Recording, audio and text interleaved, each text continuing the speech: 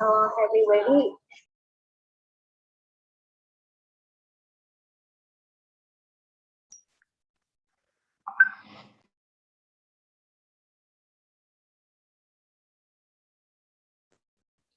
Aduh Gusti.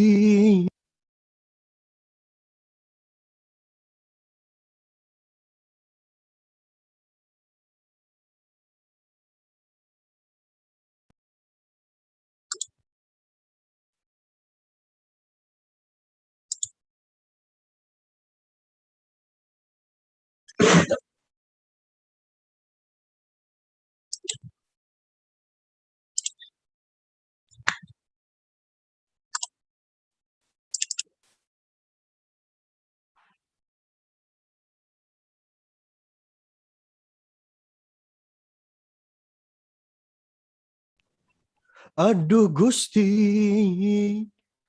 anu maha suci, sim abdi rumas, pangna abdi, dumugi kakesrek,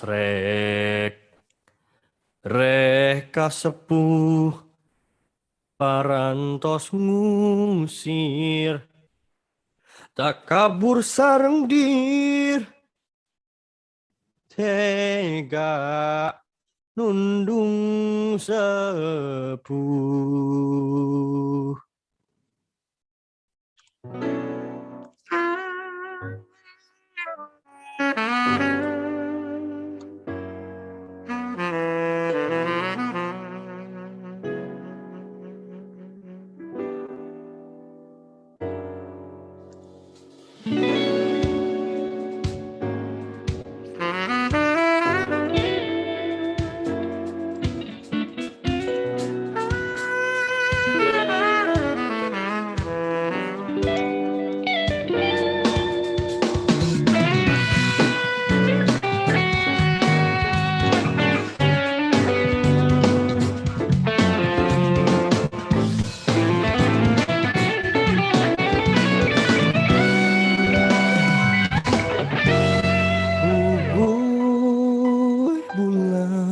Bubui bulan, sangrai bentang, panon poe di sasate. Unggal bulan abdi teyang, unggal poe oge hade. Burung laukna hese di panci, nyerede hade ningali ngaprak caina. Eta saha nu ngalengku unggal enji, nyerede hade ningali sorok cahaya.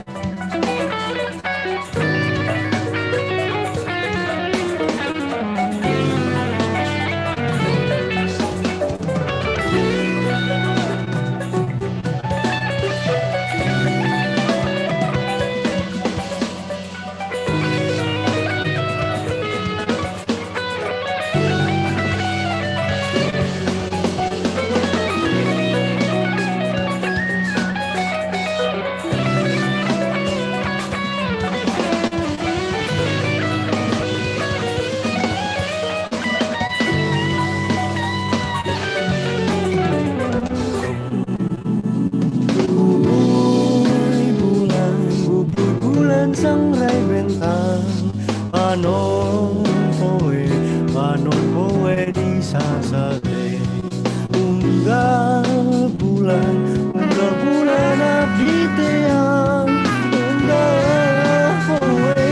unggal poe oke hade seti panji nyerede tape ningali percaya lu pasahan nungan ku unggal enjing nyerede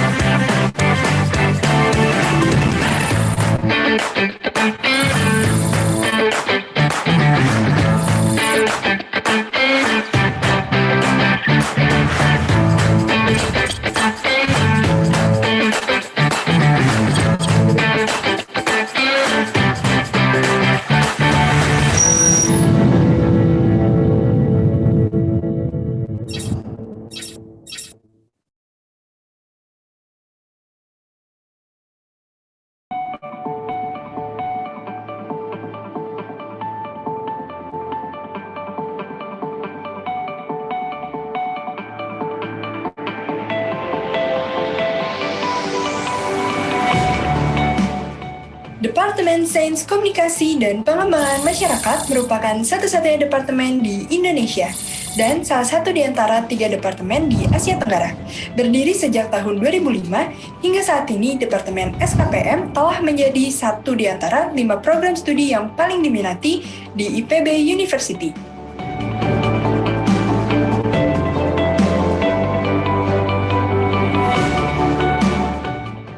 Departemen Sains Komunikasi dan Pengembangan Masyarakat mengelola program studi S1, S2, dan S3.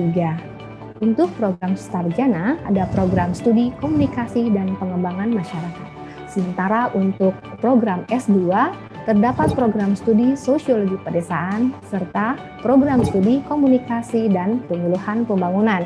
Adapun program S3, ada program studi Sosiologi Pedesaan, serta program studi Komunikasi dan Penyuluhan Pembangunan. Mahasiswa program studi KPM IPB kita desain untuk memiliki 3 karakter. Yang pertama, memiliki tanggung jawab sosial dan sensitivitas yang baik terhadap persoalan-persoalan sosial ekonomi dan ekologi di masyarakat, baik pedesaan maupun perkotaan. Yang kedua, tentu kita desain menjadi mahasiswa yang berkompeten, cerdas,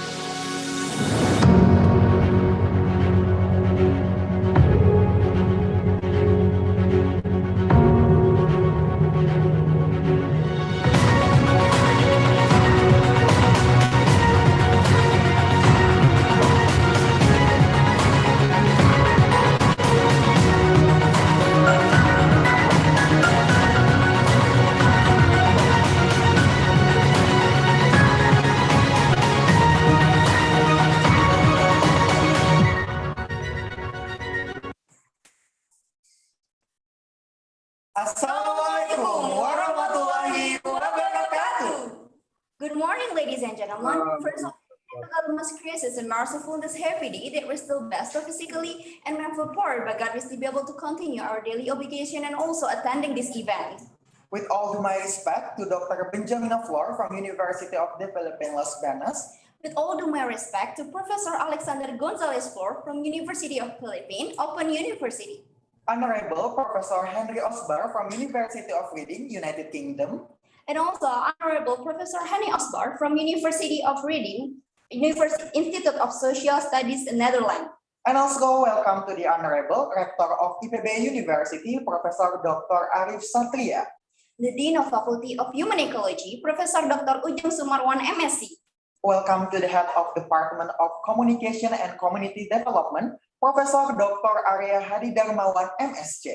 And all the lecturers at Department of Communication and Community Development. And also welcome for all the honorable participants in this international conference.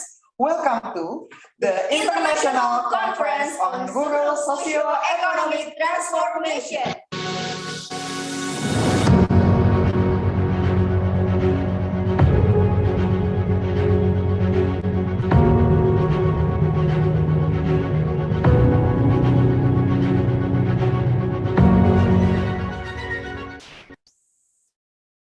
I am Gamal Nur Andika and my partner. I am Cindy Aureli as the Master of Ceremony in this event. So before we start our agenda today, let's have a prayer together, everyone. Pray begin. Thank you. All right, how are you guys doing, ladies and gentlemen? We hope that you are doing great, happy, and stay safe in this pandemic era. So overall, I am beyond and excited for today, and I believe that all the participants are so excited too for this event. So would you please give us a wrap-up explanation about yesterday, because RUSET has been also held on the first day like yesterday. Sure, Gamal. Yesterday, we had an amazing discussion with our speakers, the Minister of Villages, Disadvantaged Regions and Transmigration, Republic of Indonesia, Professor Kim Chul-yu from Korea University, Professor Otto Hospes from Wageningen University in Netherlands, and also we had two parallel discussions yesterday. Thank you so much, Aurel, for the reminders. I bet the agenda that we are going to have today will be as exciting as it was like the first day in RUSET. So, ladies and gentlemen, without any further ado, we are going to have the first discussion session, and we would like to invite our inspiring speaker to join in this discussion. Welcome to Dr. Benjamina Flor from University of the Philippines, Los Baños, and also Professor Alexander Gonzalez Flor from University of the Philippines, Open University. Good morning, Dr. Benjamina and Professor Alexander. Good morning, everyone. Selamat pagi. Selamat pagi, Selamat pagi. Dr. Benjamina. Thank you so much for coming, and we hope that you all in a good health and safe condition. Okay, ladies and gentlemen, in this session, the discussion will be guided by our moderator, Dr. Juara Lubis. So please welcome Dr. Juara Lubis.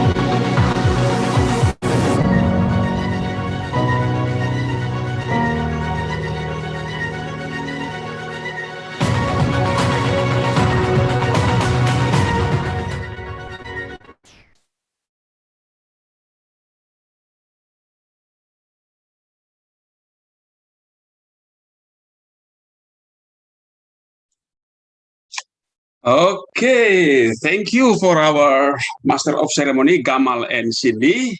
And good morning to all participants. I hope that all of you are ready for our very important session this morning. This morning, in this plenary session, we have two speakers. The first speaker is Ate Benji. Good morning, Ate. Ya. Magandang umaga po. Dr. Benji will talk about, if you read the title, maybe you're a little bit pushing because the title is not so common for us, the term, you are sent soon. Face value of instant messaging application communication affordance for rural transformation. This is not about zoning. This is not about regional development, but this is about what's that? Social media. We know that social media is very popular. For your information, Ate Benji, in Indonesia now, according to the last statistic, almost 70% of our population have used internet, and around 60% of them use social media. So social media is very, very popular now. It's not only in urban area, but also in rural area. So, but statistics also show that we use social media only for chit chat, for entertainment.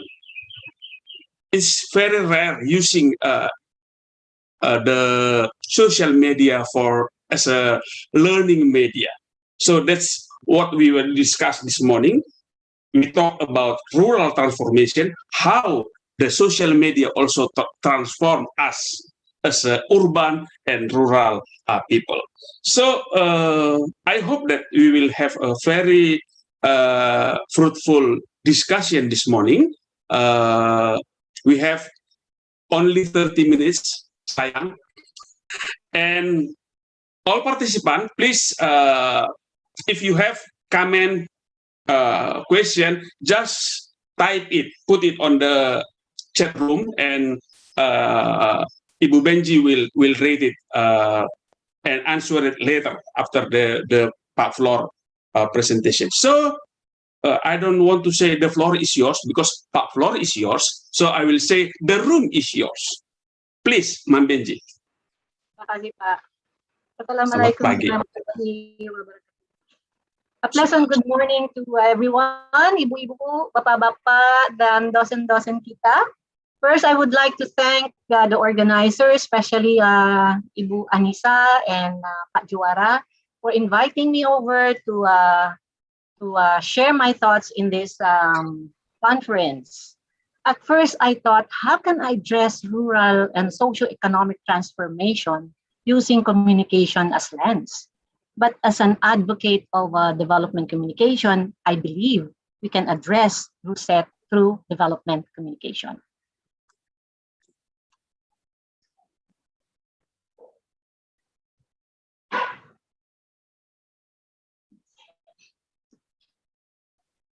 Who among you do not have an instant messaging app?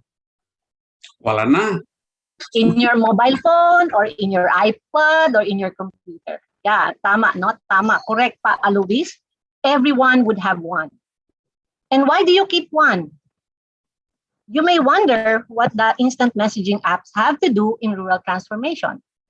Many of us may not be aware, but using instant messaging apps has transformed the way we communicate and transact business in our everyday life, especially during the pandemic.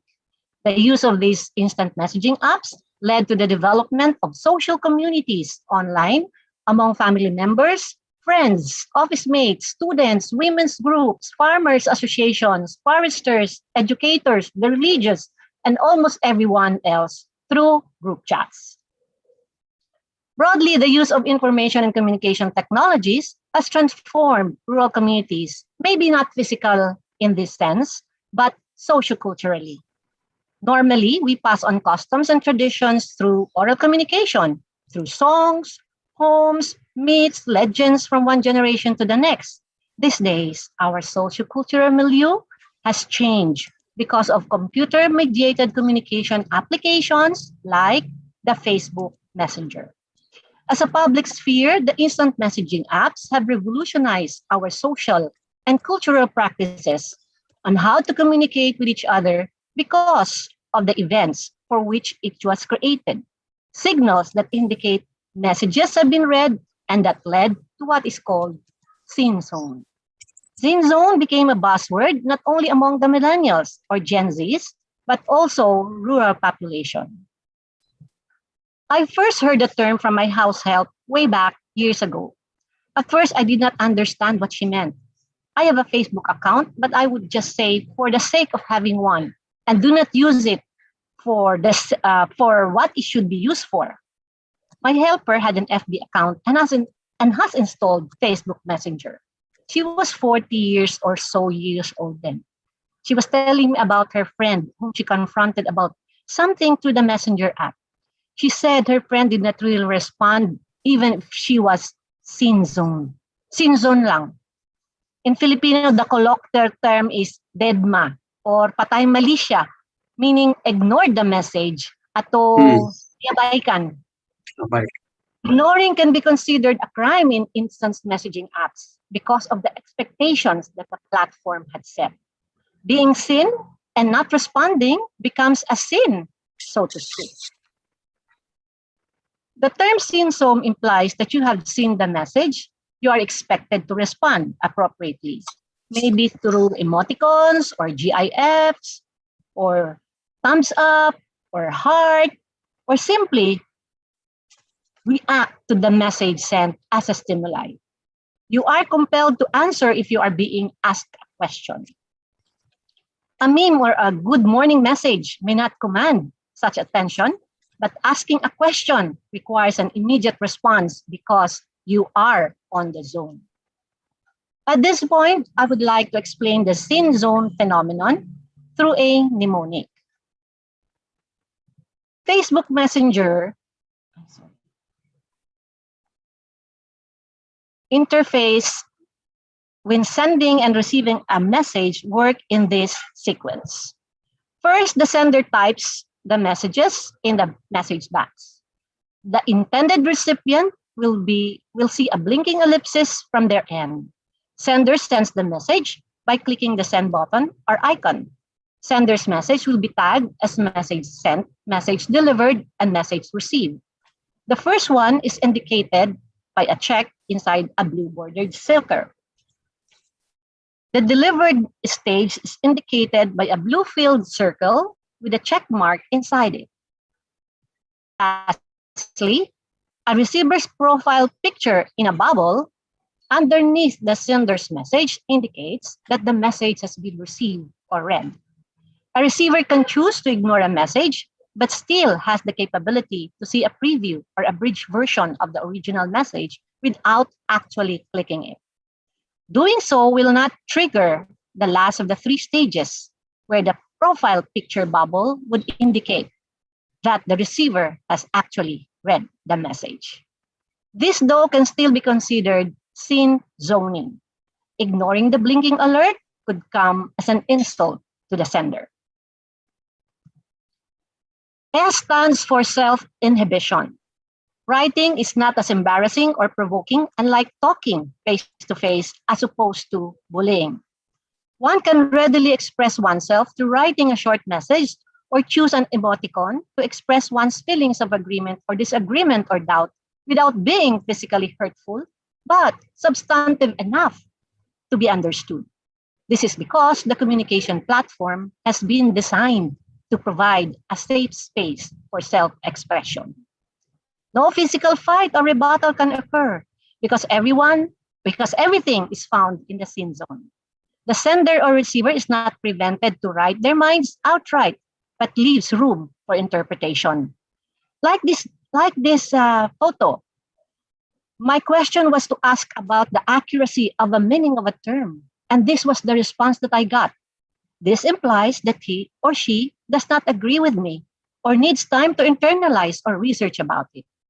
In short, there is no direct concurrence, which may pose some doubt on oneself that leaves the sender hanging. The GIF or the photo leaves much to interpretation. After all, meanings are in people.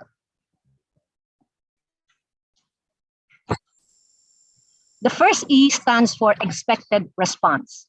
You are compelled to answer if you are being asked a question. Such compulsory reaction lies on the nature of the communicative space that has formed part of the cyber culture. On the other hand, ignoring the message may mean no without explicitly saying it. Alternatively, choosing not to reply is already a reply. Scene zone, in a way, is already a response to the message. The popular saying, silence means yes, however, does not work in instant messaging apps because of the possibility of ignoring or being ignored. Reading between the lines has become a norm because interpretation of meaning became socially constructed. While the instant messaging apps might possess this negative function, some of the positive communicative affordances is the second E, which stands for effortless communication.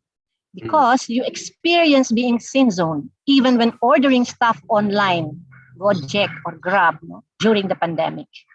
In a click of the send button, your orders have been taken and delivered shortly, even if the supplier does not know your home address, in as much as it is free in quotation marks because you're actually paying it for your data.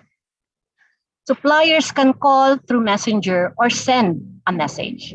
The receiver, on the other hand, cannot ignore the message because if one is online, it automatically registers that you are in the zone, even if you have not seen the message yet, and must therefore respond as a courtesy or good practice. It is necessary for the receiver to have actually seen the message for the scene zone phenomenon to be experienced. This is why the receiver is compelled to react regardless of the nature of the reaction. But of course, it all depends on whom the message was coming from. If it was your boss, will you ignore it even if it is beyond office hours? Why not? Just remember the consequences. The instant messaging apps did not only change how we communicate, but also how we behave, which has transformed the social order.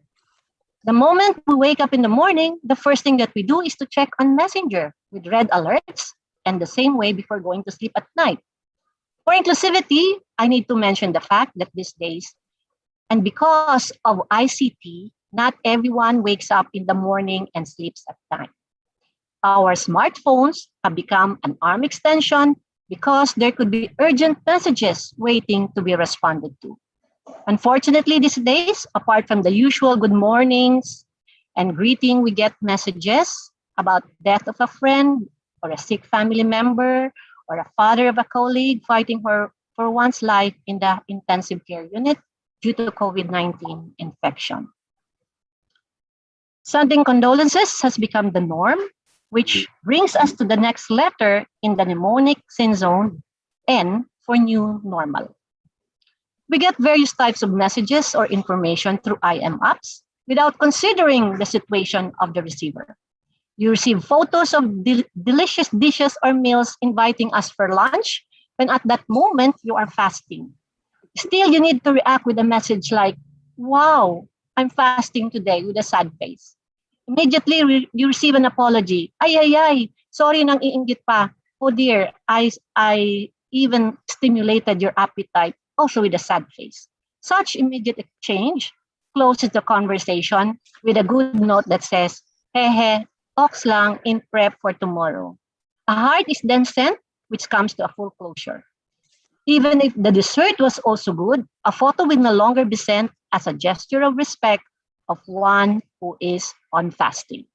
However, wait, group chats have several members, hence expect a rejoinder. Another colleague said, may ilang linggo na po kaming walang hipon. Crying. We have not had shrimps for several weeks now because the father then had hypertension and was brought to the hospital for eating too much camaron rebozado 2 weeks before. So in response, I said, which implies that I am not alone, or strike two for the sender who was not mindful of the inadvertent effects of the message just sent.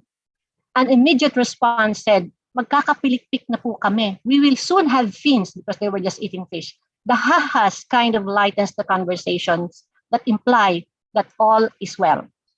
I said, malapit na yon, makikita rin kayo. Don't worry, it won't be long. You will meet each other again.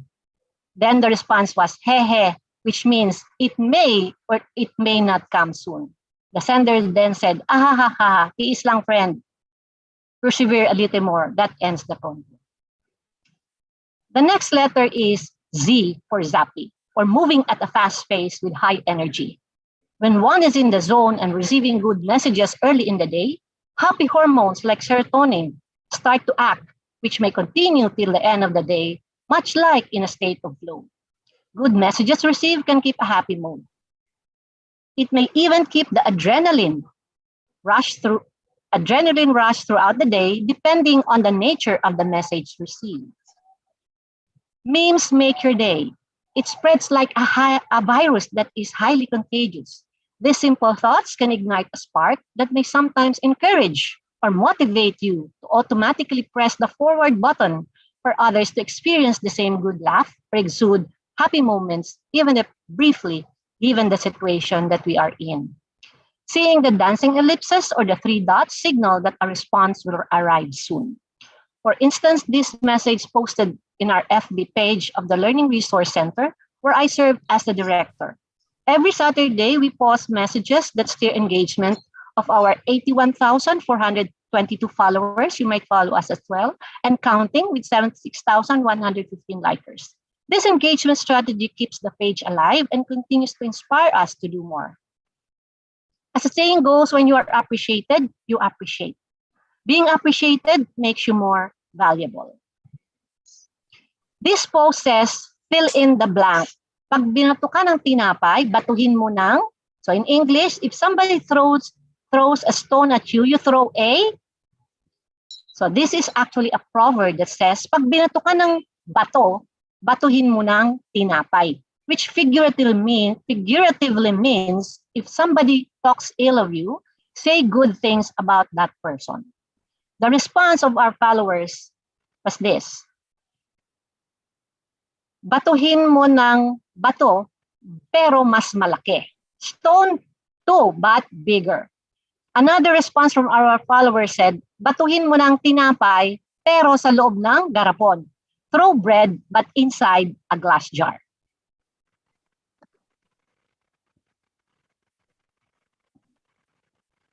The witty responses sparked laughter that exercised our face muscles and affirmed that the post was engaging and that we can gauge to some degree how one feels about societal relationships.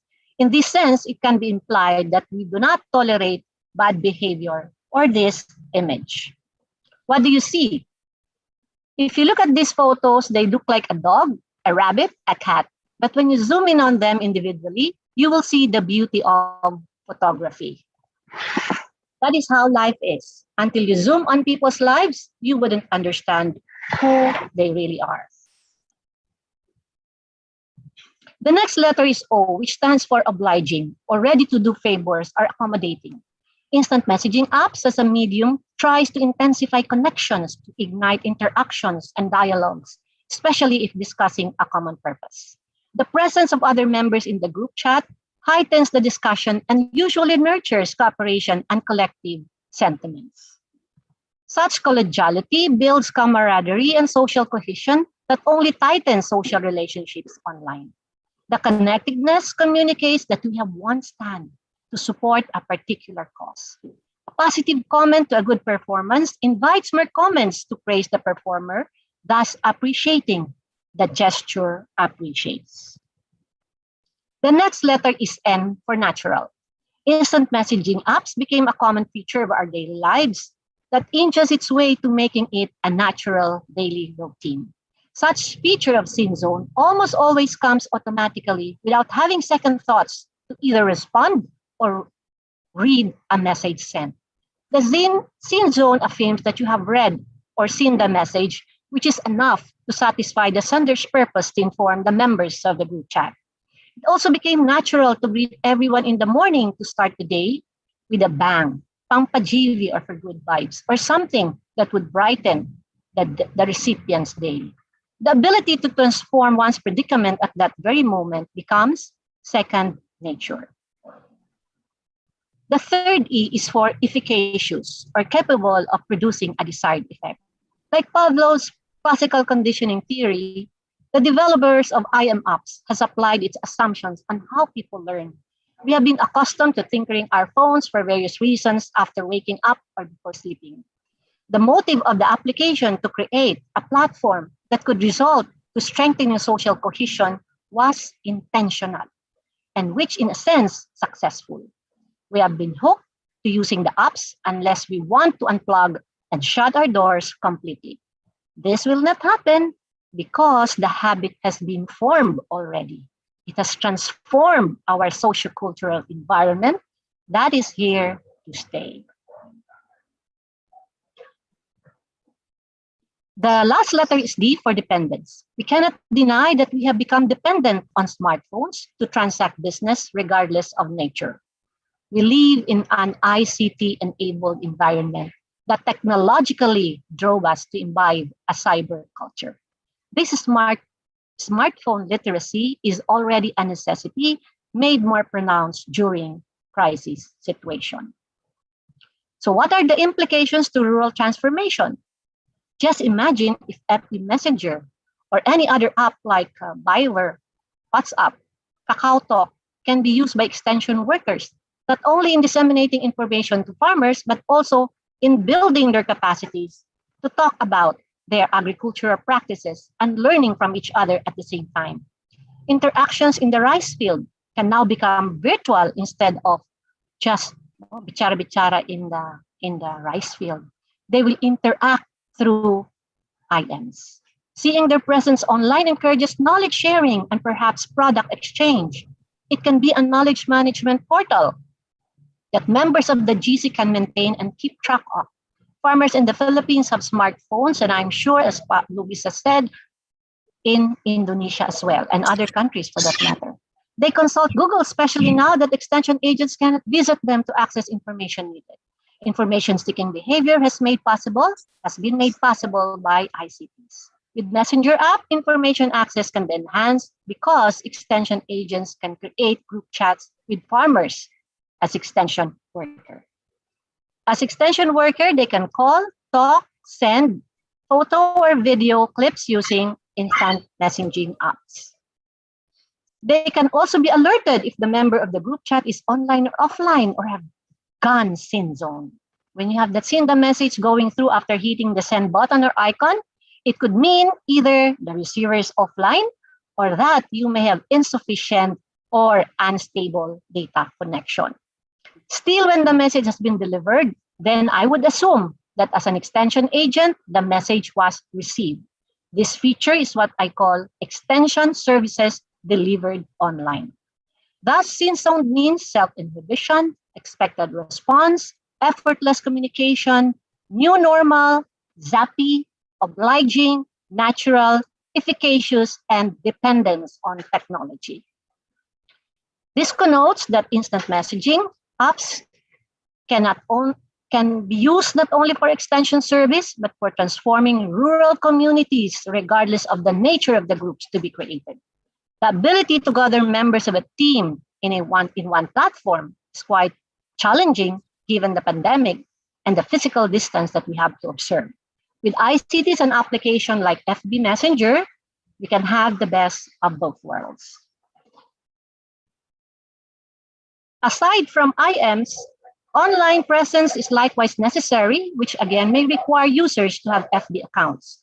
The immediacy of responses can, however, be made through Messenger app because of the sin zone phenomenon. IMs could not stand alone though. They have to be complemented by other strategies such as information, education, and communication, social mobilization, dialogues to truly transform by changing traditional practices for rural transformation to ensue. The Messenger app of FB, I would assume, was anchored on the social presence theory. This was developed by Short, Williams, and Christie. It refers to what extent the salience of the other person in the interaction and the efforts of the interpersonal relationships. Another description of social presence theory was posited by Guardena that alludes to the extent to which a person is perceived as a real person. In 2010, Lowenthal forwarded that social presence lies within a continuum where interpersonal, emotional connection between communicators is on one end and a focus on another if someone is perceived as being present there or real at the other end. To strike a balance, however, one should stay in the middle. The mere presence of one's face on the messenger app indicates the personality and attitude of the person. The manner in which one behaves rests upon that face on that profile pic. It can be surmised that the presence of the picture in the messenger apps communicates a lot, and that being responsive could be a saving face, especially among Asians. We do not want to be put in an embarrassing situation, so we tend to obey or are obliged to respond appropriately. Facebook Messenger, being an instant messaging app, inherently requires its users to respond to queries with a sense of urgency. The term IM can be construed as instant sending, instant delivery of message, and instant reading of the message. The last one consequently exacts from the receiver an instant response. The small profile pic bubble compels us to interact with members of the GC that provides for a dialogic space to exchange online regardless of the nature of the response. In fact, responses can be interpreted as making the sender either inspired, motivated, feels good, feels bad, excited, happy, unhappy, frustrated, depressed, loser, or disturbed, or may consider non-response a virtual snub. Thus, using IM apps, while it is commendable, should develop mindfulness on the welfare of the recipients. Senders should always remember that every day, every minute that the person seeing a message will be in a unique predisposition, and therefore some form of caution or warning should accompany a message or a short explanation when sharing a post, question, photo, greetings, or video. Being sensitive, therefore, is a characteristic that senders and receivers should consider when using instant messaging apps to avoid misunderstanding, conflict, and misinterpretation. The developers of the application did not factor in, perhaps, the psychological effects that the apps will have, but merely to enhance connectedness and interactions.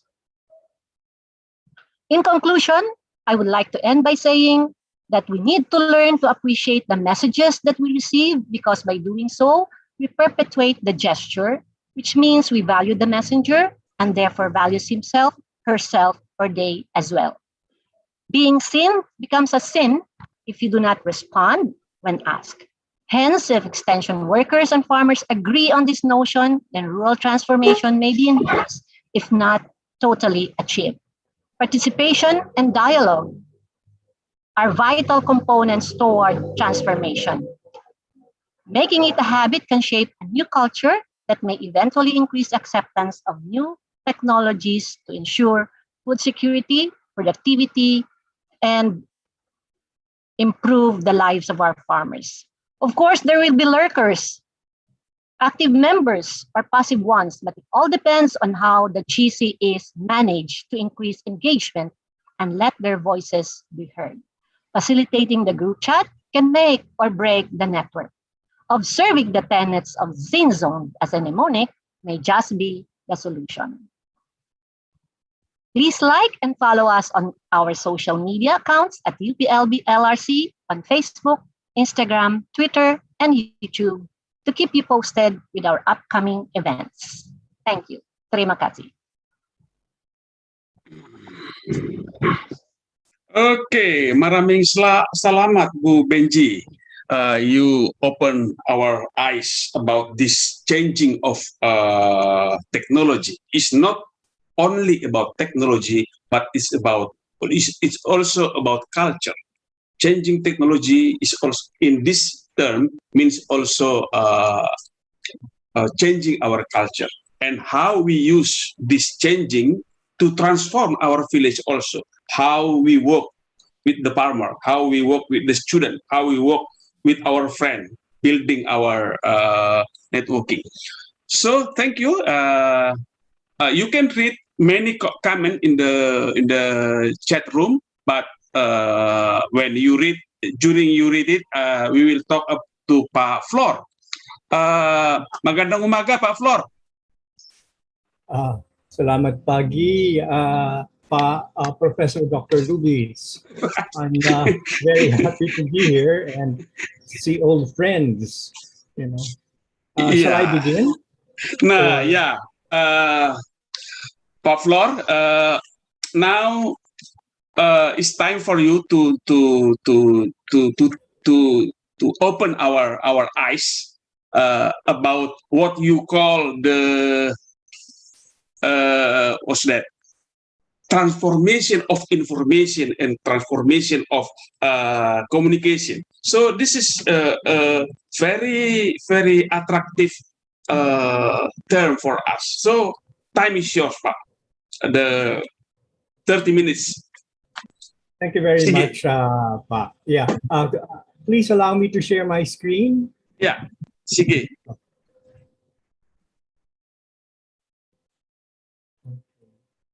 Once again, many thanks for this opportunity.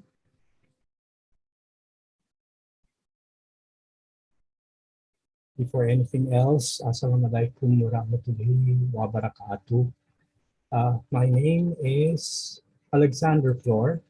I'm a professor, a UP scientist, and the Dean of the Faculty of Information and Communication Studies of the University of the Philippines, Open University. It is one of 7 campuses of the University of the Philippines.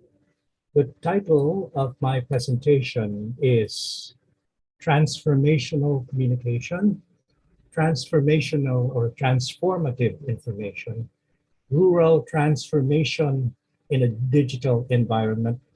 For the past 18 months, all of us have experienced this disruption, which has been made easier for us by information and communication technologies, by digital technologies. We are able to cope in terms of our work, in terms of our teaching and learning, in terms of our shopping and everything else. Indonesia was very fortunate that for the past years, it has been very savvy in terms of digital applications, okay, such as your transportation and online shopping. Okay, but I'm not going to talk about techniques or methods on rural transformation in a digital environment. That would take 2 semesters, yeah, Pa? 2 semesters to cover all of that. But today, in the span of the next 20 or 25 minutes, I will talk about the basic principles. I will talk about our fundamental assumptions. I will talk about what we call the first principles on transformation in a digital environment, going beyond the rural scene. Okay. Now, where do I come from? Where do my ideas originate? I come from the UP Open University, which is one of the 7 university or campuses of the University of the Philippines. As a background, the University of the Philippines was established as a land-grant university in 1908 when the Philippines was still part of the American Commonwealth, the U.S. Commonwealth. We were a colony of the United States, and we established a state university under the land-grant university law of the U.S. And our campus, it is the 7th campus, as I said, is called the cyber campus of the University of the Philippines. We seamlessly and effortlessly transitioned to this new normal since 100% of our courses have been offered online for the past 20 years. You know, since 2000, the year 2000, we have been offering online courses here at the UP Open University. Now, yeah, this is part of the campus, what you see, but we have very few buildings since our walls are virtual. Where do I come from? Where do my ideas come from? I will show you another slide, which I've shown in other venues there in Bogor. This is our family picture of 2015. when Paul Lubis met my children, they were still very small, but now they're really adult. You know, I showed this for the reason that all of us are deeply involved. My sons, my daughter, are deeply involved in digital technologies, in information and communication. You know, of course, that my wife, Ibu Professor Benji from the University of the Philippines, Los Baños, is a professor of development communication and director of the Learning Resource Center. Now, I myself, I'm the Dean of the Faculty of Information and Communication of another UP campus, that's the Open University. My eldest son, Francis, over here, is what you may call part of the gig economy, a gig worker. For a long time, he was part of a consulting firm, but he resigned early or retired early and kept his stock options. And now he's being subcontracted by firms from all over the world to work on digital projects, such as inputting codes for the driverless cars, you know, and other data science stuff. Now, my second son, Marlo over here, is technical director of the League of Legends gaming firm, Riot, which is based in China. He is actually a senior technical director, and he is based in Singapore as a game developer and artist. And this is his wife, who Jenica, who earned a master's degree in industrial engineering in Korea, and for a time trained as a chef, and they're both in Singapore. Now, my third son, this is Alexander Jr., currently works with microchips in Chandler, Arizona. He is part of their uh, um, research or product development group. Okay, and you know, Chandler is like a Silicon Valley, like the Silicon Valley of Arizona, where they have they're experimenting on driverless cars.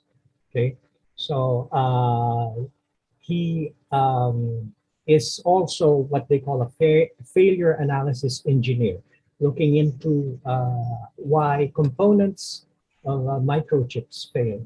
Our youngest, Leandra Carolina, has her PhD in development communication, and she's actually based in Bogor at the Center for International Forestry Research, C4.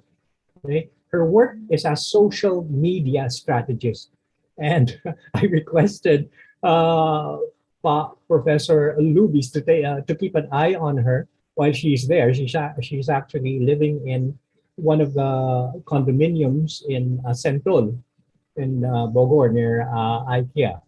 Okay, but now she's in the U.S. So that she could get vaccinated, but she'll be back in Bogor as soon as she gets her second dose. Okay. Now that's it. My entire family. Oh, I wasn't able to mention that Francis's wife, Grace, is a contact or call center operator, and she speaks Spanish. Then her clients are come from Latin America.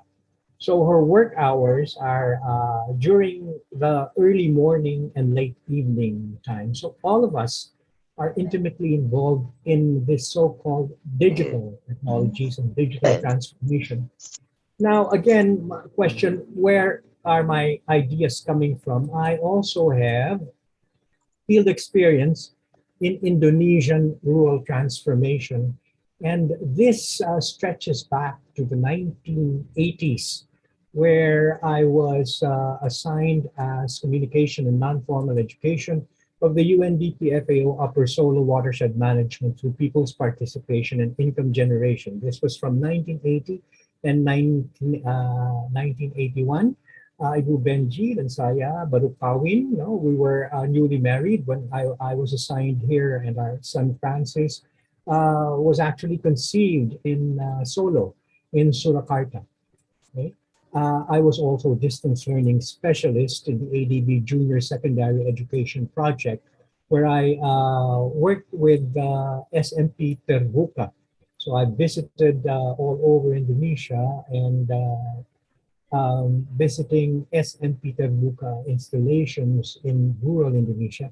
I was also information, education, and communications specialist of the ADB Coastal Community Development and Fisheries Resource Development, or COFISH project, from 1999 to the year 2000. Okay, here I visited. So part of my work was to go to municipalities such as Prigi in Central Java and also in East Java, looking at coastal areas and how they could be transformed. I was also information management specialist of the ADB Poor Farmers Income Improvement through Innovation Project in 2005 to 2006. Here, we looked into the use of information and communication technologies of poor farmers in Kalimantan, in Central Java, and in other in Sumatra. Okay. So, 10 years ago, I was e-learning curriculum development expert for the JICA Maritime Education and Training Improvement. Now, among these long-term projects, what I value most would be this. As information, education, and communication specialist of the ADB Coastal Community Development and Fisheries Resources Project. Why? Because here we employed the transformational communication model. Okay, and briefly, I will show you a diagram which may not be very clear in your screens, but the transformational communication model is done at the community level with community mobilization. It is done at the educational sector, the SMPs, the SMRs, and higher educational institutions to a certain extent. It is done at the media networking level. All they result to systems, or they result in systems development, systemic changes, normative changes, and the development of critical mass of leaders. This in a nutshell is the transformational communication model. But as I said, I would like to talk about fundamentals. I would like to talk about principles. The transformational communication model was based on a journal article that Rebecca Smith and I published in 1996. Okay? The transformational communication model, a normative approach to environmental education. Okay. Now, transformational communication, when we applied it to Indonesia in 1999, we used the slogan, Lautku Masa Depanku. Our seas, our future, Lautku Masa Depanku. During that time, we engaged one of your pop singers, Rita Effendi, to do a music video along the coastal areas in Prigi, singing Lautku Masa Depanku. Okay. Now, this is all based on a construct that originated in Los Baños, where Pak Bugis got his PhD. That construct is that development is a communication process. Think about it, my dear brothers and sisters. Development, the process of development, is actually a communication process, primarily a communication process. Now, the theoretical basis for this would be Luhmann's social systems theory, which came a year after our publication of that paper on transformational communication. The communication specialists among you would be familiar with Luhmann and his construct that the entire social world is constituted through communication and through communication only. Our entire world, our rural areas, our urban areas, our institutions, our governments, our social structures, these are all constituted through communication and through communication only. This was introduced in 1997. So we gave this concept that the development process is a communication process. This was published in the book Introduction to Development Communication by Professor Ontika and I, and also articulated in the book Development Communication Praxis, published in 2004. What are we trying to say? Rural transformation, ladies and gentlemen, believe it or not, is actually a communication process. Okay? Rural transformation is emergent from communication among its stakeholders, the government and the communities, the government and institutions, the different stakeholders of rural transformation. What the product of rural transformation is emergent from communication. Okay. And this is the reason why we call it transformational communication. Now, I would say that even climate change adaptation is a function of communication. In 2017, Ibu Benji and I published a book under the IGI, excuse me, I will just I will work on my phone. Excuse me. Okay. That was really a disturbance. As I was saying, in 2017, Ibu Benji and I published a book under IGI Academic Publishers, Innovative Strategies and Frameworks in Climate Change Adaptation. Okay, and this dealt with adaptation in food and agriculture, and the role of communication and information in this adaptation. Now, this is, as I said, influenced by my association with the UP Open University. And again, we adopted a unique perspective on information and communication. We established a faculty of information and communication studies, okay? A faculty which is unique among other universities, since here in this faculty, we offer computer science, we offer information systems, multimedia arts, development communication, and a doctor of communication, all under one roof. Multimedia studies, computer science, development communication, information systems under one college. Unlike other universities, even in the University of the Philippines, Diliman, computer science is offered under the College of Engineering. Communication is offered under the College of Mass Communication. Multimedia studies may be under the College of Arts and Sciences. In our case, we cluster them under one faculty. And we consider communication as a pan-discipline, a discipline that extends to other disciplines. But we have to realize that this concern goes beyond rural transformation. Okay? And this is, again, part of our campus. Okay? And let me introduce a couple of things to you, just to illustrate what I call fundamental principles. Okay? Now, what do you see in this screen? Some of you would consider this as servers. Actually, these are mainframe computers, part of one large supercomputer. It's the fastest computer in the entire world today, supposedly. The fastest conventional computer. This is called the IBM Summit. Okay. If you collect all of these servers or this mainframe, it would occupy a building the size of a football field. Imagine a building the size of, let's say, the Manahan Gymnasium in Surakarta. You put all of these mainframe computers there. That would be the supercomputer called IBM Summit. Okay, so large, so fast. No? Now look at this other. Okay, I'm not getting a response here. Yeah. Okay. Now you see this other picture. Huh? This is roughly the size of a two-door refrigerator. This is also a computer, but it's called a Sycamore computer, and it is owned by Google.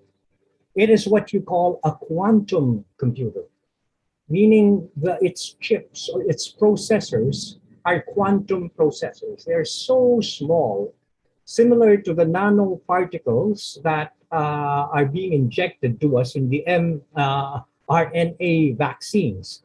These nano chips, these quantum processors are very sensitive in terms of temperature.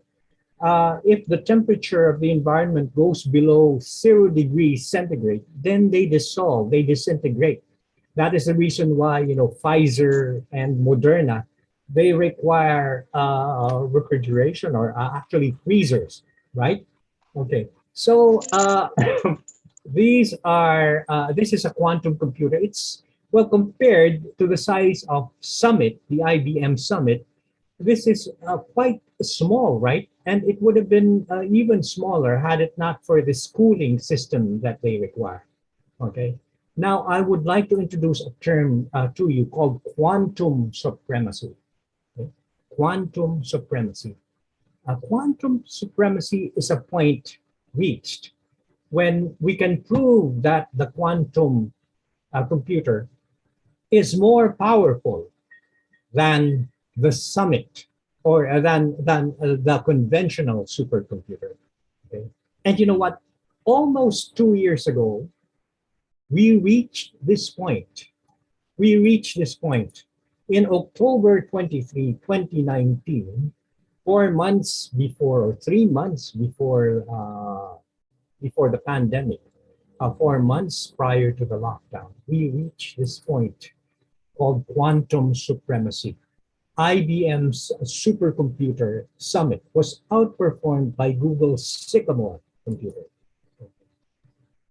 A computation that would take IBM supercomputer Summit 10,000 years to perform, okay? A computation that would require this number of mainframe computers, 10,000 years to perform, only took Google's quantum computer 200 seconds. 200 seconds. Okay? That's 3 minutes to perform an operation. Okay? And so it was proven, actually, in this publication in Nature, 1.5768 billion times faster. The quantum computer is 1.5768 billion times faster than the IBM's supercomputer. Could you just imagine the implications of that, my dear brothers and sisters? I'm just going to read to you a section of an article. It's an editorial that I published in the International Journal of Open and Distance Learning during its December 2020 issue. And it refers to a manifesto on information and communication that we issued in January 2020 because of these developments. And one of these developments is the attainment of quantum supremacy, a point reached when proof is presented that quantum computers can execute tasks that classical computers cannot. This proof was contained in an article published in October 2019 issue of Springer Nature. The article revealed that Google's Sycamore, a quantum computer, would take 200 seconds to perform a computation that IBM Summit's state-of-the-art classical computer would take approximately 10,000 years to execute. Okay, and IBM Summit has a computing capacity of 200 petaflops, you call it, quadrillion floating point operations per second. That's when one neuron in our brains, one neuron connects with another. When a circuit connects, that's a floating point operation. And as I said, it occupies the size of a football field, while Sycamore, the quantum computer, is only the size of a two-door refrigerator. Now, it is worthwhile noting that the processing power required to emulate the human brain's entire neural network is estimated by Sandberg and Bostrom at 1,000 petaflops. This is 5 times faster than the supercomputer. But although, yeah, the processing power of the human brain is quite small compared to the processing power of the quantum computer. Now, what are the implications of this, my dear brothers and sisters?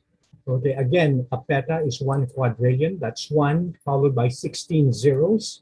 A flop is a floating point operation. When circuits connect, that's a floating point operation. The IBM supercomputer operates at 200 petaflops, meaning per second, okay? The human brain operates at 1,000, that's 5 times faster than Summit. Sycamore is 315.36 million times faster than the human brain. What are the implications of this on our society, okay? On technological change, on rural transformation? This brings to mind Elon Musk. You all know Elon Musk, of course. His views on artificial intelligence. He was quoted as saying that I think the danger of artificial intelligence is much greater than the danger of nuclear warheads by a lot. And nobody would suggest we allow the world to just build nuclear warheads if they want. That would be insane. And mark my words, he said, mark my words, artificial intelligence is far more dangerous than nukes or nuclear power. And you have all witnessed in the past 2 years, during this pandemic, during the elections at the United States, and so on, how digital information, digital communication, the so-called pathologies, how they have been used. We have experienced digital overload, digital distraction, digital dementia. Then we have experienced the intrinsic bias of machine learning, the hackers, the black, gray, and white hackers, digital disinformation and diversion in so far as vaccines and COVID is concerned, the commodification of the user in Facebook, weaponization of information and communication. We have witnessed that in the past 2 years. And consider what one American physicist, Sir John Ashford Wheeler, he's the person who coined the term black hole. I will quote him when he said in the 40s that reality is made up of information. Our reality is made up of information. And this quote comes from him. It, meaning objects, an object is bit. An object is actually binary digit, okay? It is bit. Reality is made up of information. And this has prompted us to, the Faculty of Information and Communication Studies, we believe that communication is transformational, information is transformative, and we believe in the essential nature of information, and we believe in its negentropic properties. We believe that it constructs realities, and this is why we declared a Pan-Disciplinary Manifesto in January 2020, which I would like to share with you. Okay? This is our information and communication manifesto, and we hope that others would adopt it. First, we believe in the essential nature of information and communication and the significant role these play in our evolution as a species and in the entire scheme of things. We believe that information and communication lead to cognition within living systems and thus creates, sustains, and generates life.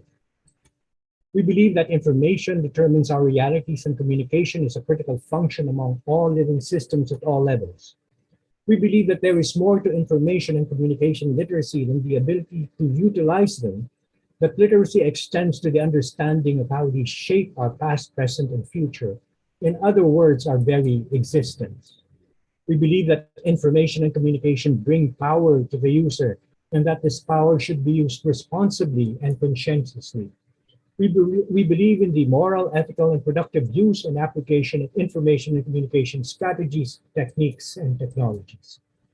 Thus, we declare that understanding and explaining the essential nature of information and communication and their implications on our economic, social, and cultural lives are significant academic pursuits and personal endeavors. We declare that this knowledge should be scientifically arrived at, rigorously, periodically validated, and appropriately shared. We affirm that this faculty will serve as a platform for generating this knowledge through research, promoting it through instruction, and applying it through policy formulation and program planning.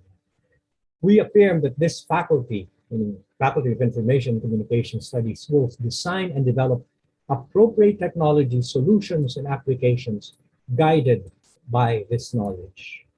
Ladies and gentlemen, my dear brothers and sisters, in the past 2 days, we are discussing rural socio-economic transformation. Think in terms of rural socio-economic transformation in this digital environment. It has changed the equation, and hopefully you would also adopt our information and communication manifesto. Thank you very much.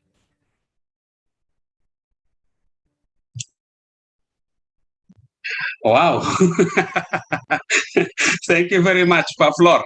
You really challenge us to think about what is development and what is communication. You said that communication is development and development is communication. We cannot separate it. And we need to transform transformational communication and transformational information. It's very hard food to chew this morning. we need to think and think about it. But thank you very much. You're welcome. Thank you. We now continue with our discussion. I don't want to read all the question. I hope that Bu Benji have read the question that's addressed to you, so you can choose what question you will answer, and Pak Flor also can read the question and then answer it. Sige, Bu Benji. Okay. Yeah, I took down some notes. So the question of Ibu Dia. Yeah. First question is, I'd like to ask, is there any ethics in communicating via SMS Messenger? For example, the time and how to answer, especially to colleagues or friends. Adding icons can sometimes be misinterpreted. Yeah, that's correct, no? Because meanings are in people. I believe so. We need to respect each other's privacy. But if you see the green button on, and if your question cannot wait, maybe you could ask for an apology. No? Instant messaging was created for that purpose. That is why it has changed the nature of how we communicate. And if you are in that platform, there is no way for you but to obey or maybe follow or oblige to respond or send. For the question of Prof. Nobleza, I would like to ask senior high school subjects like media and information literacy and even undergraduate courses in Bachelor of Arts in Communication, what references would you suggest for faculty and teachers about social networking and social media? So this was responded to by Dr. Amoloza of the UP Open University. So she said that they have a webinar series on digital literacy intended for secondary school teachers and students. So she can share the materials to him. So the question of Pa Rilus Kensing, how far is social media such as FB, WhatsApp, etc. being used for extension service in the Philippines and other countries, and how effective?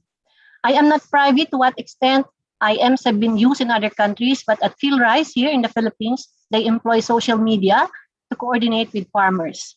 With this communication platform, it hastened exchange of responses to farm-related concerns. But of course, there was an agreement that they will be part of that social group. So it was not done like abruptly or randomly, but with consultation with the farmers.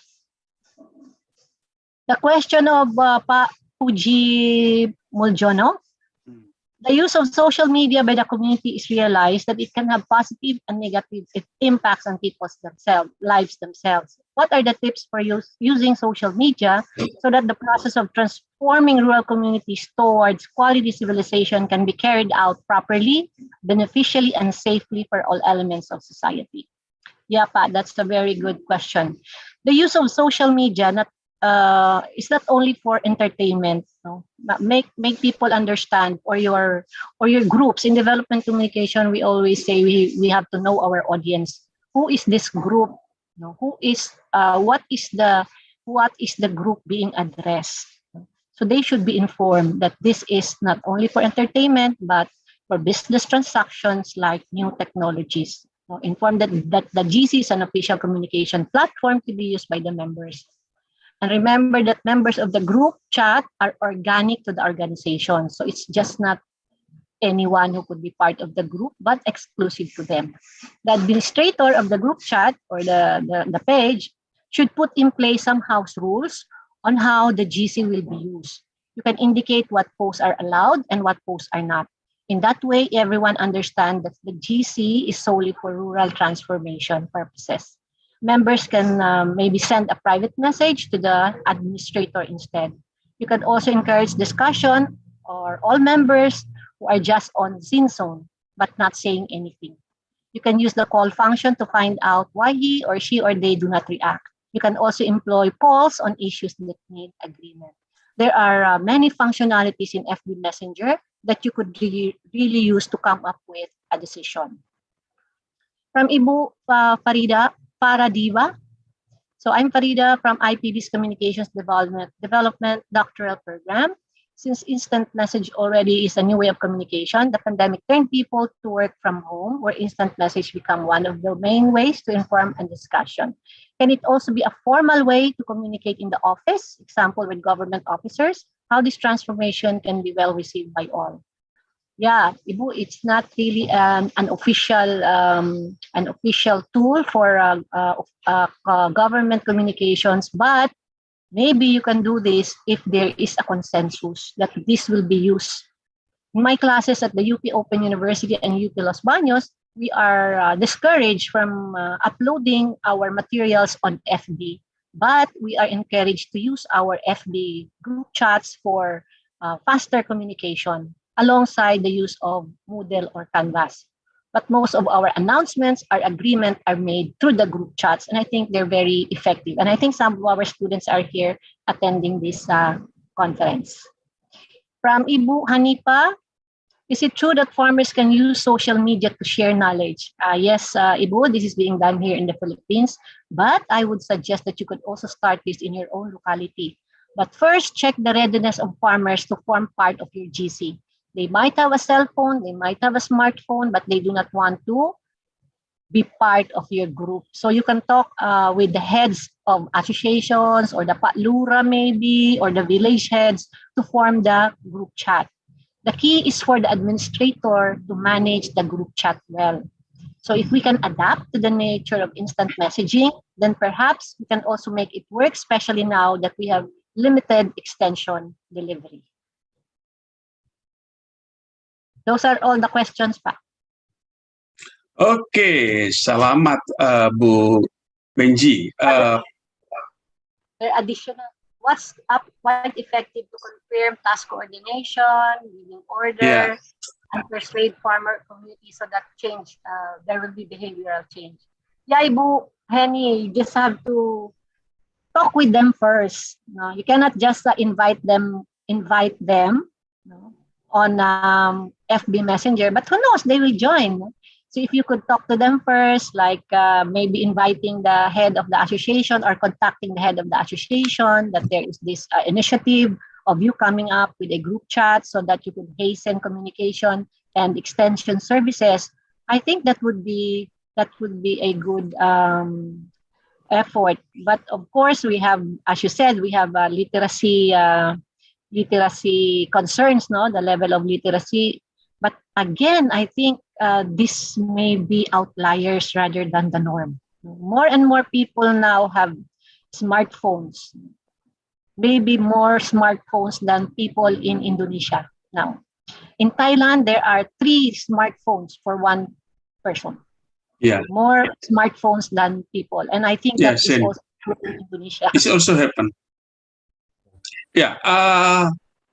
Many questions still there, Bu Benji, came to you, but I will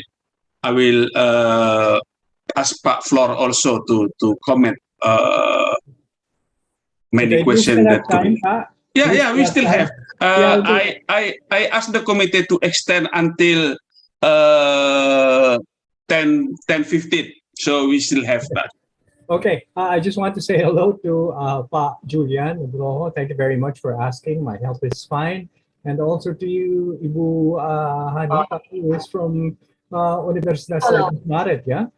From Solo. Now, ask our question. What do you think? Is there a digital divide between other societies, farmers, rural communities today? The digital divide was a very big issue 20 years ago, okay? When well, that itself, the term digital divide was coined then. But you could ask Pa Lubis, my PhD dissertation, which I did from 1983 to 1986, the title of which is The Information Poor and the Information Rich, Two Faces of the Information Age in a Developing Country. But nowadays, we see how this divide is being bridged by innovation, innovative use by farmers, by rural folk. Technology is getting cheaper and cheaper. Technology is getting better and better. And those who are deprived of it make use of it innovatively.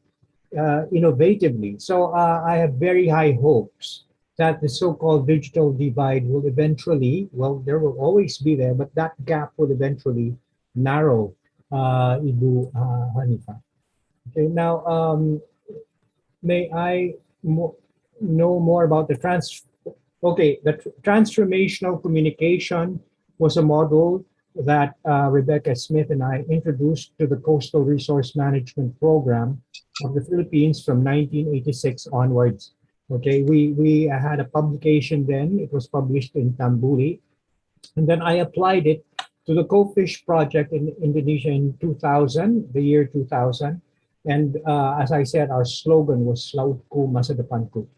It is based on the assumption that in order for us to transform society, we also need to transform ourselves. Okay? Transform yourself, transform society. Transform rural areas. We also need to transform our communities and our values ourselves. That is the focus. And this is why the approach of transformational communication is individual, collective, institutional, educational.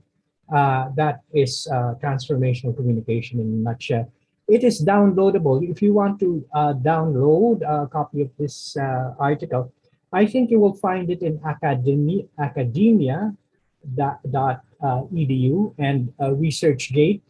I think it's one of the chapters in development communication praxis.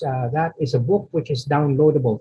You see, the books published by the UP Open University is under Creative Commons. We share our materials openly, okay, for other students. So you could just visit my ResearchGate and academia.edu profile page. There's a list of books there and articles that is free for downloading, except of course the one that I showed you a while back regarding climate change, because the copyright of that is owned by the US publisher and not myself. Yes, sycamore is like a tree. Google's quantum computer is called Sycamore. Yes. It's pandisciplinary. What else? I don't know if I could cover all of these questions.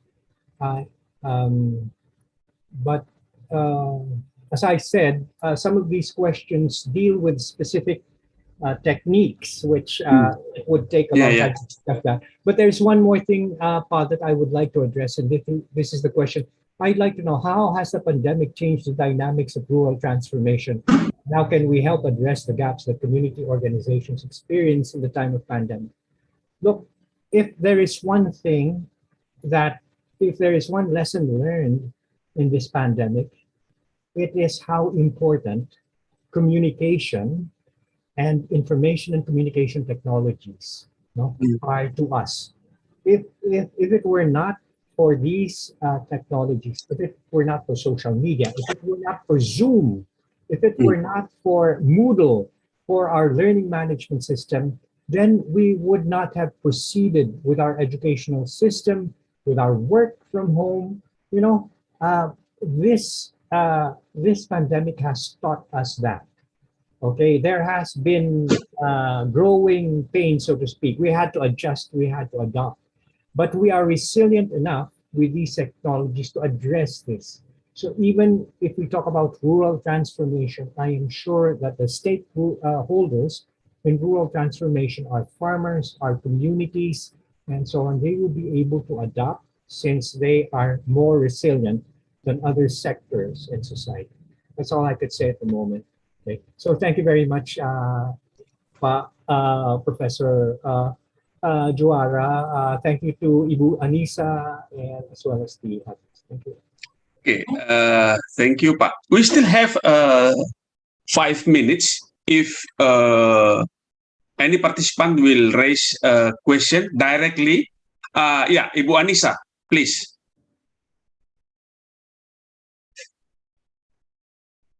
Iya, Bapak. Yeah, yeah, please, Bu Anissa.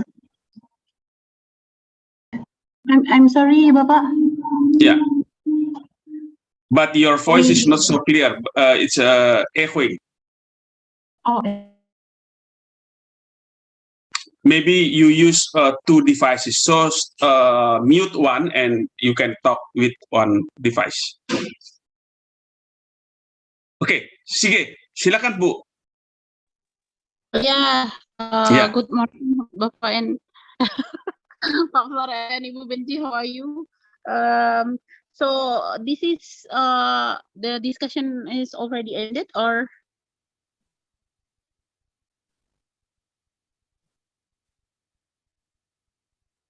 hello, Pak Juara? Ya, silakan, silakan. Please, continue. I think after this, so the discussion is already ended, right, No, Pak not Juara? yet, not yet. Oh, not yet. Okay. I'm sorry. What? Oh no, I don't. I'm not asking, Pak Juara. I'm sorry. I don't have any questions. I'm sorry. Okay, thank you, Bu Anissa. If any of the participant will raise a question about this very big theme, I think we talk about the changing technology in our society and is imply changing our culture, and as a the people who work with rural transformation, we should change also definition of what transformation is, and it means also change our approach, our our mindset, and it should Pak Flor already mentioned about pan-disciplinary.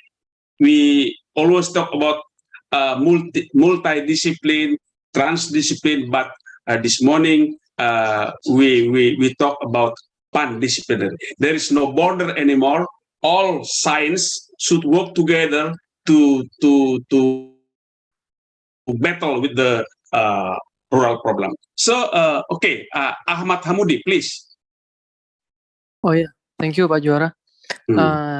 And thank you for the interesting presentation, Mr. Flor and Mrs. Flor. My question is, as we know that one of the main strengths and assets of rural communities is their solidarity. And we know that it is usually maintained by their ability to always conduct face-to-face communication intimately. But by the rise of virtualization and the tsunami of information we got from social media and internet, how do we prevent the cultural disruptions and the negative consequences from this? Because it's like we are entering the different world from this disruption. Thank you. Yes, I would very much like to respond to that, Yeah. Ahmad. Uh, okay, now if we go down to the very basics, the reason why there is solidarity among communities is because of communication. Okay, now before the only option was face-to-face communication. Now that this option is being limited, I am sure, I am very certain that the communities, whether it's rural or urban or peri-urban, are resilient enough to adapt.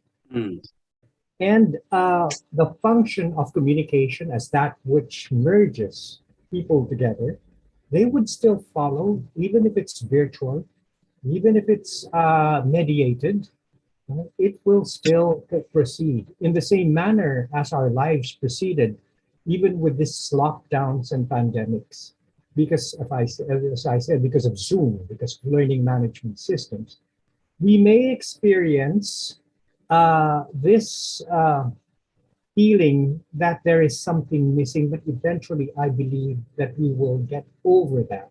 We will get over that. We are evolving as we communicate. We are evolving as we speak. You know what? I'm very familiar with Professor Juara Lugis's PhD dissertation. One of the constructs or one element in his theoretical framework is the concept of negentropy or negative entropy.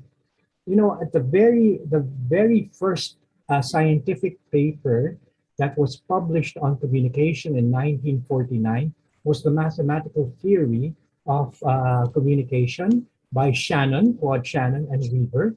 You know, this is the paper that introduced the term bit, you know, BIT. BIT, yes, BIT. digit, yeah, binary digit. In that paper, they were very clear, they were very specific that in any system, if we think of social systems, open systems, closed systems, in any system, if uncertainty is removed, then that leads to system growth or development. Okay. Now, for us, let's say the entire Indonesia is a social system. And if we remove uncertainties bit by bit, a bit actually is defined as one negative uncertainty. If we remove this, then it would lead to growth. It would lead to development. It would lead to transformation. That's at a theoretical level, you know, and that paper is supposed to be a mathematical treatise on communication. This is the very basis of the concept of development communication. The moment that we introduce accurate information or true information within a system, then that leads to system improvement. That leads to the reduction of entropy. In physics, we are taught that entropy is that which leads to system chaos, to system disintegration. No, information is the remedy. Information is counter entropic, and this is why it's called negentropy, negative entropy. That term was introduced by Norbert Wiener, the father of cybernetics, the science of cybernetics. I remember that Juara used that in his dissertation. Thank you. Yeah, thank you, Pak Flor. We still have many things to chew, but time is up. We cannot continue it again because we still have many parallel sessions. So thank you very much. As a very brief conclusion, I will say that we face a change of technology, and it should change also our culture. And changing our culture, it's mean changing our way to see the development, to see the communication. And by seeing this, communication is development, and development is communication. So this is our discussion, end of our discussion today. Thank you very much, Pak Flor. Thank you very much, Bu Benji. I hope that all the participants have learned many things from our discussion this morning. So I will close this session. Thank you very much. And Matur nuwun. ya, maraming salamat. Ibu Benji, Ya, Pak terima kasih banyak semua. Saya kembalikan kepada Master Ceremony. Selamat pagi. Terima kasih. Selamat pagi. Thank you very much, Dr. Juara Lubis. That was a great discussion. I hope all the participants get new knowledge and insight from the discussion.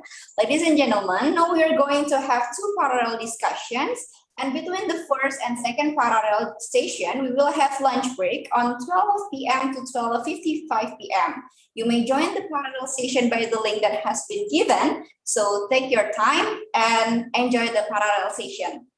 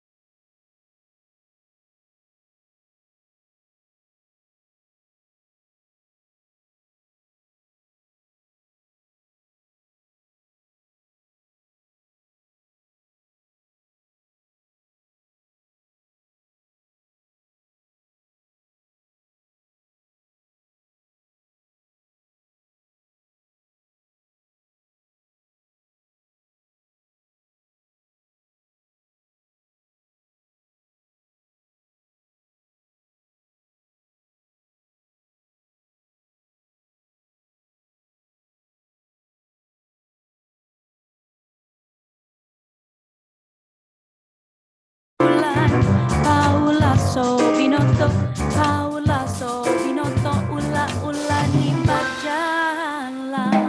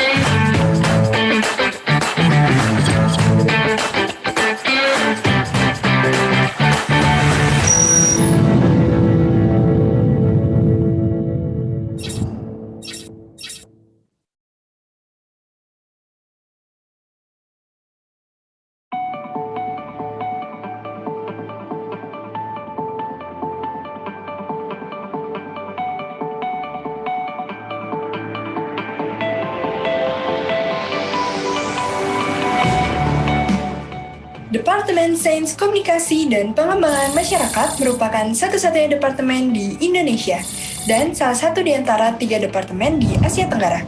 Berdiri sejak tahun 2005, hingga saat ini Departemen SKPM telah menjadi satu di antara 5 program studi yang paling diminati di IPB University.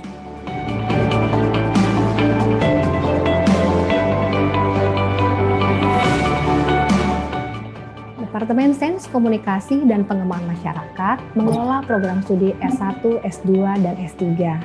Untuk program sarjana, ada program studi Komunikasi dan Pengembangan Masyarakat.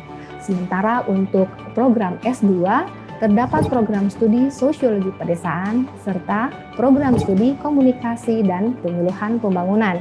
Adapun program S3, ada program studi Sosiologi Pedesaan, serta program studi Komunikasi dan Penyuluhan Pembangunan. Mahasiswa program studi KPM IPB kita desain untuk memiliki 3 karakter. Yang pertama, memiliki tanggung jawab sosial dan sensitivitas yang baik terhadap persoalan-persoalan sosial ekonomi dan ekologi di masyarakat, baik pedesaan maupun perkotaan. Yang kedua, tentu kita desain menjadi mahasiswa yang berkompeten, cerdas, terutama di bidang-bidang ilmu-ilmu sosial yang diajarkan di dalam kurikulum departemen kita. Yang ketiga, mahasiswa KPM harus agile, lincah, fleksibel, resilient, bertanggung jawab, jujur, dan yang terakhir berwawasan kebangsaan negara Indonesia yang kita cintai. Departemen SKPM sudah meluluskan lebih dari 1.300 mahasiswa putra-putri terbaik bangsa. Sektor kerja para alumni SKPM juga beragam, mulai dari pegawai negeri, pegawai swasta, wirausaha, dan bidang lainnya yang terkait dengan keilmuan di SKPM. Sebanyak 51 orang tenaga pendidik yang ada di lingkungan SKPM merupakan lulusan dalam dan luar negeri, serta aktif dalam kegiatan tridharma perguruan tinggi baik level nasional maupun internasional. Selain itu, ditunjang pula oleh 21 tenaga kependidikan yang berkualitas guna memperlancar proses administrasi kegiatan tridharma perguruan tinggi. Departemen SKPM memiliki infrastruktur dan sarana prasarana penunjang kegiatan belajar mengajar guna membangun iklim belajar yang kondusif, serta administrasi pelayanan akademik yang dilakukan dengan berbasis sistem informasi akademik.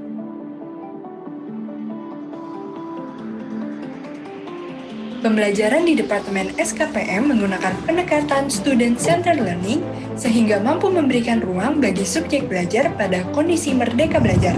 Melalui kegiatan field visit, pembelajaran secara teori yang didapatkan di kelas mampu diterapkan melalui praktik di lapangan.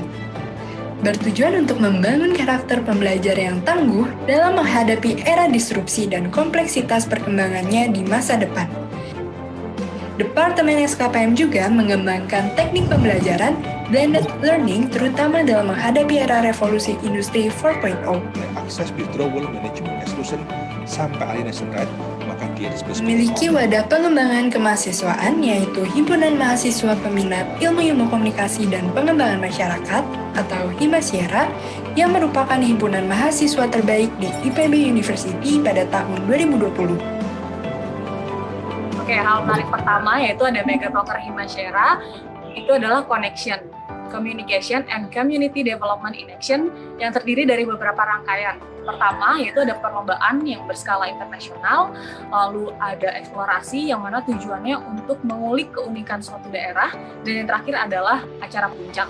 Selain itu, Himasyara juga memiliki BTIR atau Build the International Relation, di mana dalam BTIR ini Himasyara membuka relasi dengan skala internasional dengan universitas di luar Indonesia. Dalam BTIR, kita akan bertukar pikiran mengenai pengetahuan, pengalaman, kebudayaan, dan masih banyak lagi. Universitas yang pernah kita datangi yaitu dari Filipina, Thailand, Singapura, dan juga Malaysia. Dan yang terakhir dari Himasyara memiliki Himasyara Khusus Desa, di mana dalam program kerja ini kita diharuskan untuk mengimplementasikan teori-teori mengenai pengembangan masyarakat, yang mana kita harus turun langsung pada masyarakat desa, yaitu di Desa Neglasari atau Desa Binaan Himasyara. Desa Binaan ini sudah berjalan kurang lebih selama 3 tahun. Selain kegiatan belajar mengajar dan pengembangan kreativitas mahasiswa, Departemen SKPM juga aktif dalam diseminasi pengetahuan baik pada level nasional maupun internasional. Tidak hanya itu, Departemen SKPM juga aktif dalam menyelenggarakan diskusi dan seminar internasional. Ya, kerjasama internasional yang selama ini dijalankan oleh Departemen SKPM IPB, antara lain adalah satu dengan ETH Zurich di Switzerland, kedua dengan Wageningen University and Research di Belanda, yang ketiga dengan Katsersat University di Bangkok, Thailand, dan yang keempat dengan Passau University di Jerman.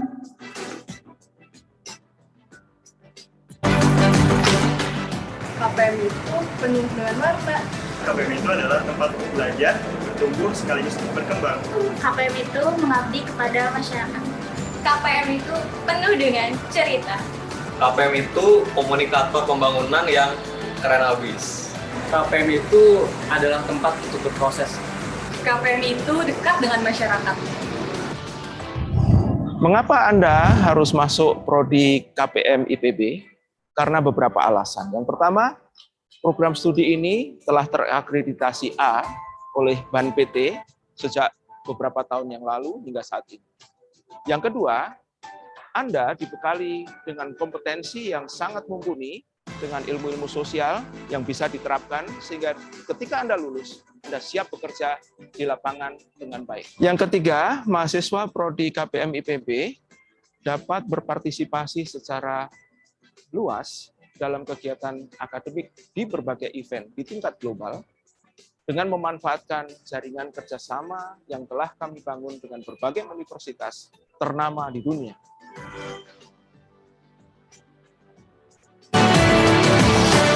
Jadi, tunggu apa lagi? Ayo bergabung bersama kami di Departemen Sains Komunikasi dan Pengembangan Masyarakat.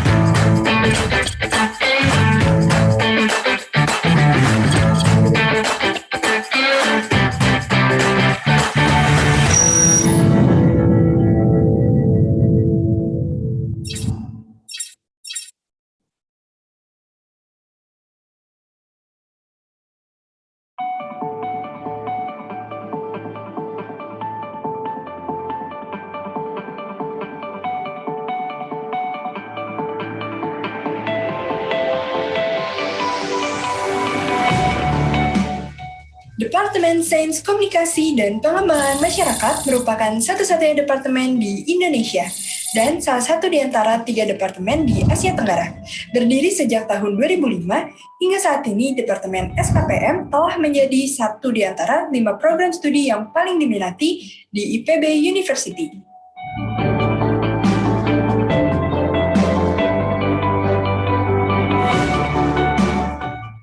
Departemen Sains Komunikasi dan Pengembangan Masyarakat mengelola program studi S1, S2, dan S3. Untuk program sarjana, ada program studi Komunikasi dan Pengembangan Masyarakat. Sementara untuk program S2, terdapat program studi Sosiologi Pedesaan, serta program studi Komunikasi dan Penyuluhan Pembangunan. Adapun program S3, ada program studi Sosiologi Pedesaan, serta program studi Komunikasi dan Penyuluhan Pembangunan. Mahasiswa program studi KPM IPB kita desain untuk memiliki 3 karakter. Yang pertama, memiliki tanggung jawab sosial dan sensitivitas yang baik terhadap persoalan-persoalan sosial ekonomi dan ekologi di masyarakat, baik pedesaan maupun perkotaan. Yang kedua, tentu kita desain menjadi mahasiswa yang berkompeten, cerdas, terutama di bidang-bidang ilmu-ilmu sosial yang diajarkan di dalam kurikulum departemen kita. Yang ketiga, mahasiswa KPM harus agile, lincah, fleksibel, resilient, bertanggung jawab, jujur, dan yang terakhir, berwawasan kebangsaan negara Indonesia yang kita cintai. Departemen SKPM sudah meluluskan lebih dari 1.300 mahasiswa putra-putri terbaik bangsa. Sektor kerja para alumni SKPM juga beragam, mulai dari pegawai negeri, pegawai swasta, wirausaha, dan bidang lainnya yang terkait dengan keilmuan di SKPM. Sebanyak 51 orang tenaga pendidik yang ada di lingkungan SKPM merupakan lulusan dalam dan luar negeri, serta aktif dalam kegiatan tridharma perguruan tinggi baik level nasional maupun internasional. Selain itu, ditunjang pula oleh 21 tenaga kependidikan yang berkualitas guna memperlancar proses administrasi kegiatan tridharma perguruan tinggi. Departemen SKPM memiliki infrastruktur dan sarana prasarana penunjang kegiatan belajar mengajar guna membangun iklim belajar yang kondusif, serta administrasi pelayanan akademik yang dilakukan dengan berbasis sistem informasi akademik.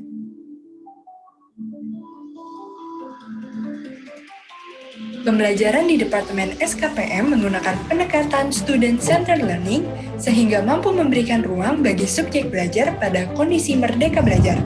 Melalui kegiatan field visit, pembelajaran secara teori yang didapatkan di kelas mampu diterapkan melalui praktik di lapangan, bertujuan untuk membangun karakter pembelajar yang tangguh dalam menghadapi era disrupsi dan kompleksitas perkembangannya di masa depan.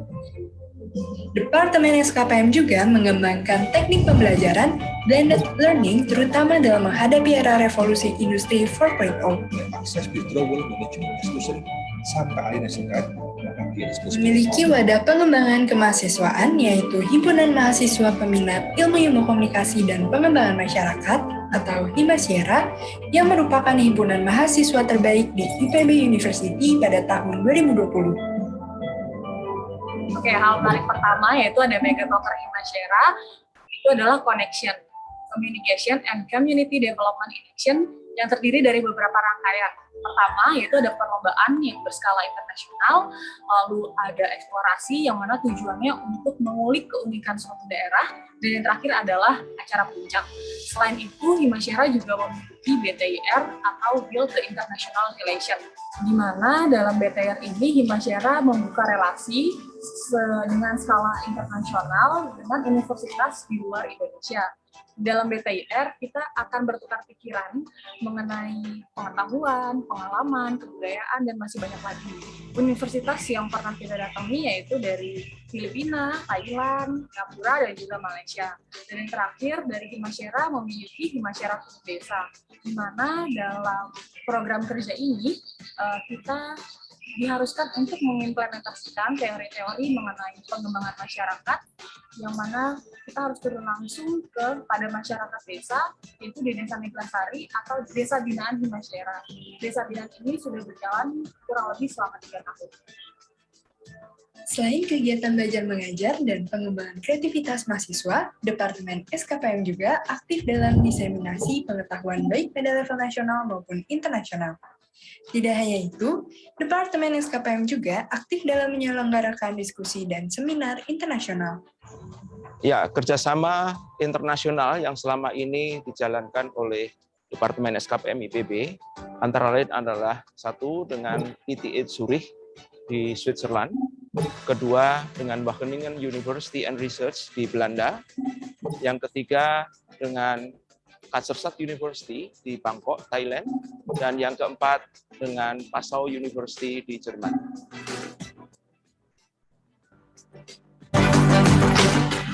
KPM itu penuh dengan warna.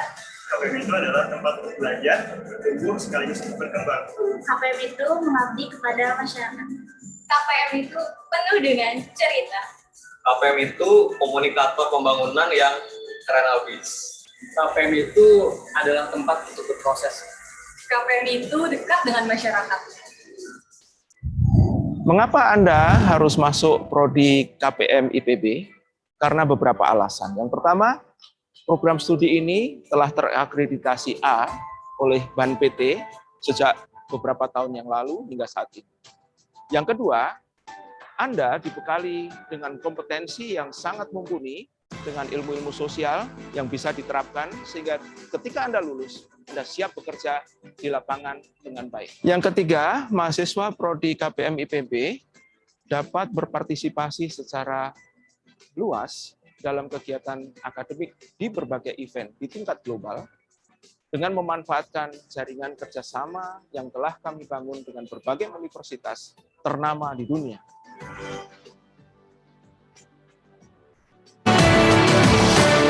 Jadi, tunggu apa lagi? Ayo bergabung bersama kami di Departemen Sains Komunikasi dan Pengembangan Masyarakat.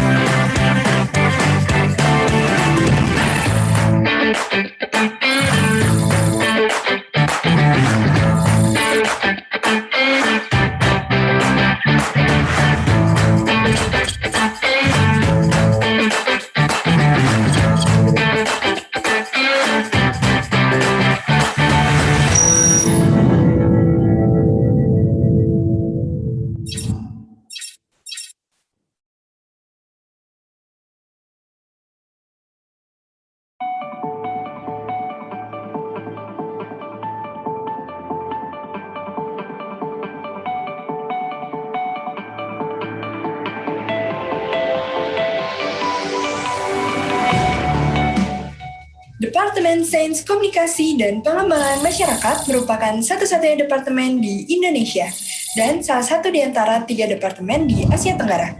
Berdiri sejak tahun 2005, hingga saat ini Departemen SKPM telah menjadi satu di antara 5 program studi yang paling diminati di IPB University.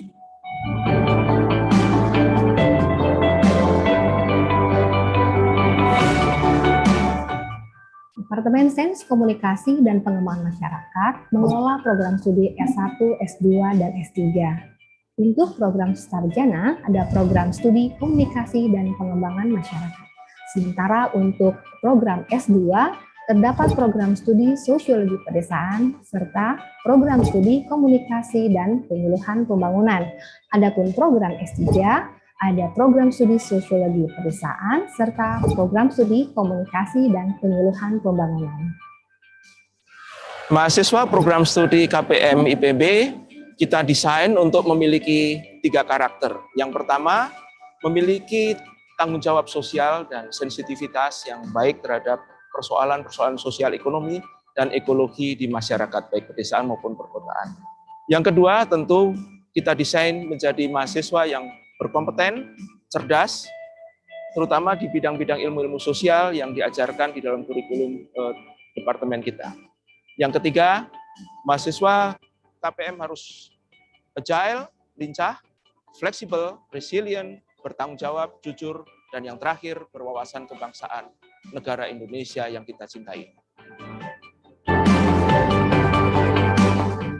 Departemen SKPM sudah meluluskan lebih dari 1.300 mahasiswa putra-putri terbaik bangsa.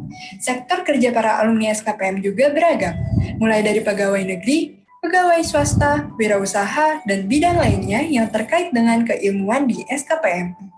Sebanyak 51 orang tenaga pendidik yang ada di lingkungan SKPM merupakan lulusan dalam dan luar negeri, serta aktif dalam kegiatan tridharma perguruan tinggi baik level nasional maupun internasional. Selain itu, ditunjang pula oleh 21 tenaga kependidikan yang berkualitas guna memperlancar proses administrasi kegiatan tridharma perguruan tinggi. Departemen SKPM memiliki infrastruktur dan sarana prasarana penunjang kegiatan belajar mengajar guna membangun iklim belajar yang kondusif, serta administrasi pelayanan akademik yang dilakukan dengan berbasis sistem informasi akademik.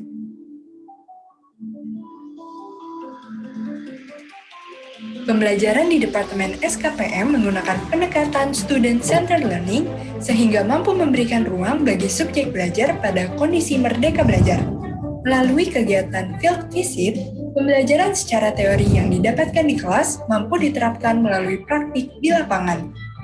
Bertujuan untuk membangun karakter pembelajar yang tangguh dalam menghadapi era disrupsi dan kompleksitas perkembangannya di masa depan.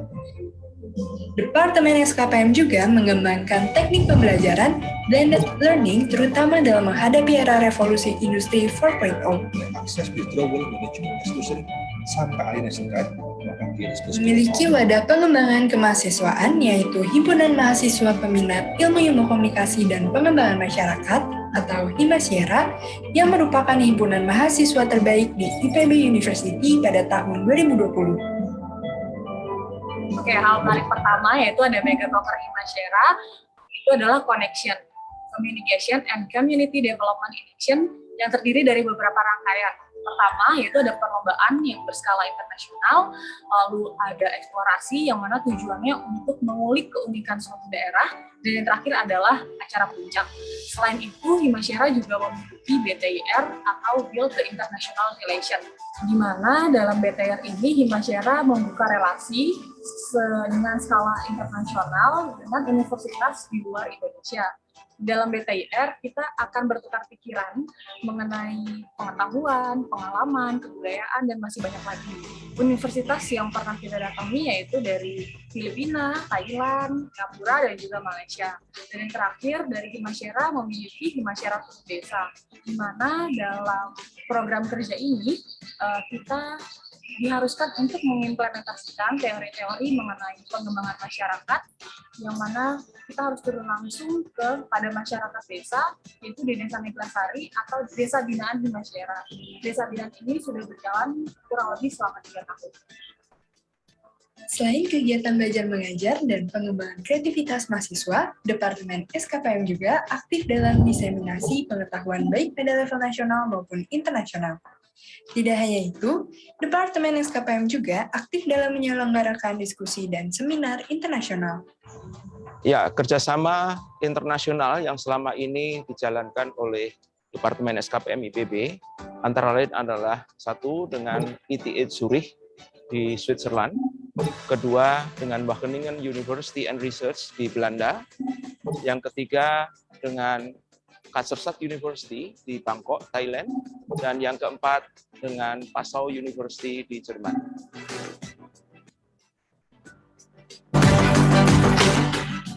KPM itu peninggalan warta. KPM itu adalah tempat untuk belajar, bertumbuh, sekaligus untuk berkembang. KPM itu mengabdi kepada masyarakat. KPM itu penuh dengan cerita. KPM itu komunikator pembangunan yang keren habis. KPM itu adalah tempat untuk berproses. KPM itu dekat dengan masyarakat. Mengapa Anda harus masuk prodi KPM IPB? Karena beberapa alasan. Yang pertama, program studi ini telah terakreditasi A oleh BAN PT sejak beberapa tahun yang lalu hingga saat ini. Yang kedua, Anda dibekali dengan kompetensi yang sangat mumpuni dengan ilmu-ilmu sosial yang bisa diterapkan sehingga ketika Anda lulus, Anda siap bekerja di lapangan dengan baik. Yang ketiga, mahasiswa prodi KPM IPB dapat berpartisipasi secara luas dalam kegiatan akademik di berbagai event di tingkat global dengan memanfaatkan jaringan kerjasama yang telah kami bangun dengan berbagai universitas ternama di dunia.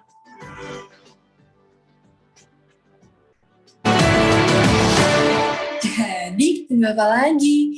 Ayo bergabung bersama kami di Departemen Sains Komunikasi dan Pengembangan Masyarakat.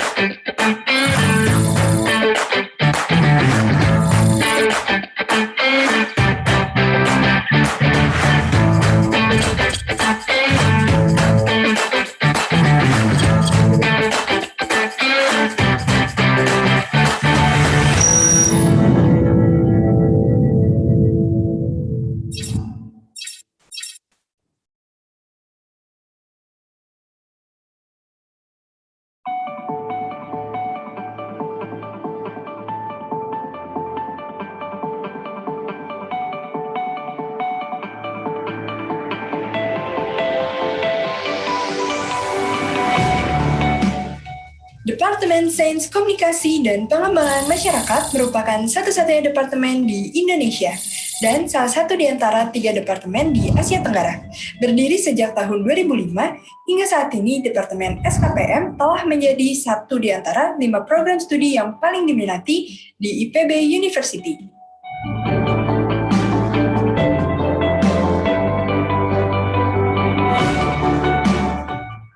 Departemen Sains Komunikasi dan Pengembangan Masyarakat mengelola program studi S1, S2, dan S3. Untuk program sarjana, ada program studi Komunikasi dan Pengembangan Masyarakat. Sementara untuk program S2, terdapat program studi Sosiologi Pedesaan, serta program studi Komunikasi dan Penyuluhan Pembangunan. Adapun program S3, ada program studi Sosiologi Pedesaan, serta program studi Komunikasi dan Penyuluhan Pembangunan. Mahasiswa program studi KPM IPB kita desain untuk memiliki 3 karakter. Yang pertama, memiliki tanggung jawab sosial dan sensitivitas yang baik terhadap persoalan-persoalan sosial ekonomi dan ekologi di masyarakat, baik pedesaan maupun perkotaan. Yang kedua, tentu kita desain menjadi mahasiswa yang berkompeten, cerdas, terutama di bidang-bidang ilmu-ilmu sosial yang diajarkan di dalam kurikulum departemen kita. Yang ketiga, mahasiswa KPM harus agile, lincah, fleksibel, resilient, bertanggung jawab, jujur, dan yang terakhir, berwawasan kebangsaan negara Indonesia yang kita cintai.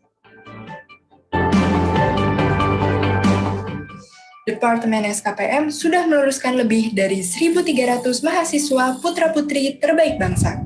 Sektor kerja para alumni SKPM juga beragam, mulai dari pegawai negeri, pegawai swasta, wirausaha, dan bidang lainnya yang terkait dengan keilmuan di SKPM. Sebanyak 51 orang tenaga pendidik yang ada di lingkungan SKPM merupakan lulusan dalam dan luar negeri, serta aktif dalam kegiatan tridharma perguruan tinggi baik level nasional maupun internasional. Selain itu, ditunjang pula oleh 21 tenaga kependidikan yang berkualitas guna memperlancar proses administrasi kegiatan tridharma perguruan tinggi. Departemen SKPM memiliki infrastruktur dan sarana prasarana penunjang kegiatan belajar mengajar guna membangun iklim belajar yang kondusif, serta administrasi pelayanan akademik yang dilakukan dengan berbasis sistem informasi akademik.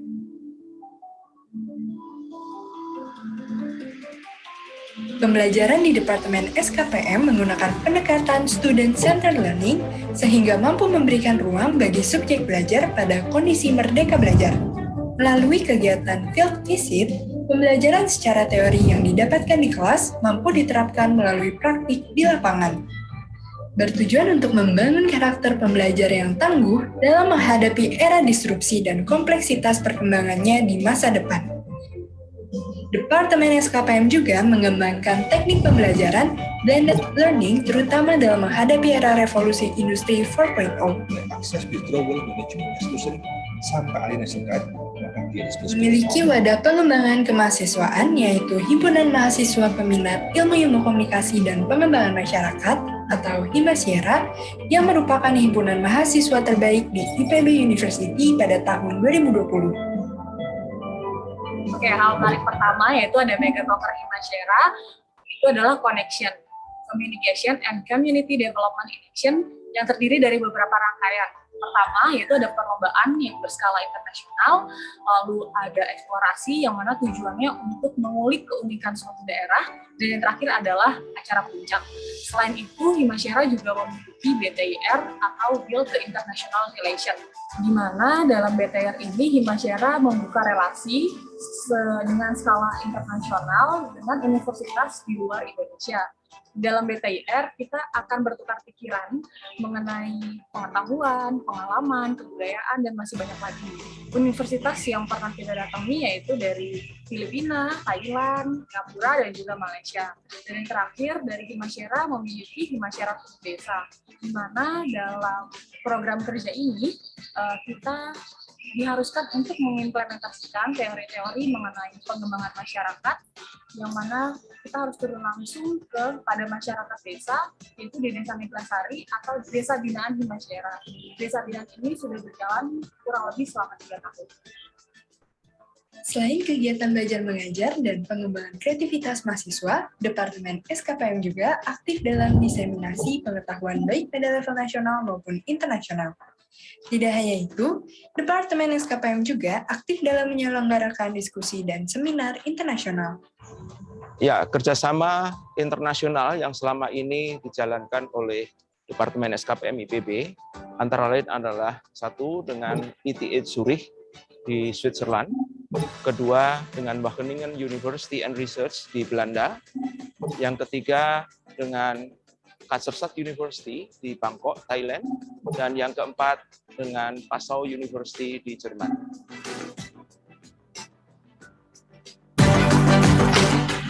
KPM itu penuh dengan warna.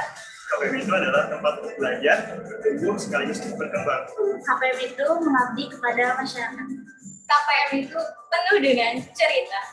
KPM itu komunikator pembangunan yang keren habis. KPM itu adalah tempat untuk berproses. KPM itu dekat dengan masyarakat. Mengapa Anda harus masuk prodi KPM IPB?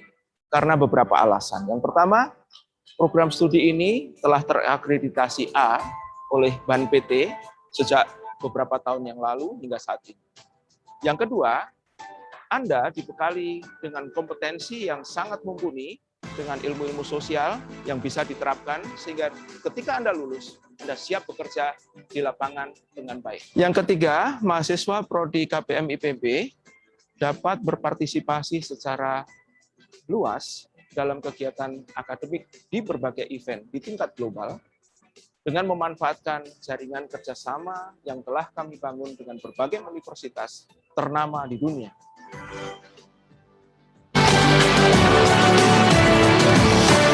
Jadi, tunggu apa lagi?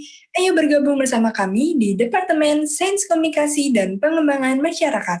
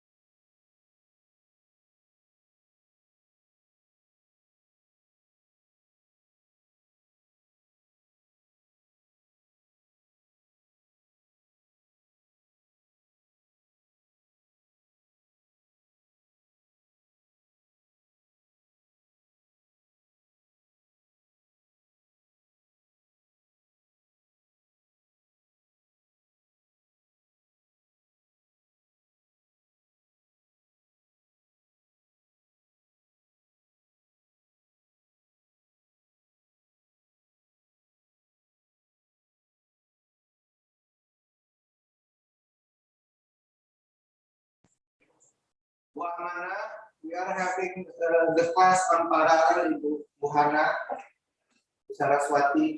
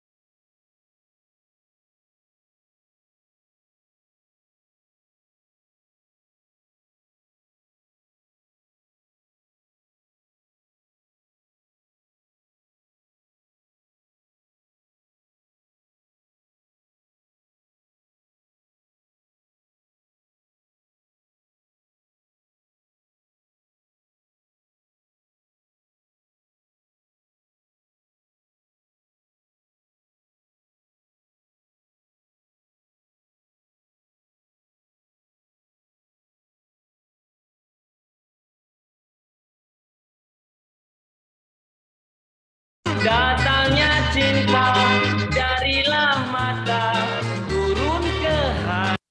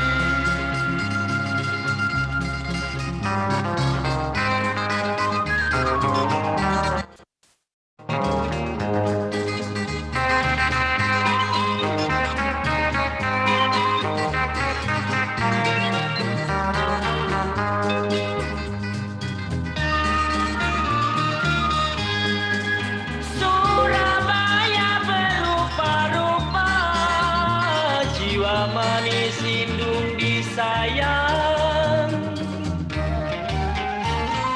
Ai,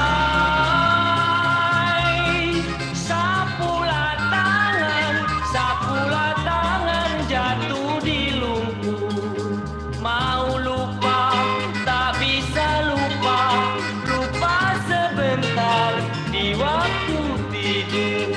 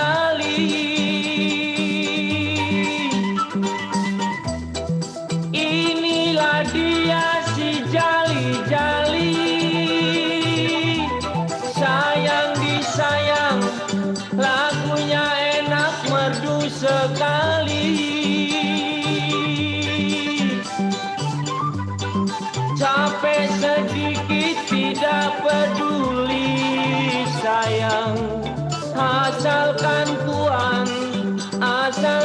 Tuhan senang di hati. Capek sedikit tidak peduli sayang, asalkan Tuhan senang di hati. Dulu kereta ditarik bendi, sayang disayang, sekarang bendi ditarik kuda. Dululah kereta ditarik bendi,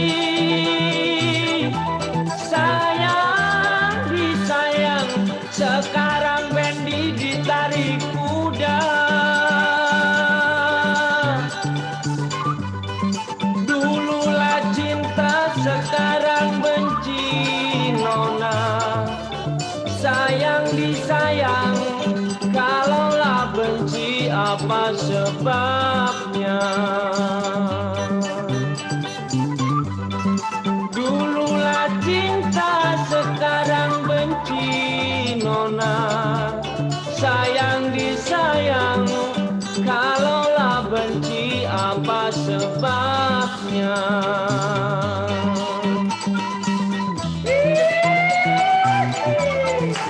Sampai mati.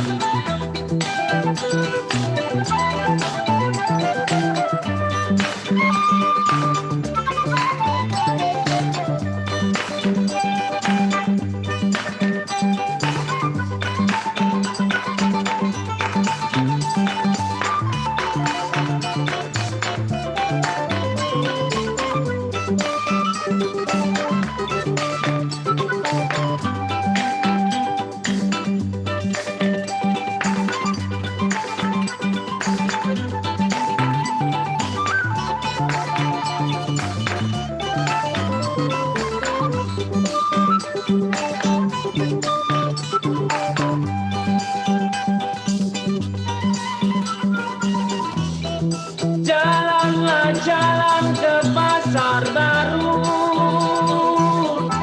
ai sayang disayang, janganlah lupa beli rambutan.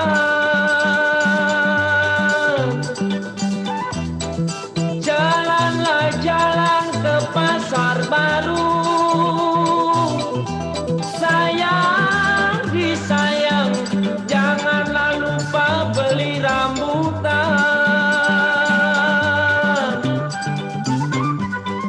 Palinglah enak pengantin baru nona, sayang disayang, masuk ke kamar main rambutan.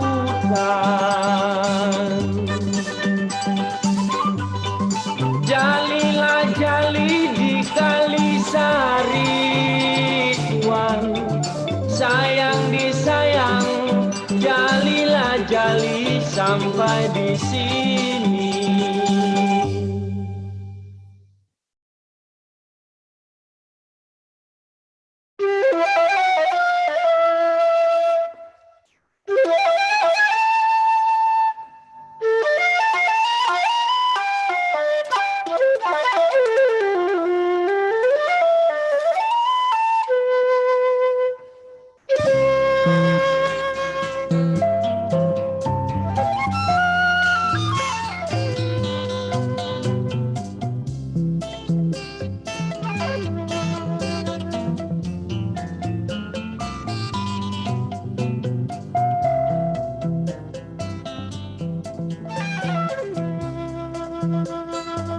Malam purnama alam semesta, berbunga bintang, riang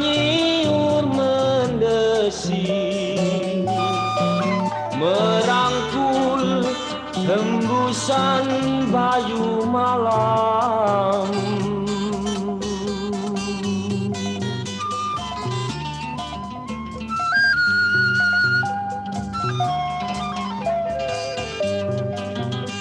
Chandra cemerlang,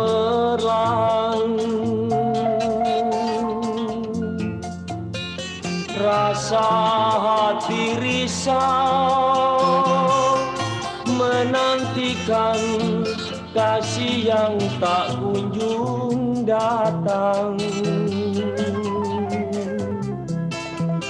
Hilanglah kini hayalanku bagai embun pagi. Malam pun larut sunyi menghimpi jiwa nan lara.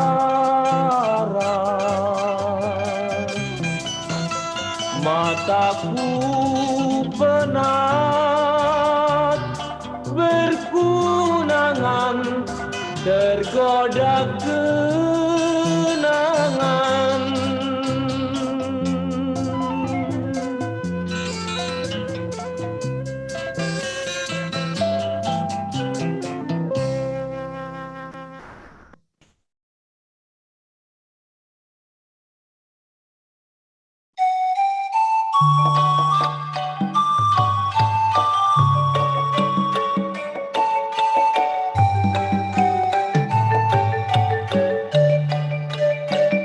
Esok sore awan lan bengi, senajan lali tak eling-eling.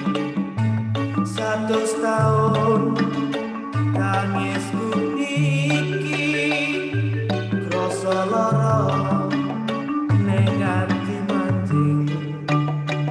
Tak baleni golek batur lunggang sepur bingung natine.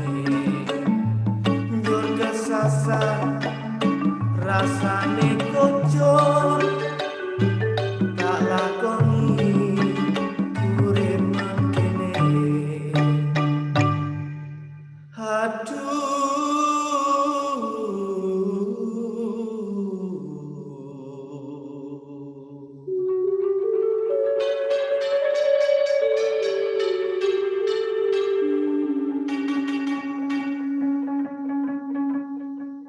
Aduh rasane,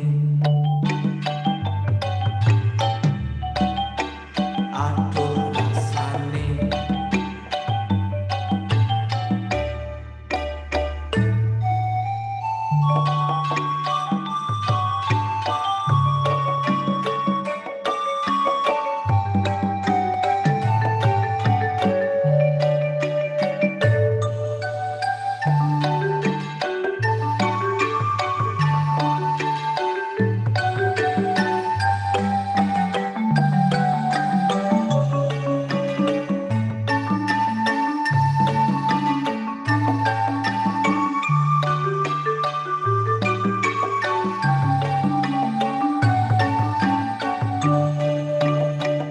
Tak baleni goleki batur nunggang sepuh bingung atine.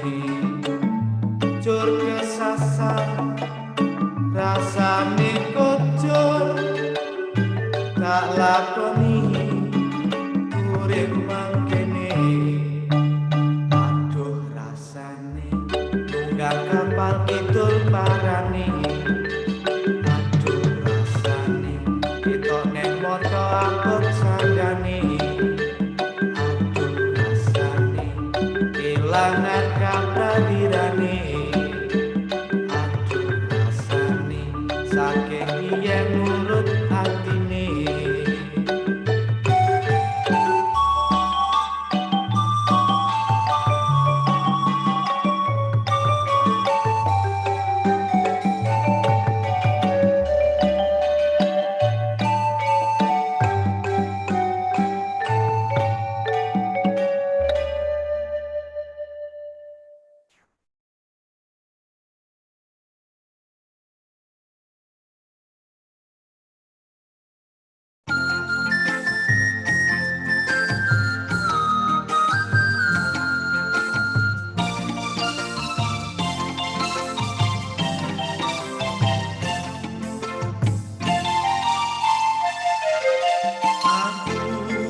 ngepeleki coba pikiran dhewe apa kowe ro ngerti uripku kaya ngene sebab aku lan kowe adoh banget bedane kowe wong sugih aku wong ora duwe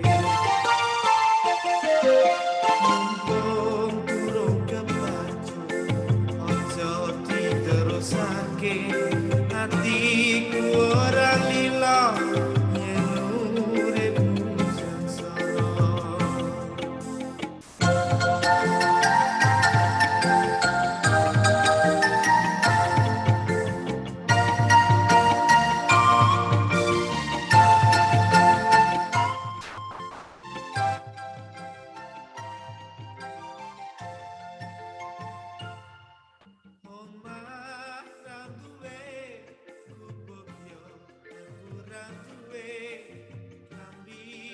siji ora ono gantine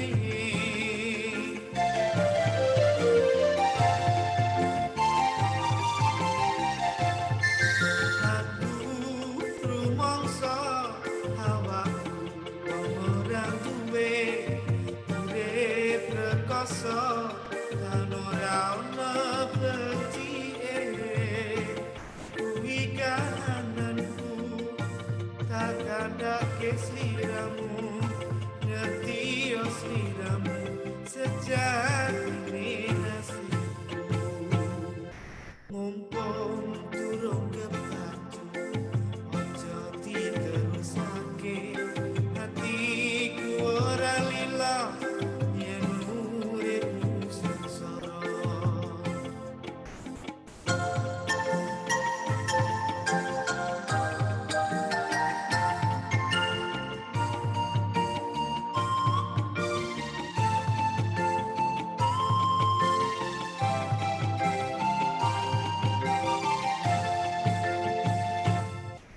Omah ra duwe gubuk yo aku ra duwe nambi mung siji ora ono gantine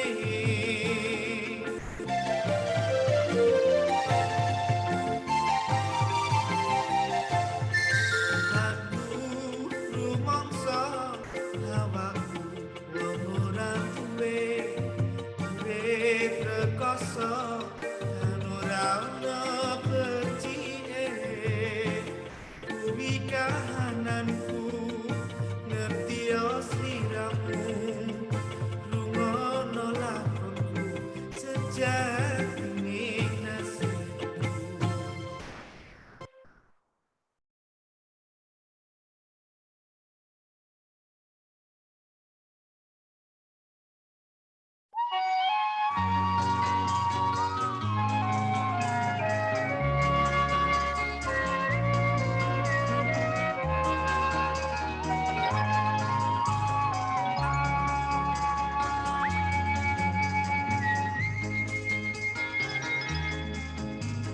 Nun jauh di sana di lembah tanah airku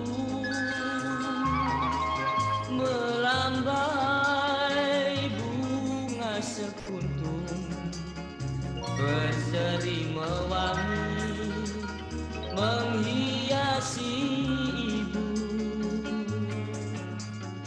nun jauh di sana di lembah danau nan hijau tersenyum bunga pujaan membisik hatiku mengapa dirantau air mataku titik berlinang dusunku terkenang-kenang hasratku ingin segera kembali pangkuan ibundaku sayang, terasa betapa hatiku akan bunga yang indah ayu. Hasratku ingin segera menjelma, terbang malam menjelang kasihku.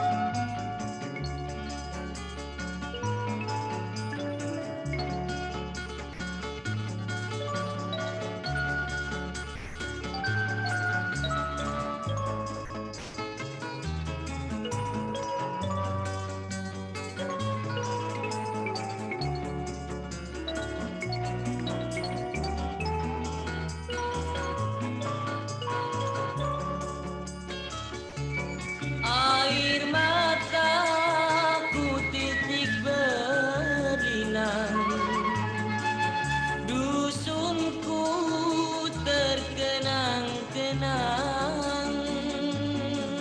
Hasratku ingin segera kembali pulang ke pangkuan ibundaku sayang, terasa betapa hatiku akan bunga yang indah ayu. Hasratku ingin segera menjelma, terbang malam menjelang kasihku.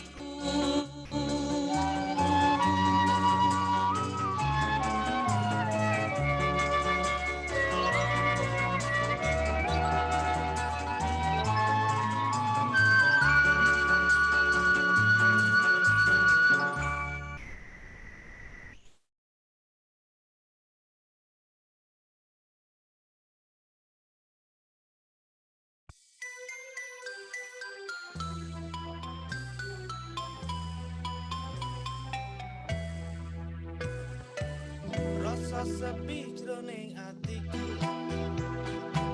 tansah nukrah jroning kalbuku. Keplantran mojo saiki rasa nelongso, ora usah atimu sedih, lara ati kena diwiti.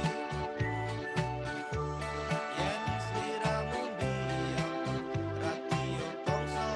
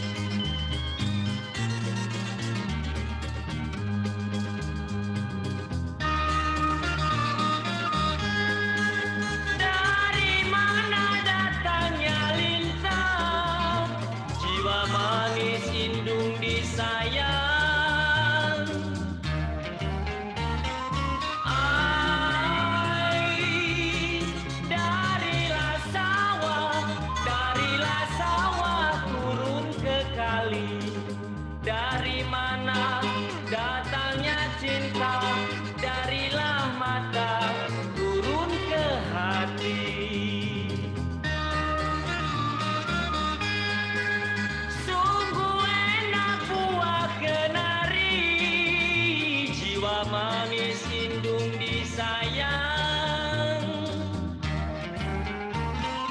Ai, kalaulah tua manis sekali, sungguh enak jadi lelaki, walaupun tua banyak yang ngantri.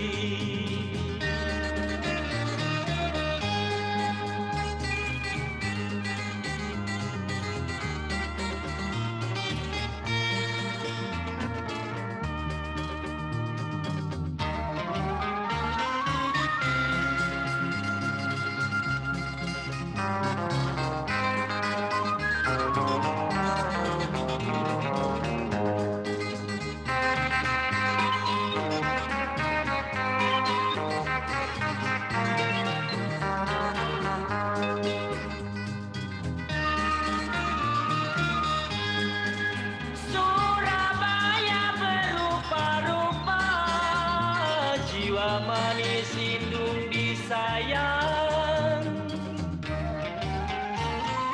Ai, sapulah tangan jatuh di lumpur. Mau lupa, tak bisa lupa, lupa sebentar di waktu tidur.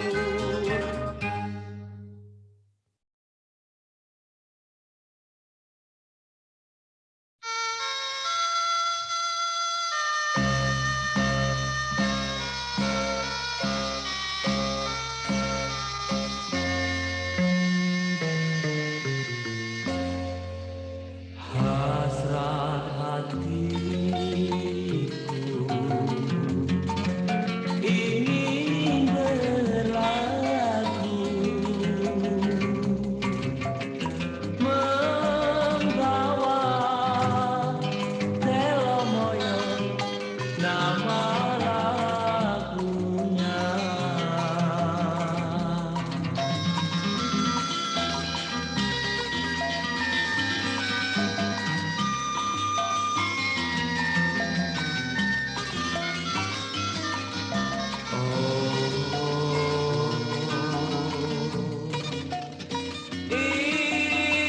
Inilah keroncong asli sejak zaman dulu kala,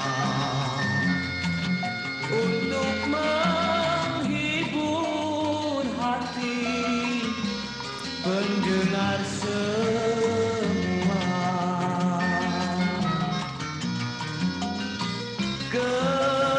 Keroncong telomoyo tetapkan bergema,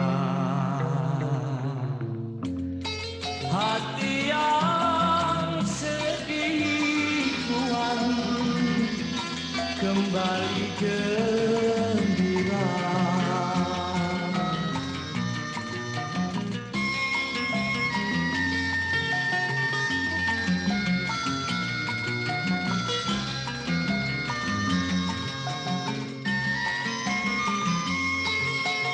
Hasrat hatiku ingin berlagu,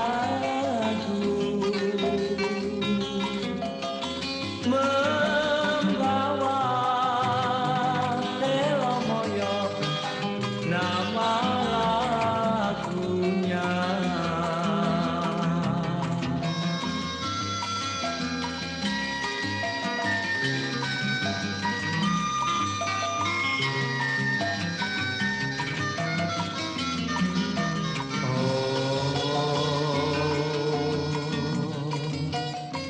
Inilah keroncong asli sejak zaman dulu kala,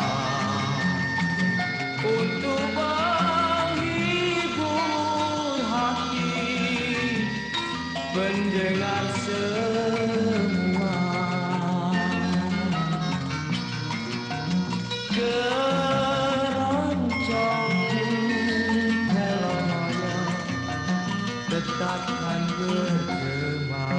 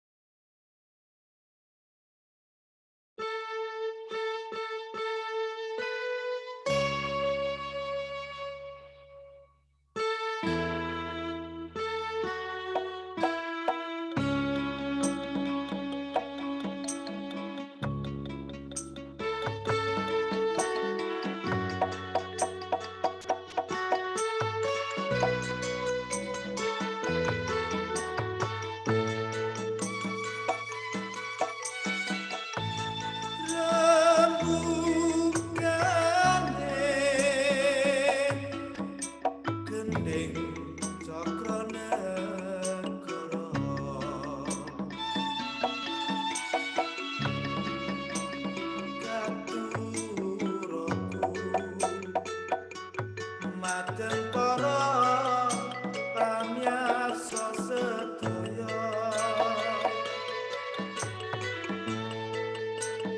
ingkang sami pirsa pamirengaken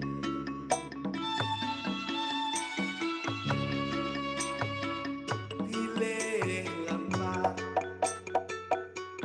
mugi paring kuning tangan sama kancing balung kanggo ing kelambi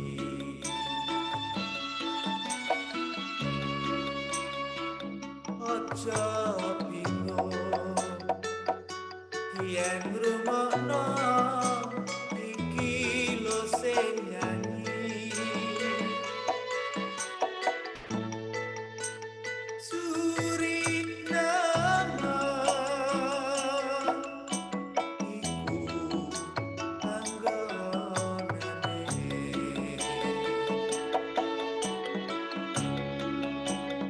aja keloyo mas ngene iki wis carane kembang gading kembang kenong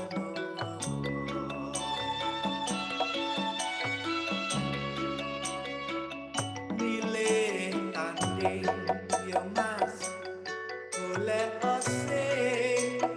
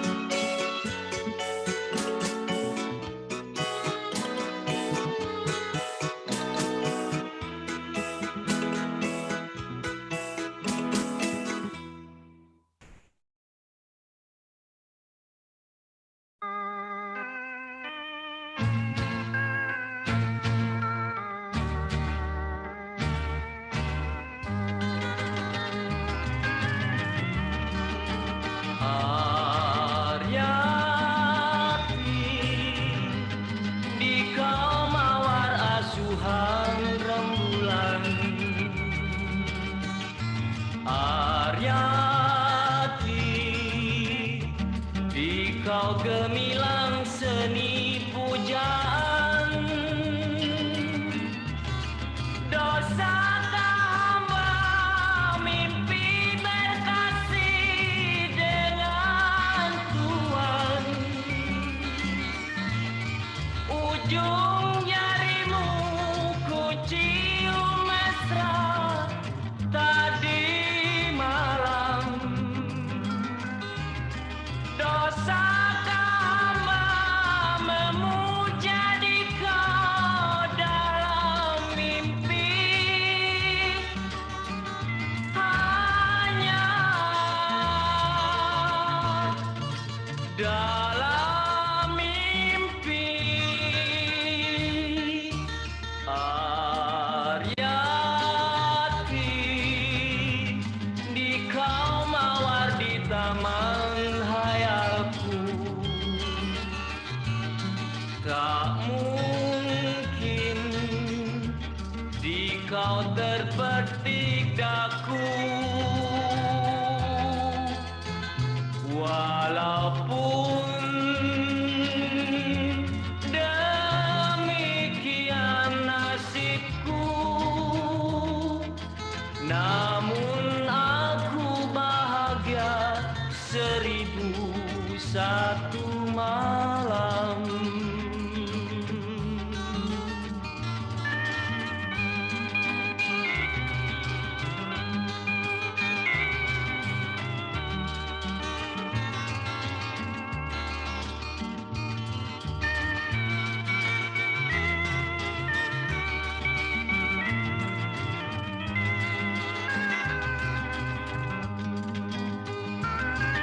Dosa hamba memuja di kau dalam mimpi,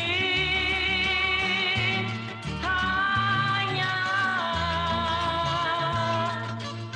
dalam mimpi. Aryati, di kau mawar di taman hayalku. Tak mungkin di kau terpetik daku, walaupun demikian nasibku, namun aku bahagia 1001 malam.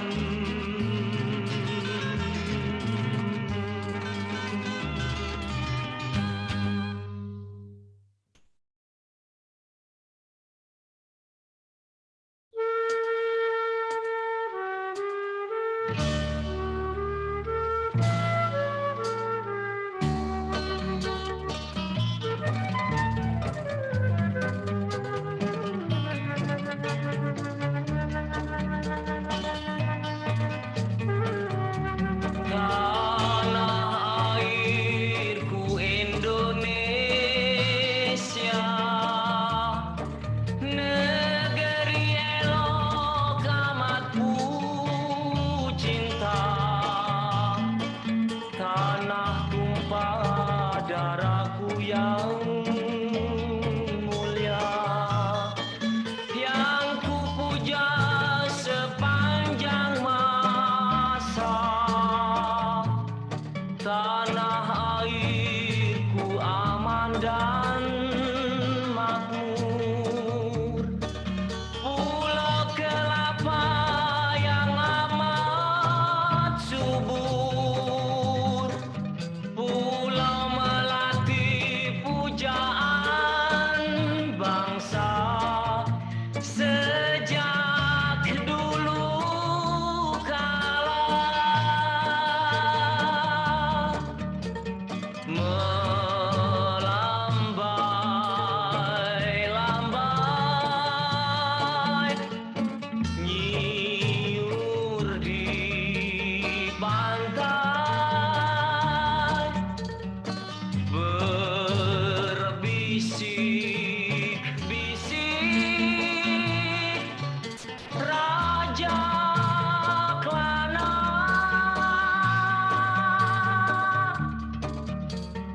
memuja pulau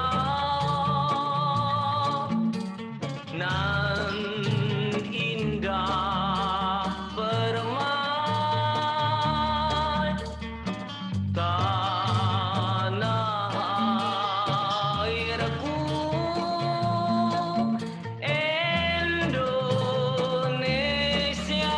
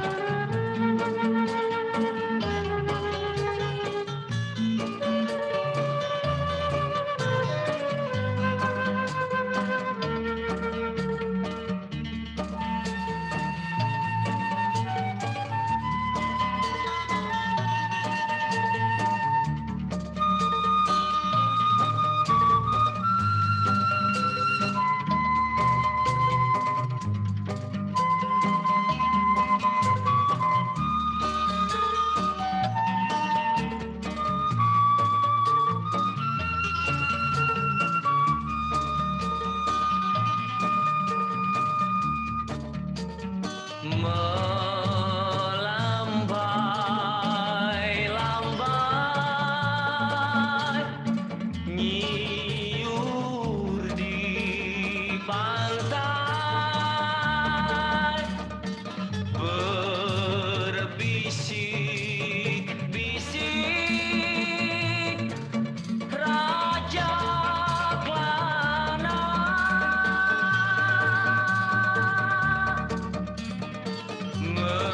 memuja pulau nan indah permai tanah airku Indonesia.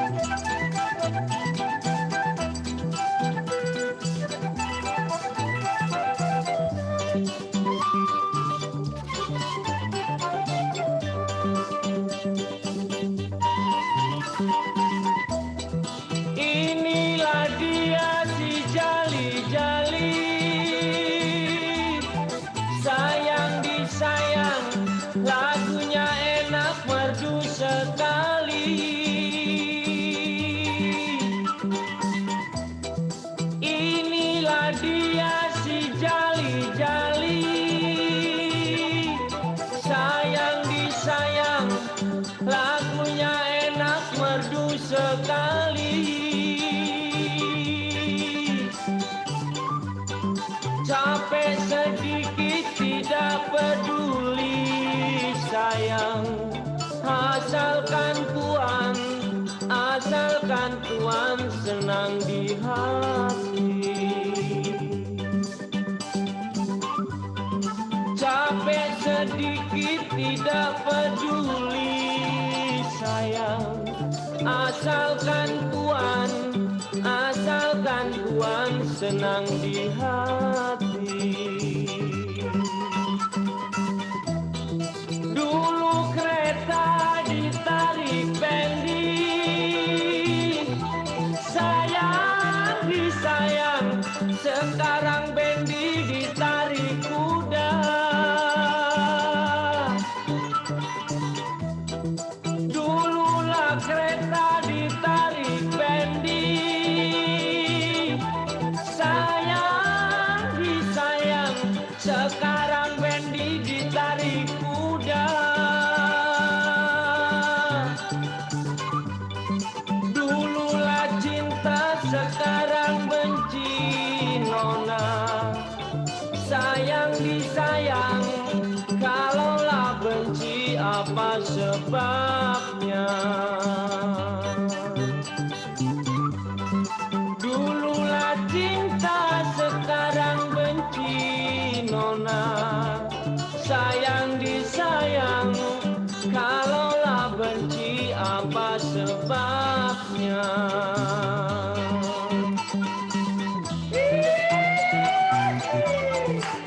Sampai mati.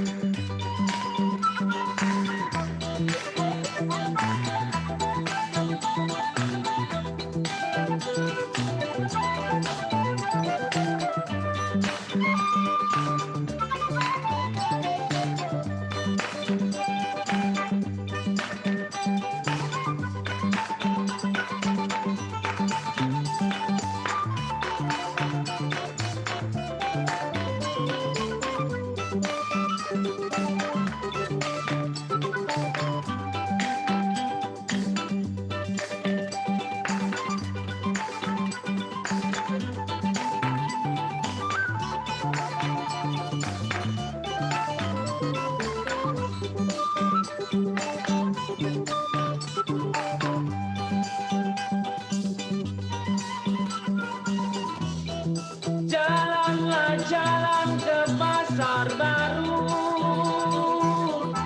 ai sayang disayang, janganlah lupa beli rambutan.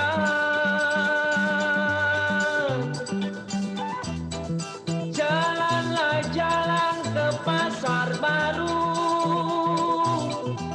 sayang disayang, janganlah lupa beli rambutan.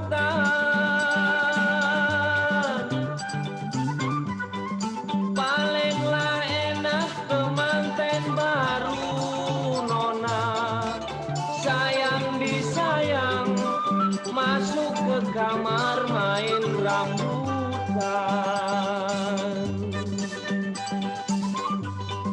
Jalilah jali di Kalisari tuan, sayang disayang, jalilah jali sampai di sini.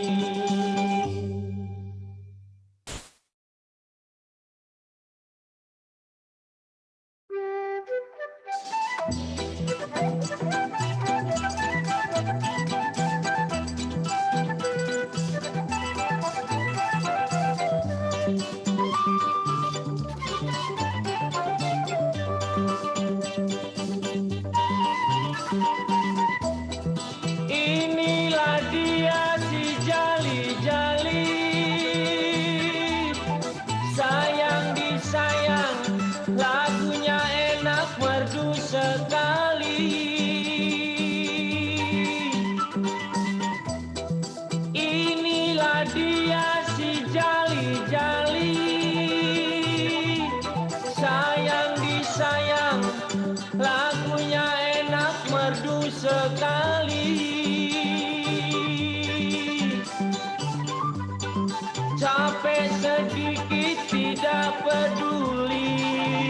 disayang, asalkan tuan senang di hati. Capek sedikit tidak peduli sayang, asalkan tuan senang di hati. Dulu kereta ditarik bendi, sayang disayang, sekarang bendi ditarik kuda. Dululah kereta ditarik bendi, sayang disayang, sekarang bendi ditarik kuda. Dululah cinta, sekarang benci nona, sayang disayang, kalaulah benci apa sebabnya. Dululah cinta, sekarang benci nona, sayang disayang, kalaulah benci apa sebabnya.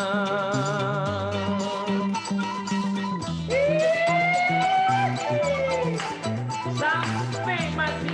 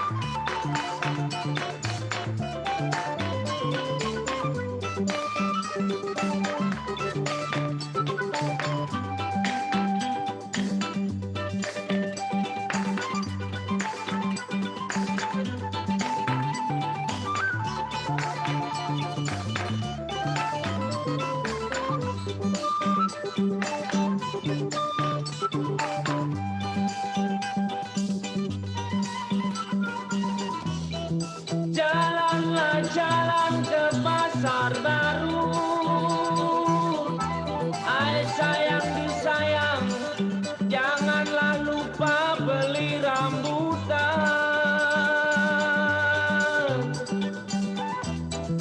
Jalanlah jalan ke pasar baru, sayang disayang, janganlah lupa beli rambutan.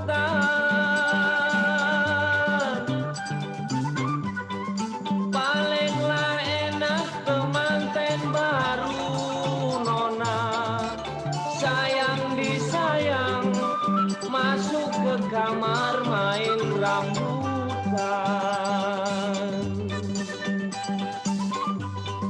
Jalilah jali di Kalisari tuan, sayang disayang, jalilah jali sampai di sini.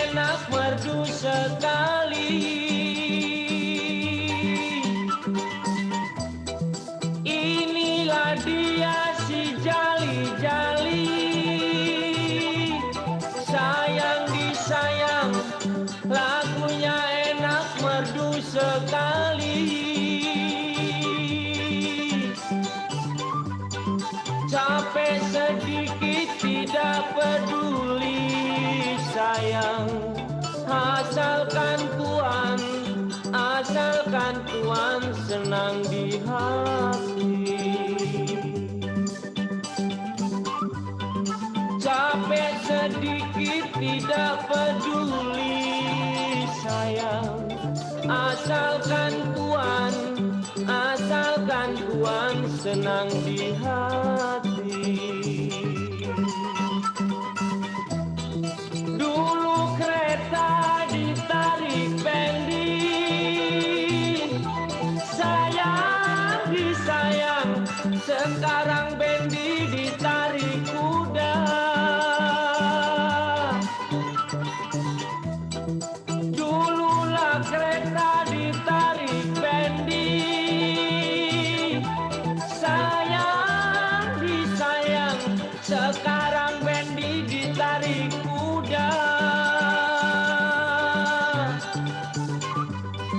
Dululah cinta, sekarang benci nona, sayang disayang, kalaulah benci apa sebabnya?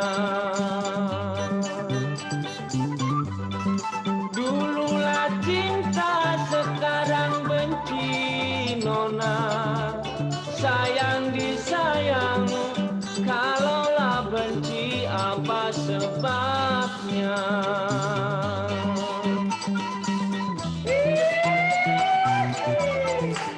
Sampai mati.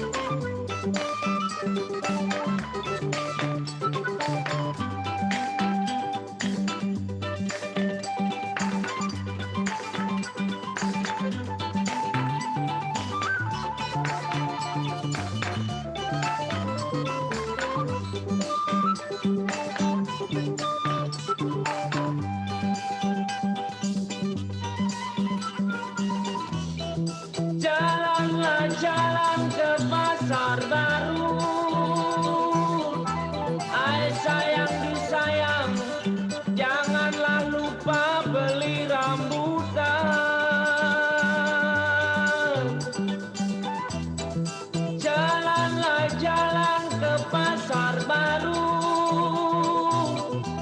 sayang disayang, janganlah lupa beli rambutan.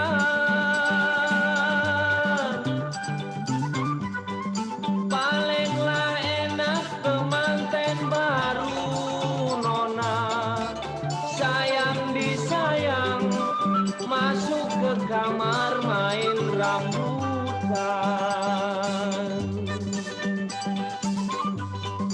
Jalilah jali di Kalisari tuan, sayang disayang, jalilah jali sampai di sini.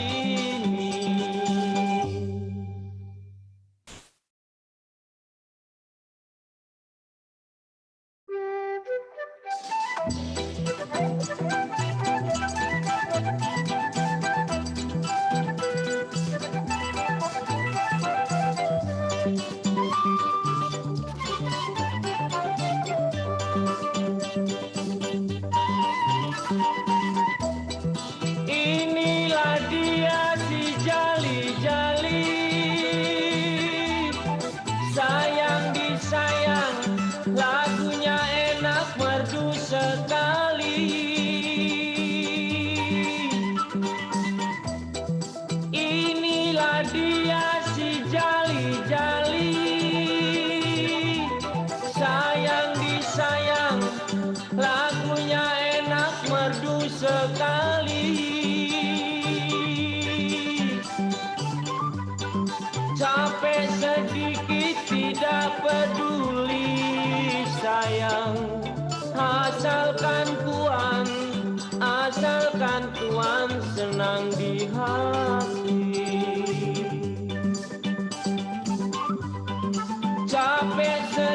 sedikit tidak peduli sayang, asalkan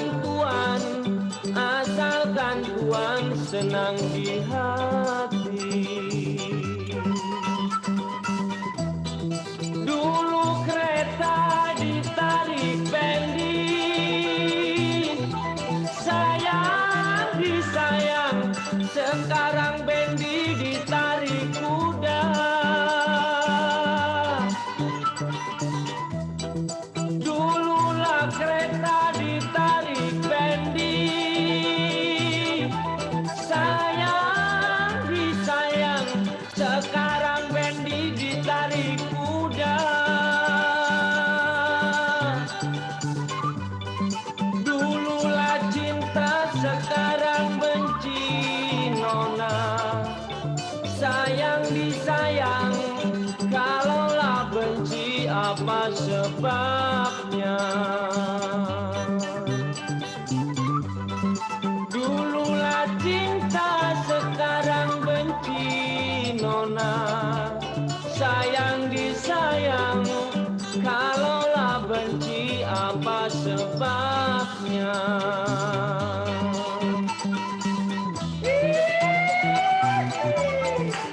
Sampai mati.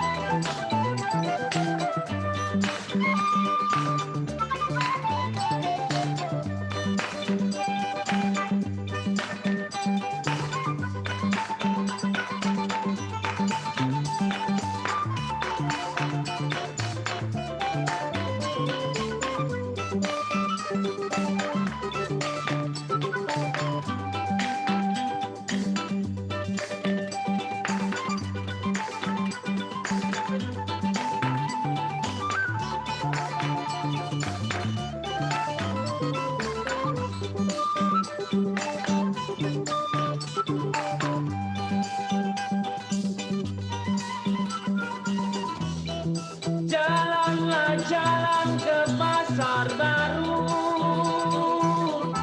ai sayang disayang, janganlah lupa beli rambutan.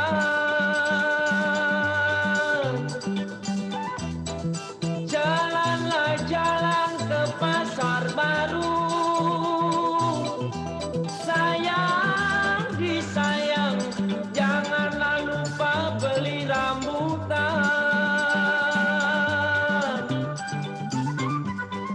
Palinglah enak pengantin baru nona, sayang disayang, masuk ke kamar main rambutan.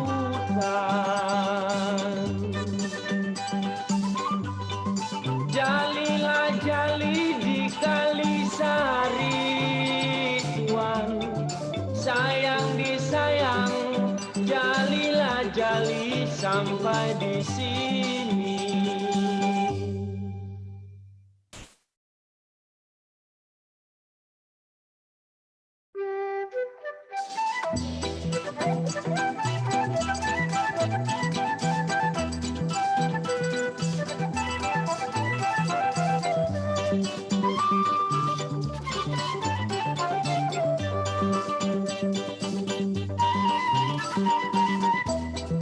Inilah dia si jali-jali, sayang disayang, lagunya enak merdu sekali. Inilah dia si jali-jali, sayang disayang, lagunya enak merdu sekali. Capek sedikit tidak peduli sayang, asalkan Tuhan senang di hati. Capek sedikit tidak peduli sayang. Asalkan tuan senang di hati. Dulu kereta ditarik bendi, sayang disayang.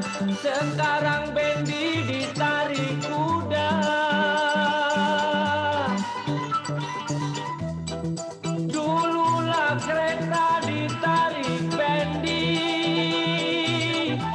sayang disayang. Sekarang bendi ditarik kuda. Dululah cinta, sekarang benci nona. Satu. Kalaulah benci, apa sebabnya? Assalamualaikum Bu Ana. Dululah cinta, sekarang benci nona. Sayang disayang, kalaulah benci, apa sebabnya?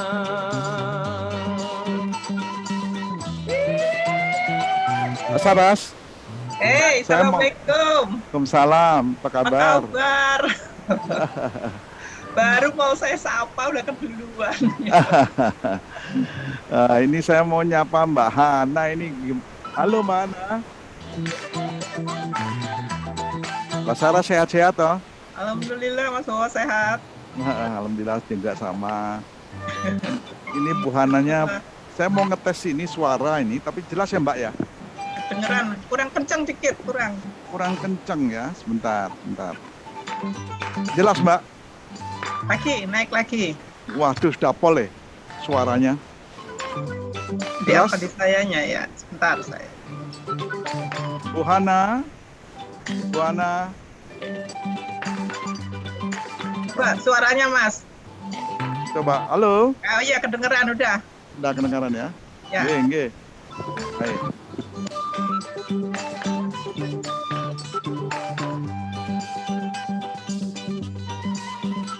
Ini Mbak Sarah sekarang di mana posisi?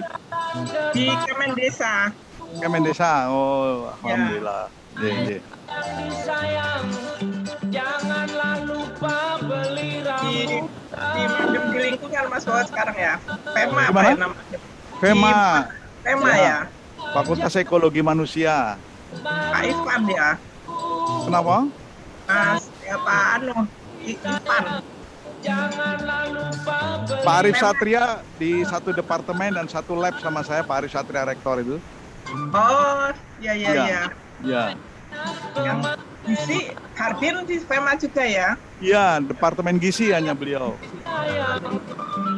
Kalau saya dari departemen Sains Komunikasi dan Pengembangan Masyarakat, Mbak. Oh, Sains Komunikasi dan Pengembangan Masyarakat. SKPM ya. Sosiologi pedesaan ada di situ ya? Iya, ada sosiologi pedesaan, ada kependudukan dan agraria serta ekologi politik. Itu satu lab lagi. Ada lagi lab penyuluhan dan komunikasi. Jadi ada 3 laboratorium. Dan saya di laboratorium yang disingkat tuh KAREP. Orang-orang terus ngomong KAREPmu. Kependudukan, agraria, dan ekologi politik. Gitu. Kira-kira. Nah, Pak Arif Satria itu di lab kami begitu. Ivanovic ya di sosiologi. Ivanovic ya, Ivanovic tapi departemen laboratoriumnya sosiologi ya. Laboratoriumnya beda dengan laboratorium saya. Tapi satu departemen. Tema itu ya. Ya, SKPM juga ada Ivan. Sibuk di Kemendes dia tuh. Di Kemendes. Iya, di Pusdatin ya. Oh, saya kembali ke Pusditbang sekarang Pusat Pengembangan Kebijakan, dulu Pusditbang. Oh gitu. Ya. Sekarang Pusat Pengembangan Kebijakan. Iya Mbak, iya. Litbang nggak boleh setelah ada BRIN. Iya ya, nggak boleh ada lagi Litbang ya. Repot juga. Karep. Karepmu.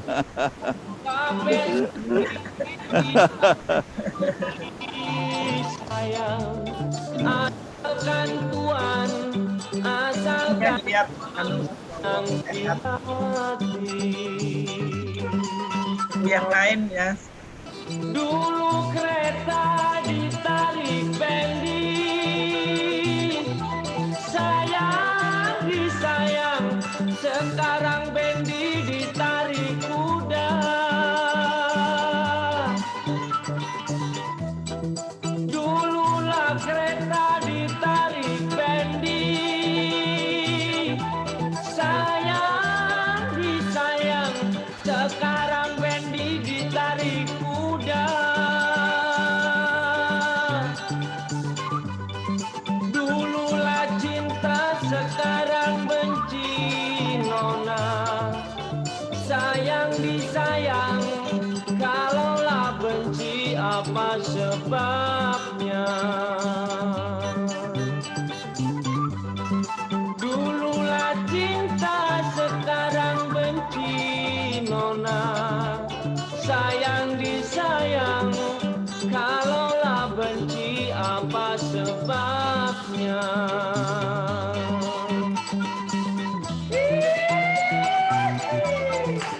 Sampai mati.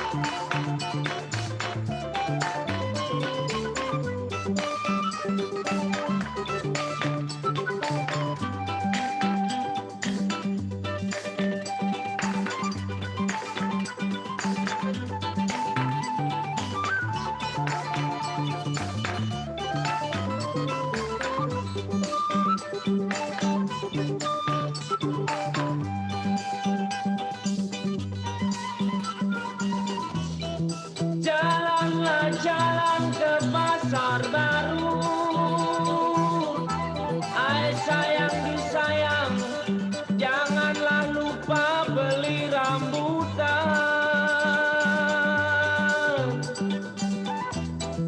Jalanlah jalan ke pasar baru, sayang disayang, janganlah lupa beli rambutan. Palinglah enak kemanten baru nona, sayang disayang, masuk ke kamar main rambutan. Jalilah jali di Kalisari tuan, sayang disayang, jalilah jali sampai di sini.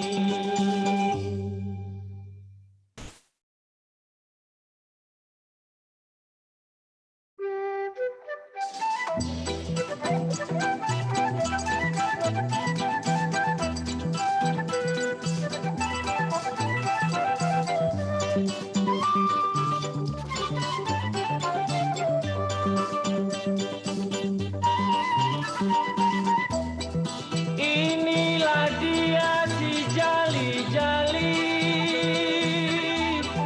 sayang disayang, lagunya enak merdu sekali. Inilah dia si jali-jali, sayang disayang, lagunya enak merdu sekali. Capek sedikit tidak peduli sayang, asalkan Tuhan, asalkan Asalkan Tuhan senang di hati. Capek sedikit tidak peduli sayang. Asalkan Tuhan senang di hati. Dulu kereta ditarik bendi, sayang disayang. Sekarang bendi ditarik kuda. Dululah kereta ditarik bendi, sayang disayang. Sekarang bendi ditarik kuda. Dululah cinta, sekarang benci nona. Sayang disayang, kalaulah benci apa sebabnya?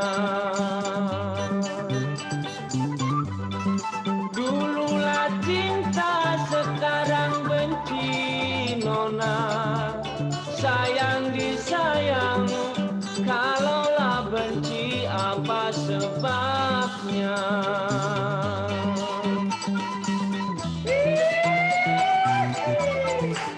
Sampai mati.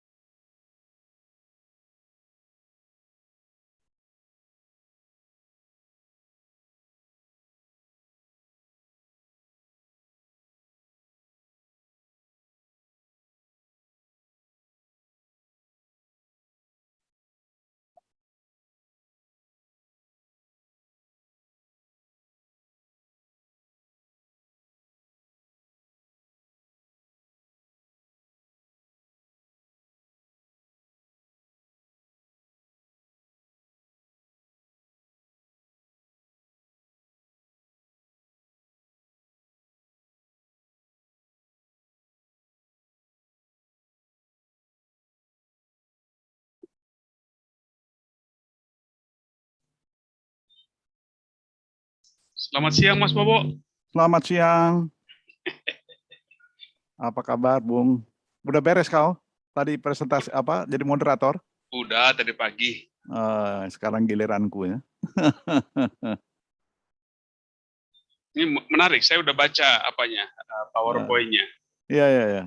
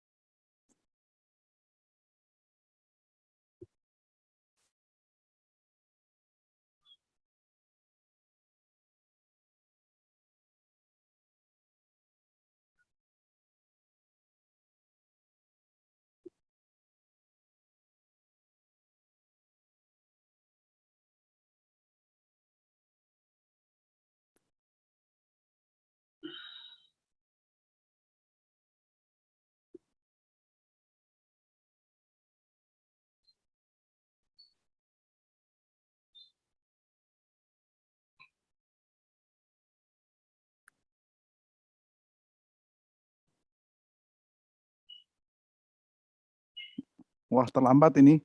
Bu Hana?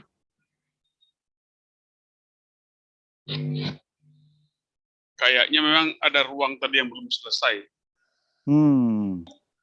Ada praktikum, Bu. Oh, masa harus Anda nunggu Assalamualaikum praktikum? Bapak, Pak Bowo, Pak Juara. Assalamualaikum, ya. Ya. Bu Hana Harusnya bagaimana? Jam 2.30 kan? 2.30 kan harusnya? 2.35, 2.35. 5 menit invite. Jam 2.35, ya. Oke, bersama panitia, tim panitia.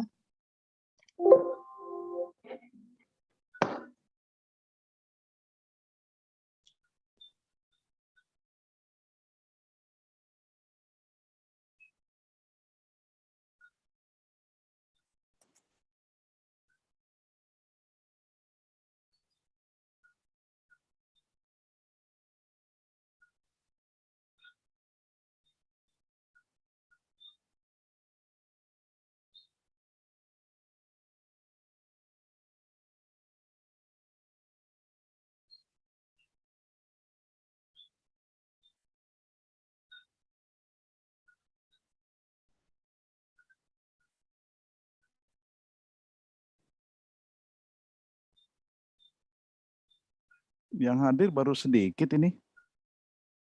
Ya, ada ruang yang belum selesai itu. Masih di paralel, Pak. Iya, betul Pak Bowo, betul masih di paralel. Masih di paralel room. Ini nanti kita lagi udahin semua, nanti bakal masuk lagi. Untuk diskusi apa di paralel room, boleh tahu? Paralel room ada banyak, Pak. Ada 6 ruangan hari ini. Ada yang communication, terus ada lagi digital community. Ada Bubarkan aja. Matikan aja. Tolong diberitahu juga itu bapak-bapak yang dari luar, Mbak Heni sama Mbak Mas Boras itu, bahwa kita Hello, terlambat. Professor Henny. How are you? Hello, hi. Hi. Can you hear me okay?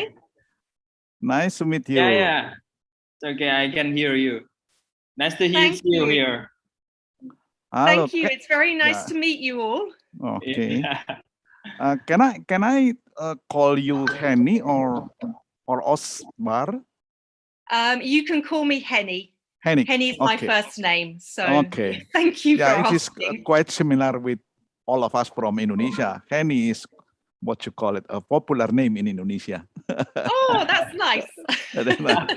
So I will be what you call it, chair our meeting with you and Jun Boras as the speakers. Then, well, you stay in London or in where in English? I'm very close to London, so Oh, I'm at the okay. University of Reading, Reading, which yeah. is about 30 minutes from London. So Reading's sort of a city just outside London, and we've got a beautiful green campus university there. So we are just coming up to the start of university term. A lot of our international students are arriving in this week for the welcome week next week. So yes, it's you've timed your conference very nicely before it gets incredibly busy for us in the UK. Yeah. But I then have some slides. Yeah. I have some slides. They're really just background. During the talk, am I able to screen share my slides? Yes, of course. Pak Helmi, would you give the room for, we call it Ibu. Ibu means in Indonesia, Miss or Mrs. Just similar terms in Indonesia. For Ibu Henny. Yes, sure. Yeah, okay, thank you. Sure. Thank you. So, I think Henny, I'm sorry, but we are going to start the parallel session. Pabowo, I'm so sorry. You're still going. The parallel session still going on, right? No, already finished. Already done. Okay. And we are going to start the parallel session. Pabowo, very sorry for interrupting you. Okay. So back to our informal discussion before we getting to start this session. Have you visited Indonesia, Henny? Yes, I have. Good. I came to give a talk, and that was a few years ago. I also I've been to IPB before to have some meetings. Our team have quite strong links with Indonesia. We've got an MOU with Bogor, the Agricultural College. Yeah. We also have some other links with universities in Indonesia and with colleagues like Sarah Cardi and others. So yes, it's a shame I can't be there in person with you. It looks a very exciting conference. And we have one of our projects that's been looking at marginalized rural livelihoods and climate change adaptation. One of the partners in that is from Japan. And he has been doing a lot of work in Indonesia, and he's one of the case studies. But I've also, I came to do a summer school there as part of the PAIR program. So we came and we took the students, and this was with students from Thailand, Indonesia, and Japan. So I'm a visiting professor at Hokkaido University in Japan as well. Great. So I know they have very strong links with some universities in Indonesia. In fact, about 2 weeks ago, I was teaching some of the students in Indonesia. Really? Yes. They were great students. Really, okay. really good. Yes, Henny and Pabowo, we are going to start the panel session. The Master of Ceremony will start the session. Sorry for interrupting. No, you have a schedule. Okay, thank you. We just have a small chit chat. Okay, thank you, Pak Bowo.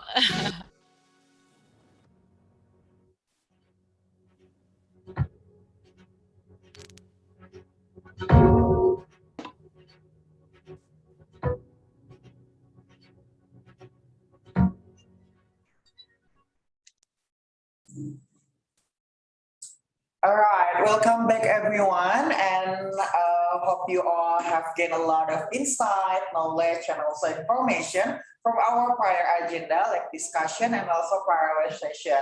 And now we are going to have the second discussion session for today, so please keep your enthusiasm up and stay focused in this event, ladies and gentlemen. In this event, we will hear some presentations from our inspiring speakers. First, Professor Hani Osbar from University of Reading, United Kingdom. Second, Professor Saturnino Junboras from Institute of Social Studies, Netherlands. This session will be guided by our inspiring moderator, Dr. Suryo Adiwibowo. So please welcome Dr. Suryo Adiwibowo.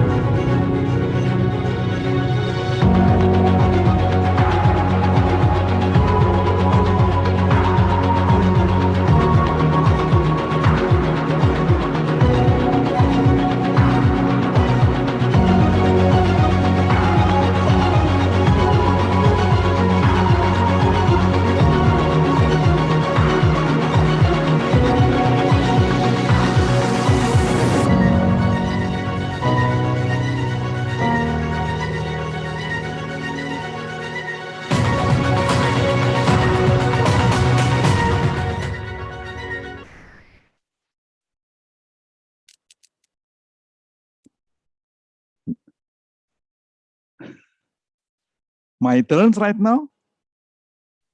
Okay. Yes, Pak Bowo. Yeah. Thank you for welcome address to all three of us. I'm as moderator and Professor Henny, and I didn't see already yet in our Zoom today, Jun Boras. Okay, but I think we have to proceed our discussion. And ladies and gentlemen, welcome to you all. Good afternoon. I hope you are in a good health and in a good health and in a good mood today. In Indonesia, this is the time. Show me 15 minutes to 3 p.m. So it is the weather is quite good and then very clear. And I hope also our discussion will enrich with this situation. This is the second international conference on rural socio-economic transformation that held by the Department of Communication and Community Development of Faculty of Human Ecology, and supported or co-hosted by Asian Rural Sociology Association, and the other are the national NGO based, what you call it, a People Committee for Food Sovereignty.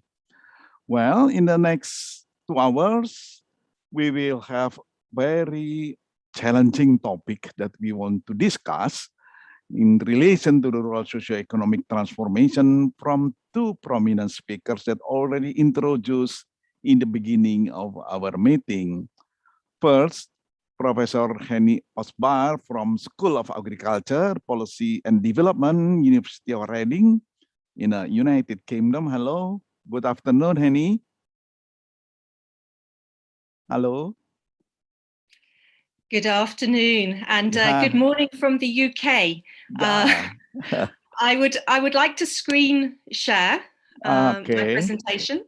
Okay, before you share the presentation, I will call also Professor Jun Boras. Are you already engaged in our discussion? Yet, Not yet. Not yet. Okay. So I think it is better our presentation today will address by Henny Osbar for the next 20 minutes, perhaps. It is okay for you?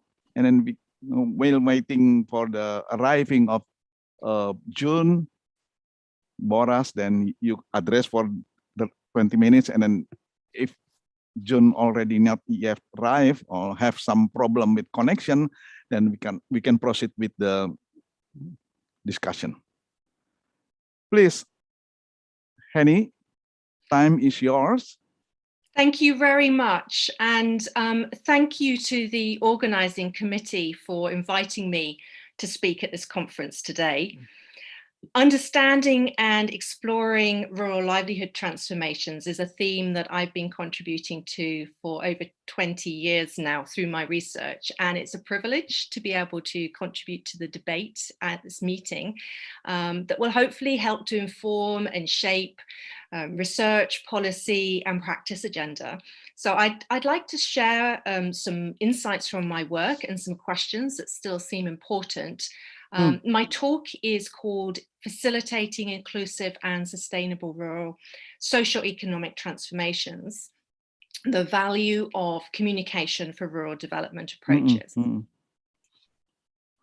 I think I'd like... Yeah, please for share screen facilities. Host. Yeah, already, Pak. Okay. It's okay? Yes, go ahead, Henny. Okay, thank you. I think I'd like to start with some comments about the big picture. We need to reflect on what is meant by rural socioeconomic transformations.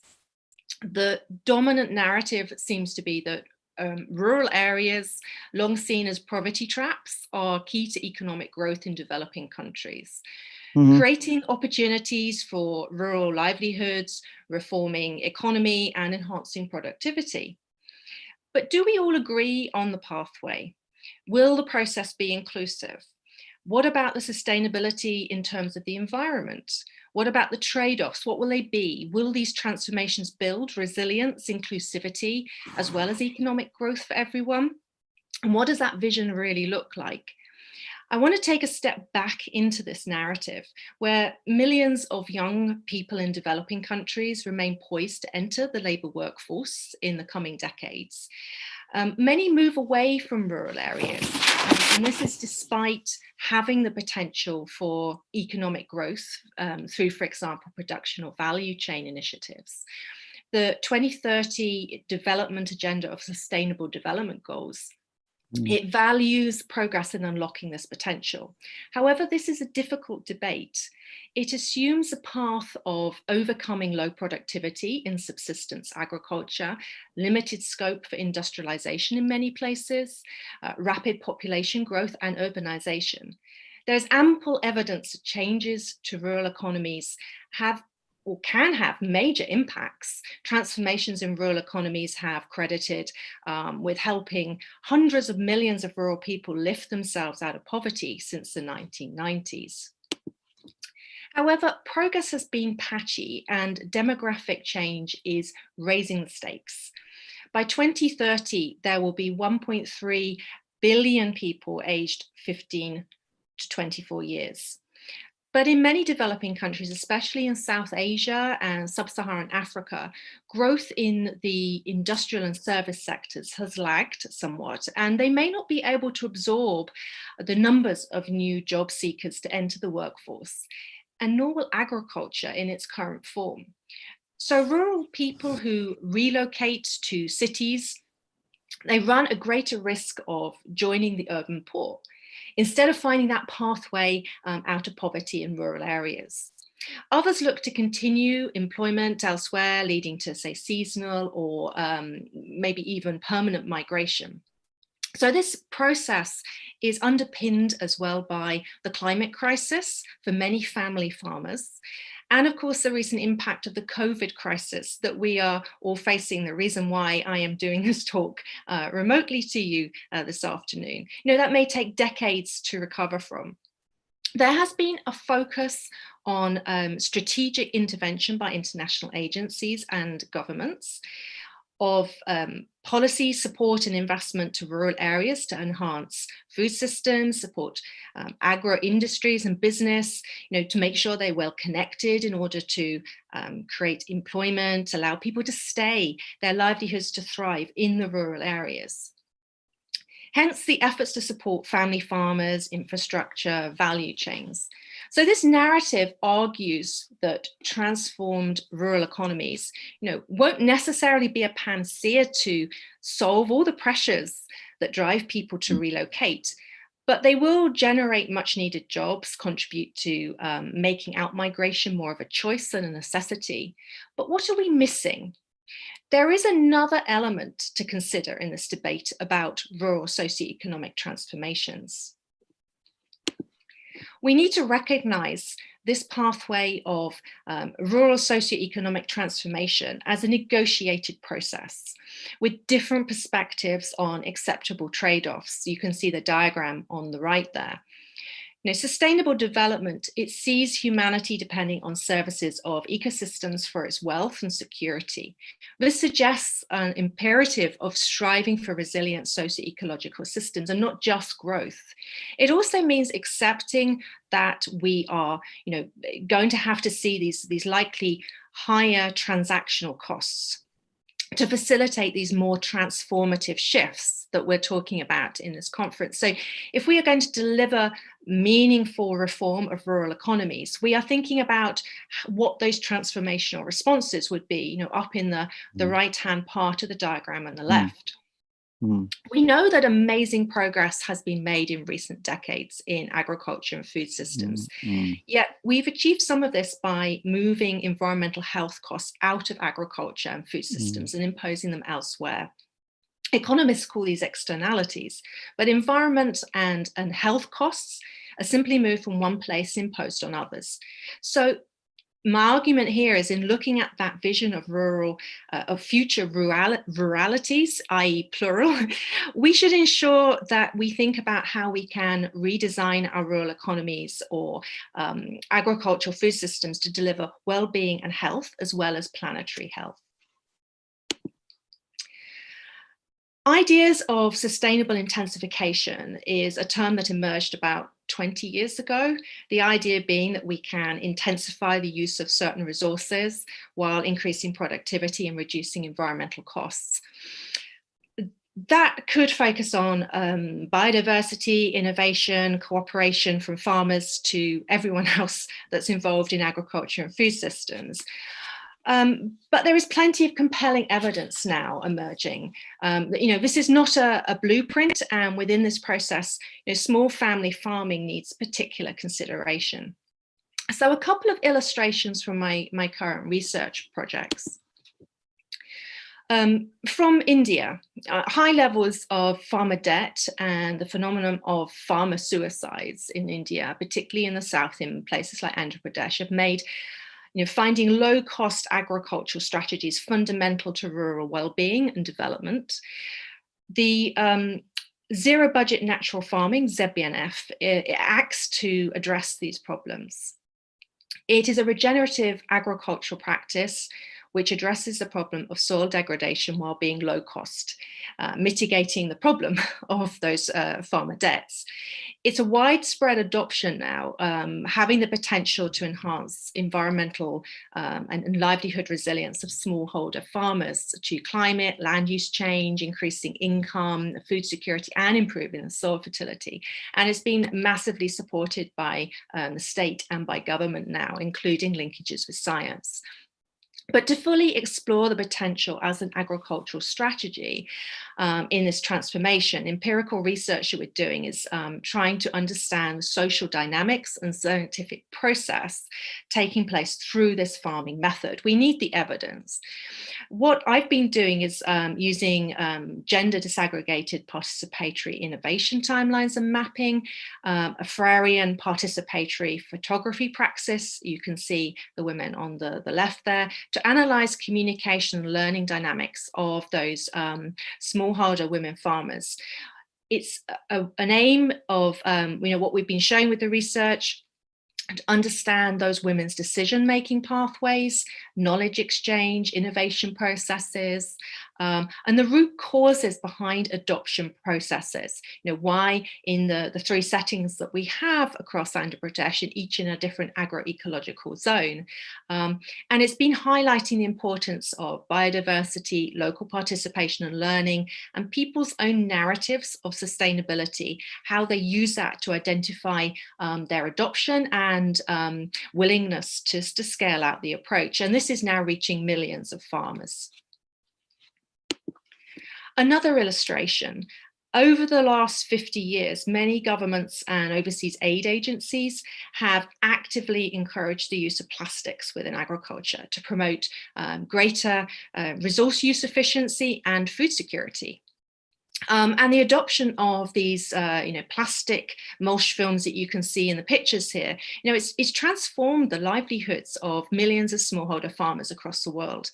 However, this has been achieved at a large environmental cost. There are difficulties in removing plastic from fields, a lack of appreciation for its impact on ecosystem health and possibly the food chain, socio-economic or practical barriers in its effective disposal. They've left a plastic pollution legacy for generations. So our research, and it's a very big multi-million-pound project that's looking across China, Egypt, India, Sri Lanka and Vietnam. The reason or the rationale is each of these countries is at different stages of tackling this problem of plastic mulch. And we're working with in-country partners to co-design specific, context-specific, locally owned interventions to reduce the plastic legacy, and while maintaining viable economic rural livelihoods. So we have this tension between those issues that people want to achieve here. But there's a challenge as a result of that. Not only is it important to consider the institution and economic reform in this process, but to work together with the farmers to identify the decision support tools that are meaningful to them. Without that, they won't adopt the new innovations. So my work here is thinking about those farmers' decisions about plastic management. It's a dynamic process where they're constantly considering trade-offs between perceived expected profitability and riskiness associated with the adoption of the plastic mulch and other benefits, livelihood costs, disbenefits, risks, including social, economic, environmental ones that I highlighted earlier. So when a farmer makes the decision to improve their management, they will ultimately focus on whether the innovation helps them to achieve their objectives and goals, which may be at odds with policymakers or extension practice promoting ecosystem health. So this decision process, it involves psychological constructs about beliefs and perceptions that result in either positive or negative intention to adopt or not an innovation. However, there is, even if you have a positive intention to adopt, it may not actually occur because perceived behavioral control, i.e.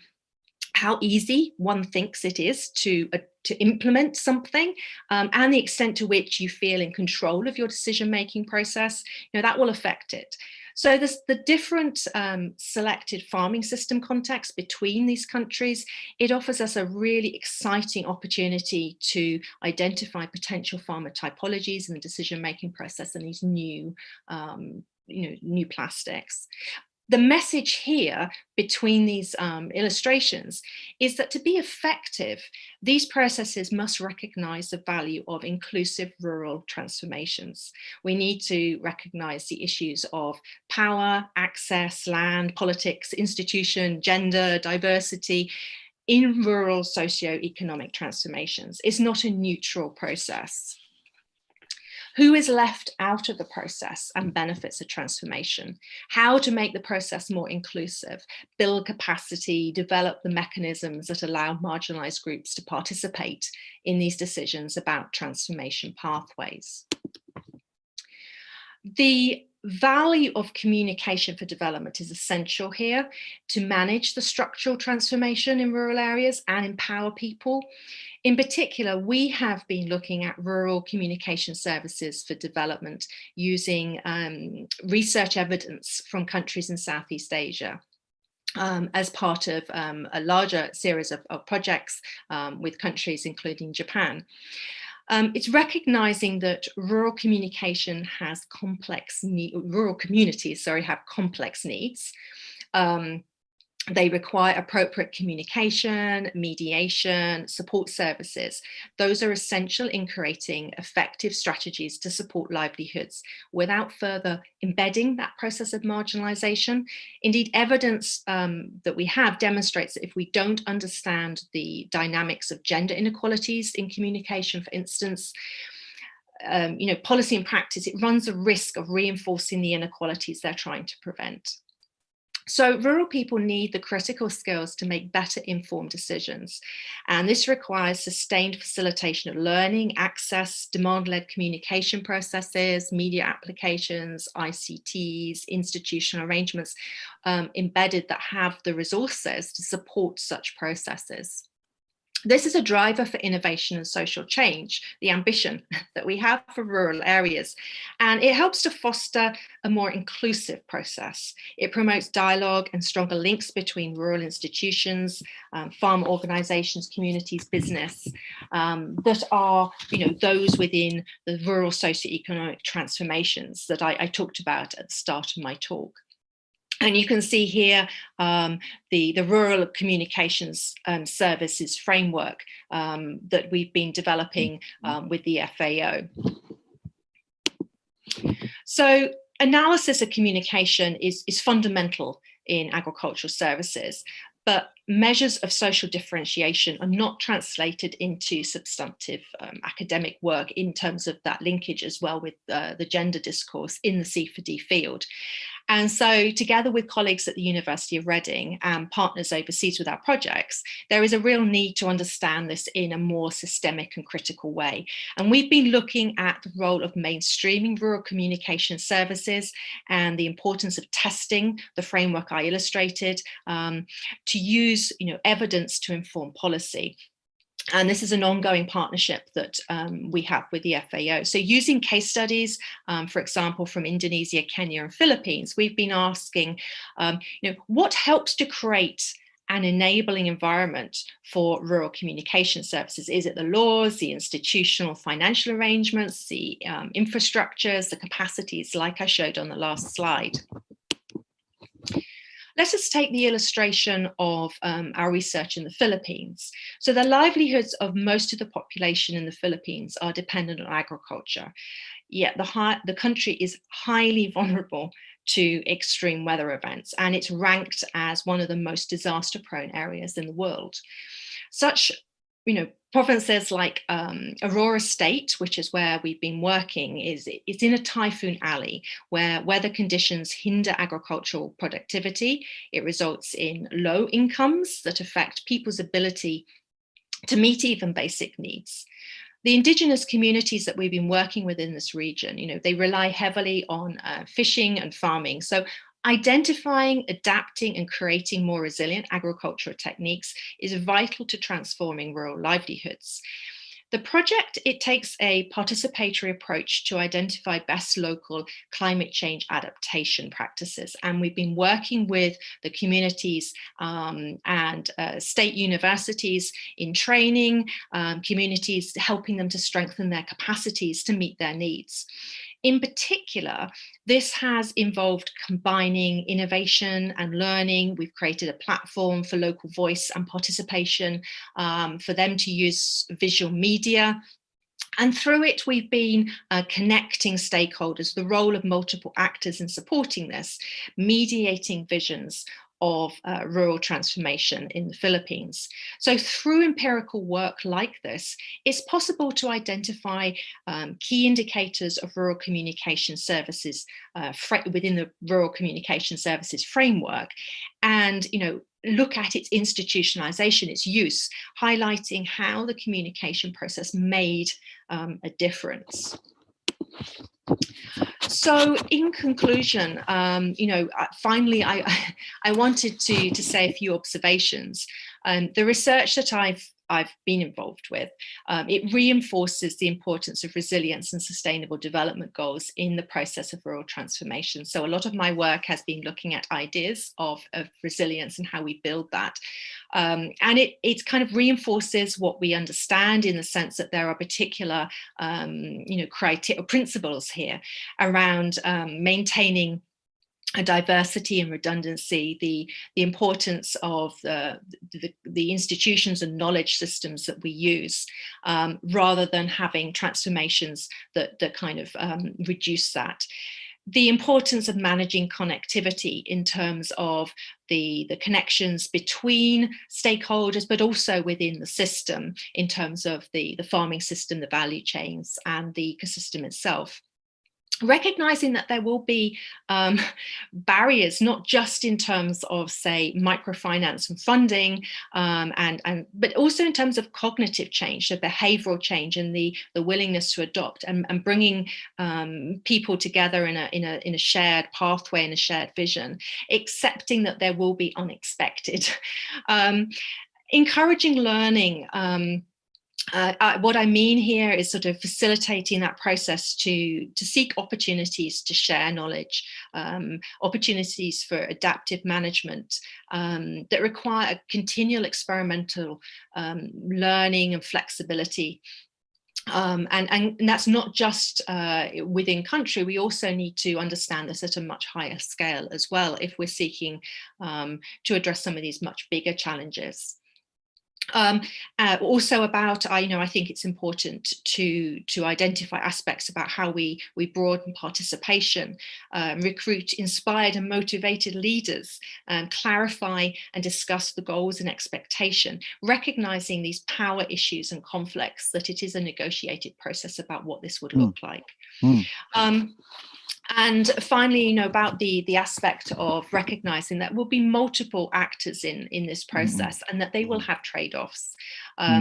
Getting the right institutions at the right scale, and recognizing that some of them will seek out their special interests. So a key issue in the debate about rural socio-economic transformations, it remains, for me, the questions about how and why. And why not? Recognizing those pluralistic narratives of what this might look like. We also plan to continue our work to test the application of the Rural Communication Services Framework as a mechanism for facilitating more inclusive rural socio-economic transformations. And so that's really what I wanted to share with you this morning. Thank you very much for inviting me, for listening to my talk. And I've put on this final slide a contact. So for those of you that are listening, please also feel free to contact me. I very much look forward to hearing your ideas and observations with your own research. Thank you. Thank you so much, Henny. This is inspiring speech from you that already addressed many, I think, such new concept that you address in your presentation. And Prof. June Boras, you already here? Hello, June? Yes, hi, good afternoon over there. Good afternoon. It's happy to see you. We already met perhaps 3 years ago in the Sayuga Institute at Bogor. Yeah. Yeah, I hope you still. I remember that. Yeah. Yeah, thank you. So, Professor Henny already addressed his talk and her talks already, and then I think this is a time for you to address this is also challenging topic that you will address for this afternoon session in Indonesia, and it is of course in the morning at your time in Amsterdam, right? You are in Amsterdam or in The Hague. In The Hague, yeah, in The Hague. Okay, I think most of scholars in Indonesia, particularly dealing with the agrarian issues, are, well, we now meet the well-known persons that we usually read from the Journal of the Agrarian Studies and Journal of the Peasant Studies. Friends, so I think this is interesting. For the next 20 or 25 minutes, you can address your talk, and then we continue after that with discussion. Please, Prof. Jun. Okay. Well, thank you very much. It's very nice to be here, and thanks for the very kind invitation, and for Dr. Helmi's coordination.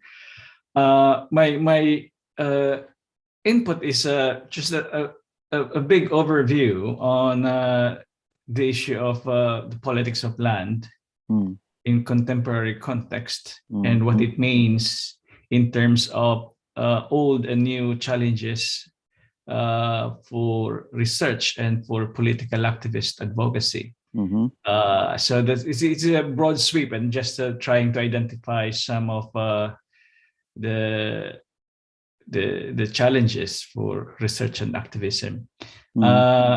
I don't have as beautiful as Professor Osbar's PowerPoint images. So what I have is a PowerPoint just to have a very skinny outline so that I don't diverge too much. Could I share my PowerPoint?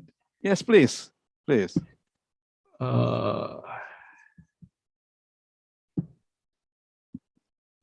Share. Am I allowed to do sharing? Yeah. Okay. Sure. Share. All right.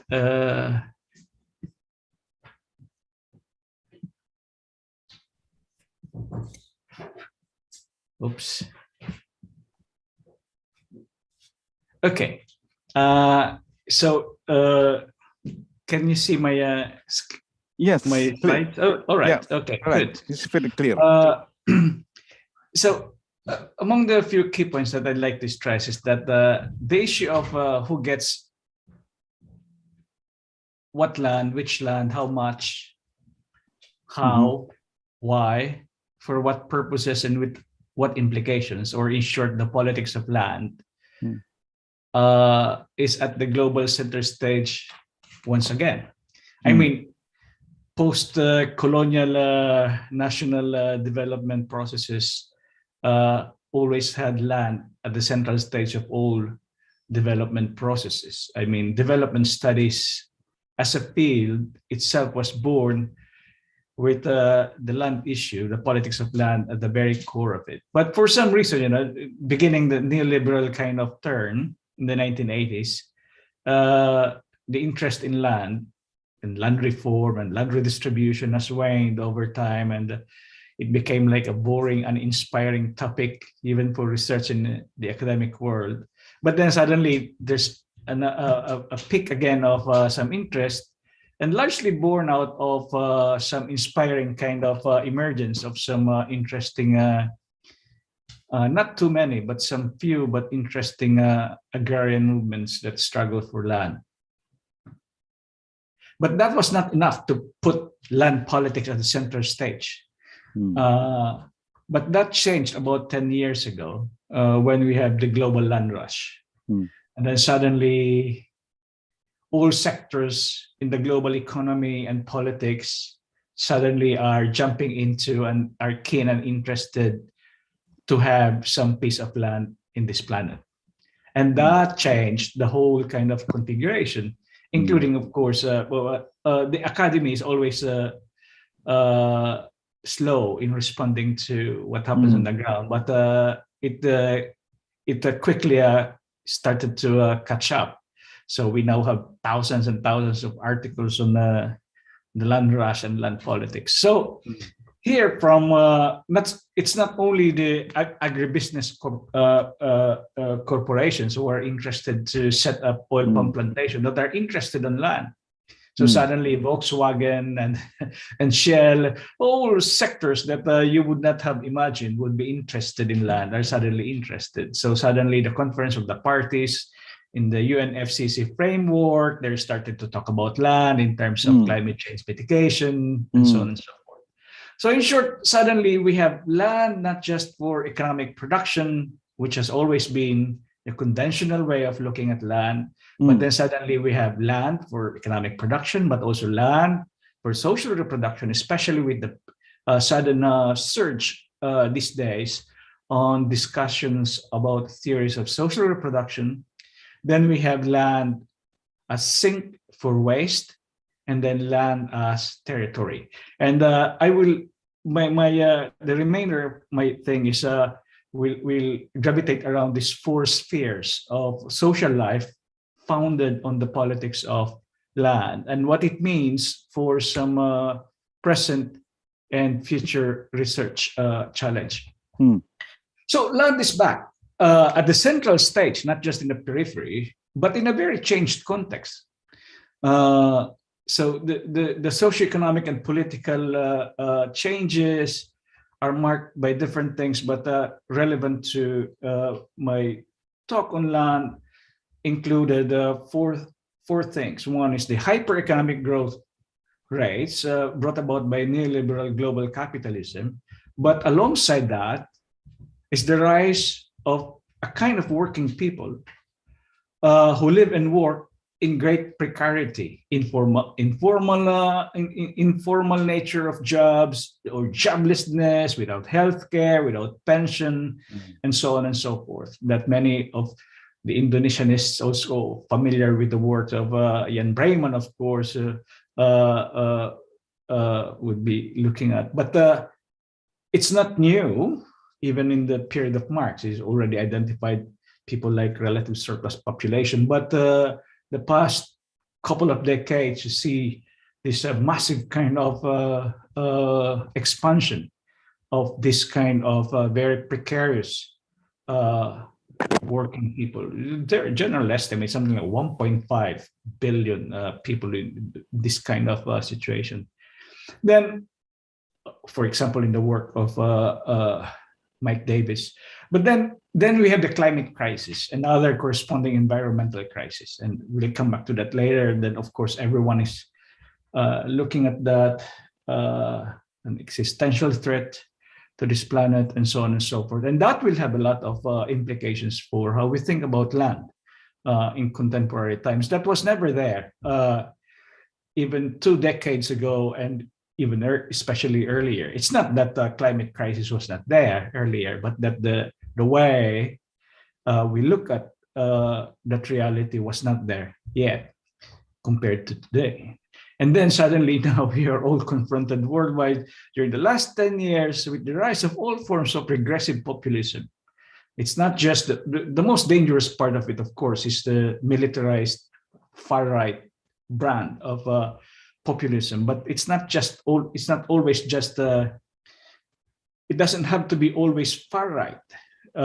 Regressive forms of populism can be also less of a classic far right kind of populism, and we see that in different places in the world today, and that implicates a lot of the rural world, because a lot of for some reason a lot of the support of some of these regressive populists come from the rural areas. And so this conventional thinking about the conservative politics of the rural folk, again, are being resurrected and so on and so forth, bringing us back to as early formulations of peasants as very conservative actors, as in the 18th Brumaire of Louis Bonaparte by Karl Marx, for instance, is there. So if we map the voting base by Trump, for instance, or by Marine Le Pen in France, they cover a lot of the rural areas. So there's a lot of discussion, a lot about that. And that brings again to the question of land and so on and so forth, not just for economic production, but also as territory and as a sector. And then suddenly, of course, nearly 2 years ago, the global pandemic. We know a lot about that kind of thing. Now, the whole discussion of a post-pandemic world, how does it look like? So there's a lot of discussion of a global Green New Deal and so on and so forth. I haven't seen yet a much systematic discussion that implicates the rural areas for that. So those are the very changed context for now. The overall effect of this changed context and the revival of land is that, as I said, an exponential increase in the number of actors and sectors in global capitalism that are interested in gaining access and control of land and associated resources of water, seas, and forests, from agri-food sector to extractive industries, climate change mitigation adaptation, real estate boom, and so on and so forth. And there's an associated kind of spectacle that reminds us of the earlier work by Anat Singh, again inspired and based on Indonesian cases, of this spectacular kind of spectacularization of this whole process. That again helps drive this whole frenzy about land. So a few are gaining new land control. That's very clear. And probably a few more powerful corporations or central states and individuals will continue to gain new land control. And that is always relational. If we talk about land control as relational, if some gains new kind of control, that means some have lost it. And it turns out that those who lost it are much more than those few powerful elites who lost them. But losing control, it's not straightforward, and it comes in very different forms. So as a result, we have widespread landlessness or near landlessness, either due to capitalist market relations pre-existing from before, in which peasants and rural villagers have to give up land, having been differentiated out. So the whole social differentiation of the peasantry kind of debate and studies. But also, increasingly we saw during the last 10 years, much more widespread different forms of extra economic coercion that led to various forms and extents of expulsion and displacement, prohibition of access, diminishing of access. So whether full displacement or downgrade of access to partial, the point is that almost always, on many occasions, it's the ordinary rural folk who lost some or all of access to land. And this recasting is better understood back into the four spheres of social life around land that we discussed: land in economic production, land in social reproduction, land as sink for waste, and land as territory.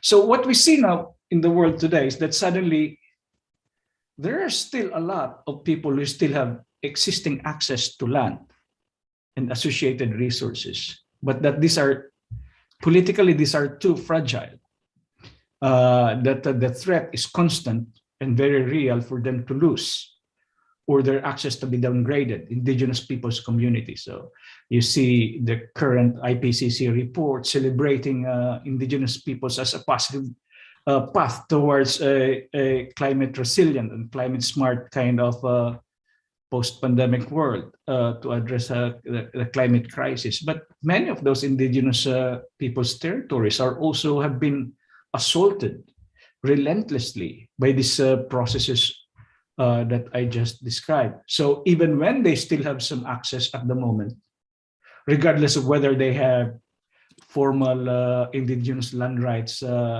recognition or not, those recognition that still exist are very fragile politically. But we also see a lot of people who completely lost access to land, either as economic production or for social reproduction. Tanya Lee, again, inspired by Indonesian case, would argue for the expansion of relative surplus population when the land is needed, but the labor is not, as she puts it. Almost always, the outcome is that there would be some form of expulsion or displacement. Expulsion doesn't it comes in the whole discussion, dominant discussion. Expulsion and displacement is always in relationship to land as economic production. But as I said, we should also always see as land in social reproduction, broadly cast. And I'll come back to that. Let me see. I'll come back to that very shortly. So that is what we see at the moment. So massive landlessness, near landlessness, and very poor and fragile kind of existing access to land and resources for now. That requires system-wide kind of radical land policy reformulation around recognition to strengthen existing land rights, redistribution in order to address landlessness and near landlessness, and restitution for millions, dozens of millions of forcibly displaced refugees, internally displaced peoples everywhere in the world need to have some form of restitution, land restitution. So we have awareness, recognition, redistribution, restitution of access for economic production and social reproduction. Objectively, that is what exists as a demand and need, but what exists to respond to that? Well, there's not much. There's not much even coherent progressive policies in any country that would address systematically even just one of these three, much more the three in a coordinated kind of manner. What we see are small-scale, scattered, or what I call petty reforms in terms of land policies, in which the problem is landlessness of 5 million people, and then the response is a land titling project that benefits 10,000 families. Well, it doesn't. We see that everywhere as the dominant response, and it doesn't make sense. What we need is system change, and this is the baseline that we need for that. But also, part of the problem, both in research and in advocacy, is that there's this still the dominant frame of understanding land always in economic production, in the sphere of economic production. So farmland or input for residential and commercial and industrial expansion, and so on and so forth. And that's important. But land in social reproduction, broadly cast, is less of value in discourse in that and in research in that sense. Conventionally, of course, social reproduction has always been located in the food, clothing, shelter, plus care and affect, which is important. And that's part of the feminist political economy discourse that is being revived big time today, and it's very good.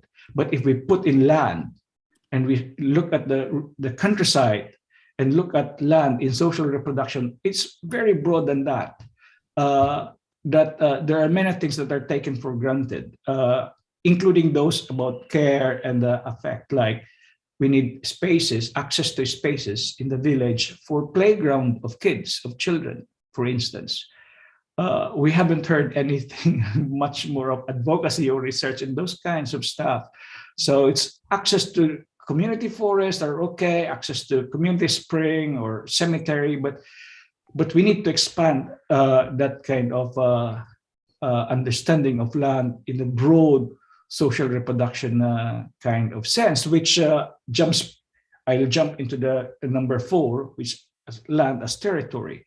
Social reproduction to include reproduction as a people, which is especially important in plurinational or multi-ethnic societies that includes indigenous peoples and ethnic groups, in which their social reproduction as a people would depend a lot about their control over a territory in that sense.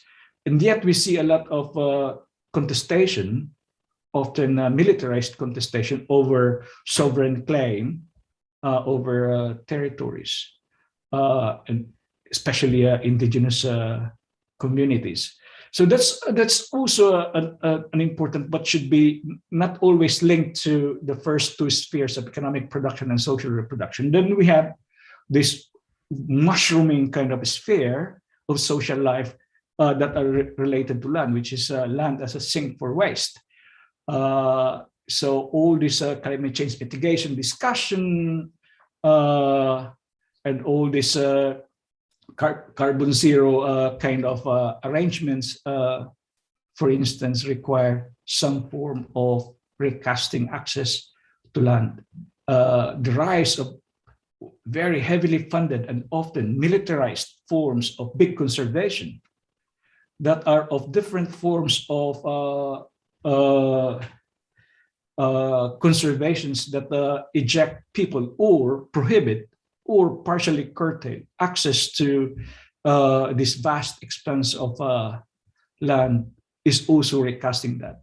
But these four spheres in contemporary times are co-constitutive of one another. It's not, I think the challenge for research today and political activism is to break from the convention of choosing one of the four and looking at in a sectoral kind of interest only on one or two. It doesn't make sense. These four spheres of social life related to land are co-constitutive of one another today in global capitalist kind of recasting of land resources today.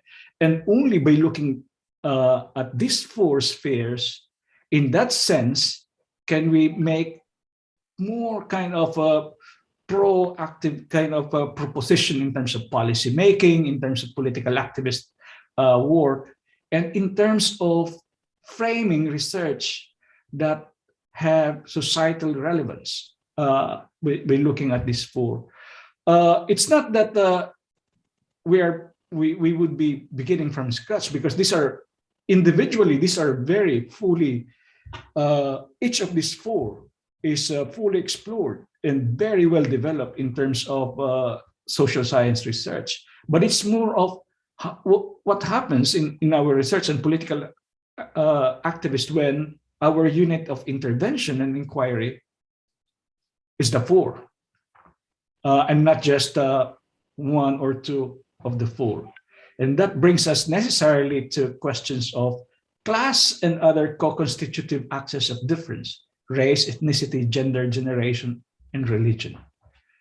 That's the necessary implication for that. So if for research, I mean, the challenge is back to land, the good old conventional topic for research, land, but seen from a very different kind of perspective.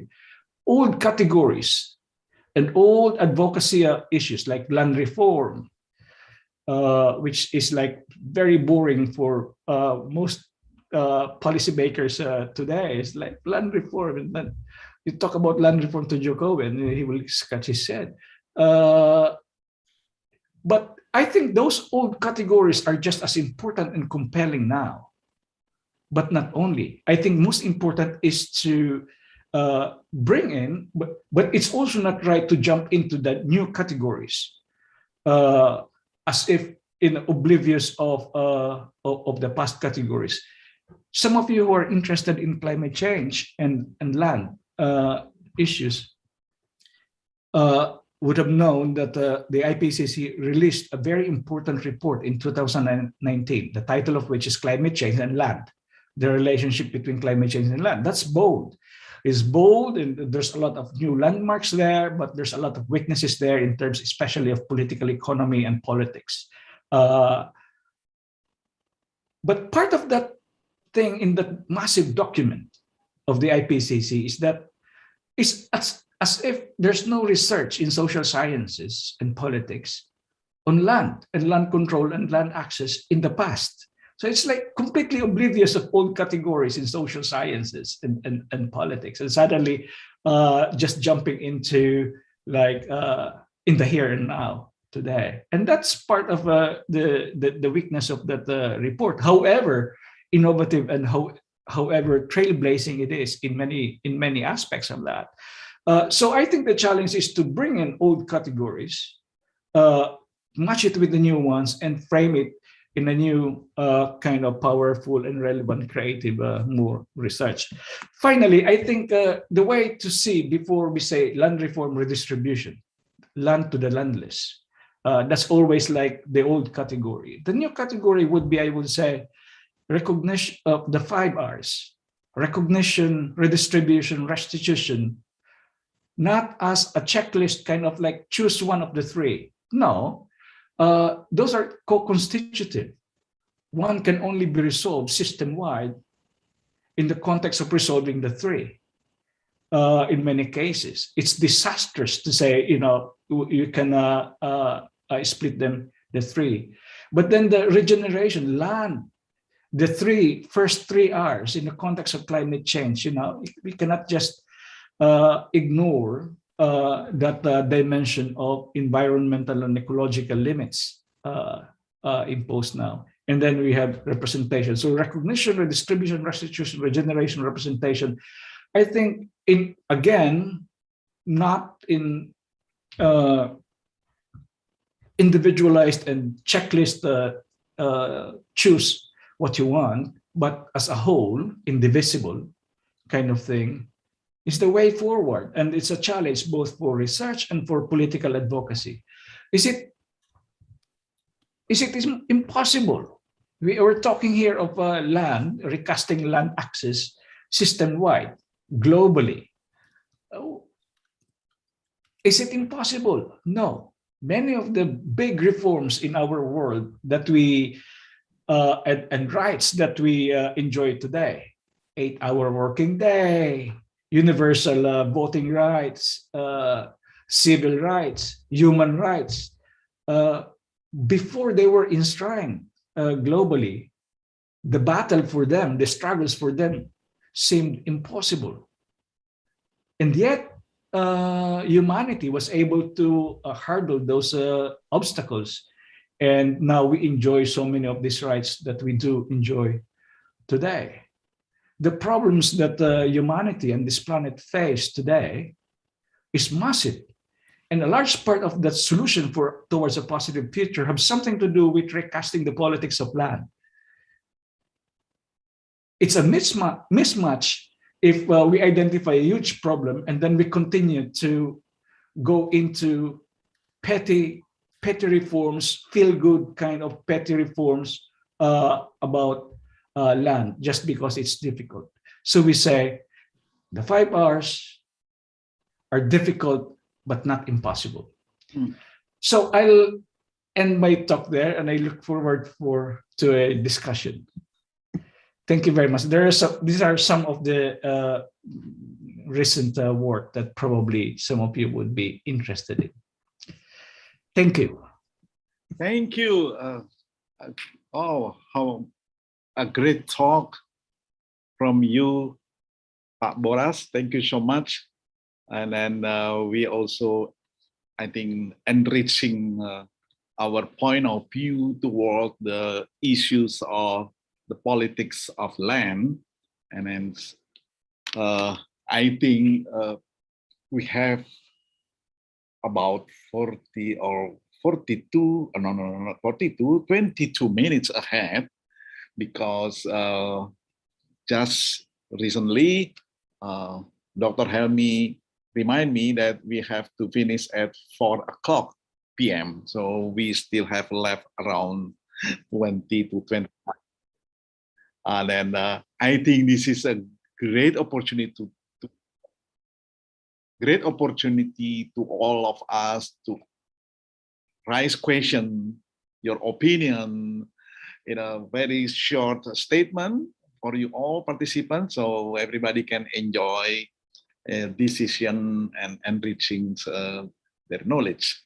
Okay, I will invite perhaps 2% or 3% for our question, and who you will address, either Professor Henny or Professor Jun Boras.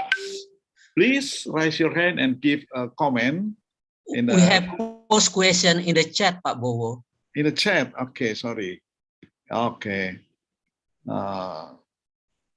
from Randy and Fakhri Nazar. Okay, I'm happy to answer the questions that were directed to me. Good. Yeah, to get us going. Please, Henny.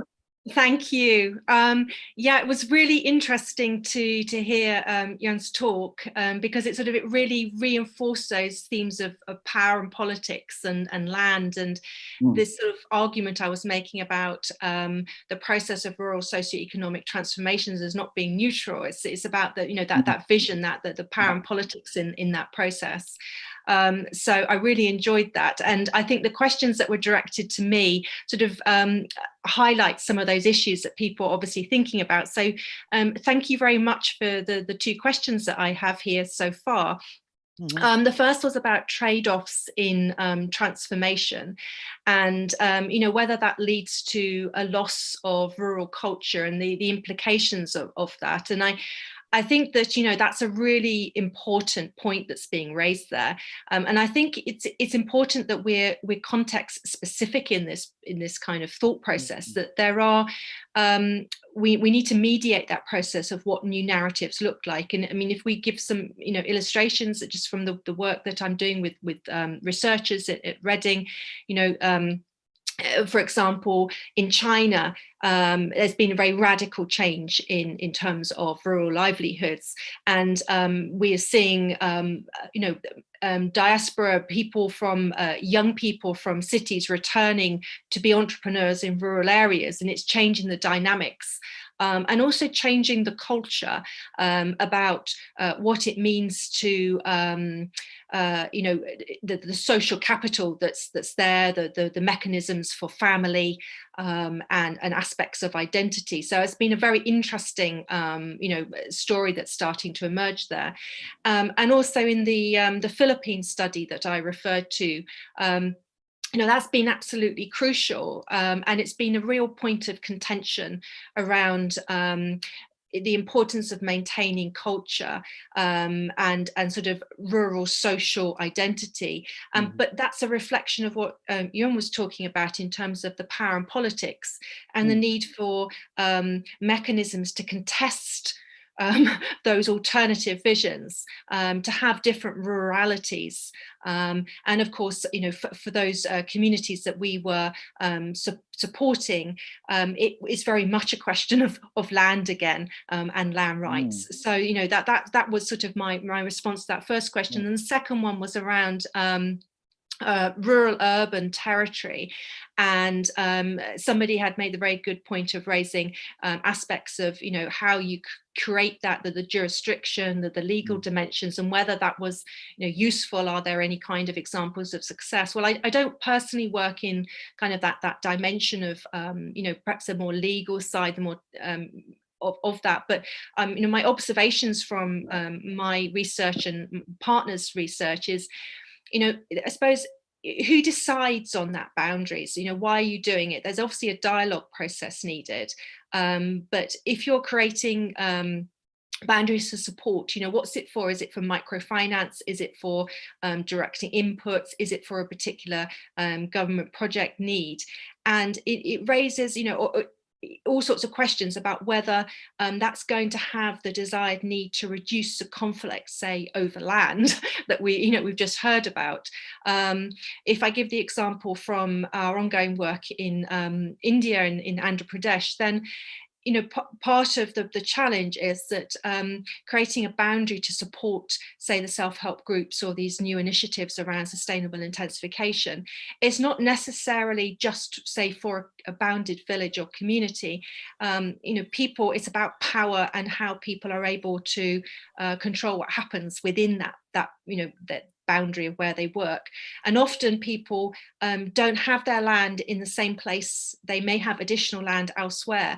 And with sort of the land economy, you've also got aspects of rental and people using and moving. There's this temporary migration I talked about, which is also rural to rural. so, my kind of observation is, does it raise questions around whether that would limit diversity in the use of the landscape and people's ability to kind of adapt and absorb shocks as well? So, coming back to those points that I mentioned at the end of my talk, that, that build resilience, is that a mechanism to build resilience? So I think that's, I'd be interested to hear from, whether in your research you feel that's important. So thank you for the question. Thank you, Henny. And then there are also questions for Jun Boras. Would you please respond with? Raised by Pak Rizal Nazar. Yeah, I see, I think a couple of questions. The first one is on capitalism. I think fundamentally the root cause of a lot of the problems that we have, my thing is related to the politics of land, is the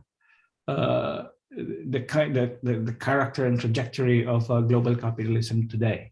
So the struggle for 5 Rs that I was talking about, for instance, the big question for us is that can we achieve a positive future within capitalism? If the root cause is capitalism, is it possible to attain a positive future within capitalism?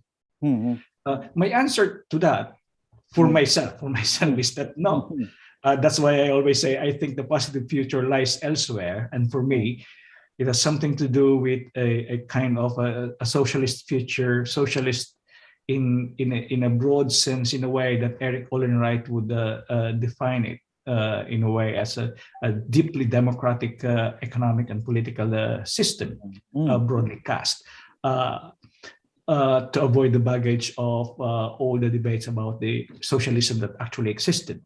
But then the challenge is in the here and now. We don't want to accomplish things that alleviate the needs of people in the here and now only after capitalism is smashed. So ultimately, all these struggles for the 5 Rs that I was talking about is a combination of struggles within and struggles against capitalism all at the same time.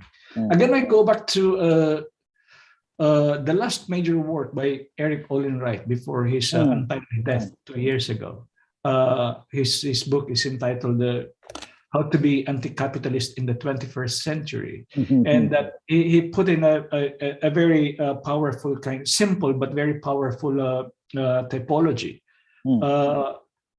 He said there are 4 quadrants. They said different types are, one is smashing capitalism. Those are revolutionary armed movements and smashing capitalism. The other one is taming capitalism. Those are big national kind of trade union political parties, social democratic socialist parties, and contesting capitalism. They're taming capitalism, welfare reforms, and so on and so forth. And then below them are 2 quadrants that are much more less state-oriented in contestation. One is escaping capitalism, one is resisting capitalism. Those are some of the, from neighborhood compost making to neighborhood food sovereignty, urban gardening that tries to subvert the logic of capitalist industrial food system, for instance. So the good thing about that plotting is that all forms of its contention struggles within capitalism and struggles against capitalism in different forms and different scale. It's not a matter of which is which. No, it's not a matter of which is which. For Eric Olin Wright, the challenge is how to combine the force of all. And he calls that eroding capitalism. And I think that's an important way to think about. It's not that we condemn, we say, petty reforms because 10,000 hectares of land titling project. Why would you engage in that? Which is basically to subvert the bigger goal of benefiting 5 million households. But I think it's not an either or kind of thing, that we reject some forms of struggle fronts over the other, but on how to actually put all our efforts in all fronts and coordinate them. in more of incremental kind of eroding capitalism. So I thought those are some of the things that we can think about. But again, yes, no. For me, there's no positive future in capitalism. So I think the positive future is somewhere outside the logic of capitalism. The other comment I think was who are losing in this battle over land. And then some examples there of the different sectors and classes, groups, indigenous, non-indigenous, and this kinds of land and that kind of land. That's the classic thing that I was referring to when I said you have 5 R's. You have the first 3 R's: recognition, or distribution, restitution. The classic strategy of anti-reform elites, historically, globally, is to say, no, we will not do redistributive reforms, but we will give you some resettlement, and they are being resettled into public lands. And it happened that those public lands are indigenous people's lands. So it's the classic divide and rule strategy that has been played out over and over and over again in most places historically in the past. Very dangerous. Redistributed reform, resettlement, public or private. And that's the danger of saying that looking at recognition, redistribution, restitution, struggle fronts as something of a checklist in which we can choose. No, we say, no, those are one basket, and it's important to attack that singularly. I think those are my 2 questions. Back to you. Thanks. Thank you so much. Wow. I think we are reached in the next 10 minutes, we will close this meeting. But I think it is also quite useful, particularly to inform to you all, our presenters, that what has been done by the existing administration with regards to the land issues in particular. That right now I'm dealing with the process to give acknowledgement, give recognition of the indigenous forest, customary forest. Around 20 community in the North Sumatra surrounding the Toba Lake. And last year, 3 community forests or indigenous forests already acknowledged their community forest or customary forests. Which is located surrounding and overlap with the Lore Lindu National Park in the heart of the central Sulawesi. So this is, I think, a good, breakthrough that we might see in a scholar that we are too opposed the capitalistic economic, and then the other are rural economic people, which is the capitalistic economy imposed to the rural life. And then, but I think this is a very good, breakthrough that endorsed by our judicial court since 5 years ago, that stated customary forests should be acknowledged through several processes, which is equal status, equal force or power with the state forest. So once a certain customary community, their forest acknowledged by the government, then it should be separate, should be out from the state forest. So this is interesting. And then but when I show that neither of the actor, the customary people, or the state, state government office, did not have careful mapping on the border of the customary forest as well as state forest. So how to solve the problem? Through wisdom, through trust. Because everybody give their own mapping, including NGO. That's an interesting picture right now. Then I invite you, Professor Jun and Professor Henny, and to have research in Indonesia again, to overview, to take new fact, what is progress right now in Indonesia. I really appreciate for all of you that give insight to all the participants in the afternoon session. This is what you call enriching and what you call sparkling and ideas to strengthen the rural community with regard particularly with the land resources. And then Henny, you give how the agricultural development are not separated with the rural development. So we cannot separate it. Many decision makers work separately, and then it was divided actually the people itself in the community. And then John, you already also addressed to us to remind us what is the value of the recognition, redistribution, restitution, regeneration, and representation. Difficult, but not impossible. And I think this is also Henny also have an implicit message that it is difficult, but not impossible. Thank you so much to you, Professor Henny and John Boras. Thank you so much for your message that address in this afternoon session. I hope you are still in a good health and happy during the pandemic situation. Thank you so much. And all of us, please give applause to all and just give your reaction by thank you to all of you. Thank you so much. Thank you very much. For your coming. Thank Yeah, you. Thank you very much. Thank you. Yeah. Pak Helmi, please. Yeah, thank you, Prof. Henny, Prof. Jun, for joining us today. And if you have any the other opportunity to discuss with us, especially in research about Indonesia, in the context of Indonesia, please contact us and we can collaborate each other in the future. Thank you very much. I hope as soon as the travel restrictions are lifted, Indonesia is a place that my colleague Sarah and myself are supposed to be coming to, and we'd love to reach out and talk to you about our research more. So thank you very much for the invitation. I hope it's been interesting to those that have been listening, and it was a pleasure also to meet Professor Boras. Thank you. Can we take a photo? Yeah. Can we take a photo? Yes, please. Mbak Anissa.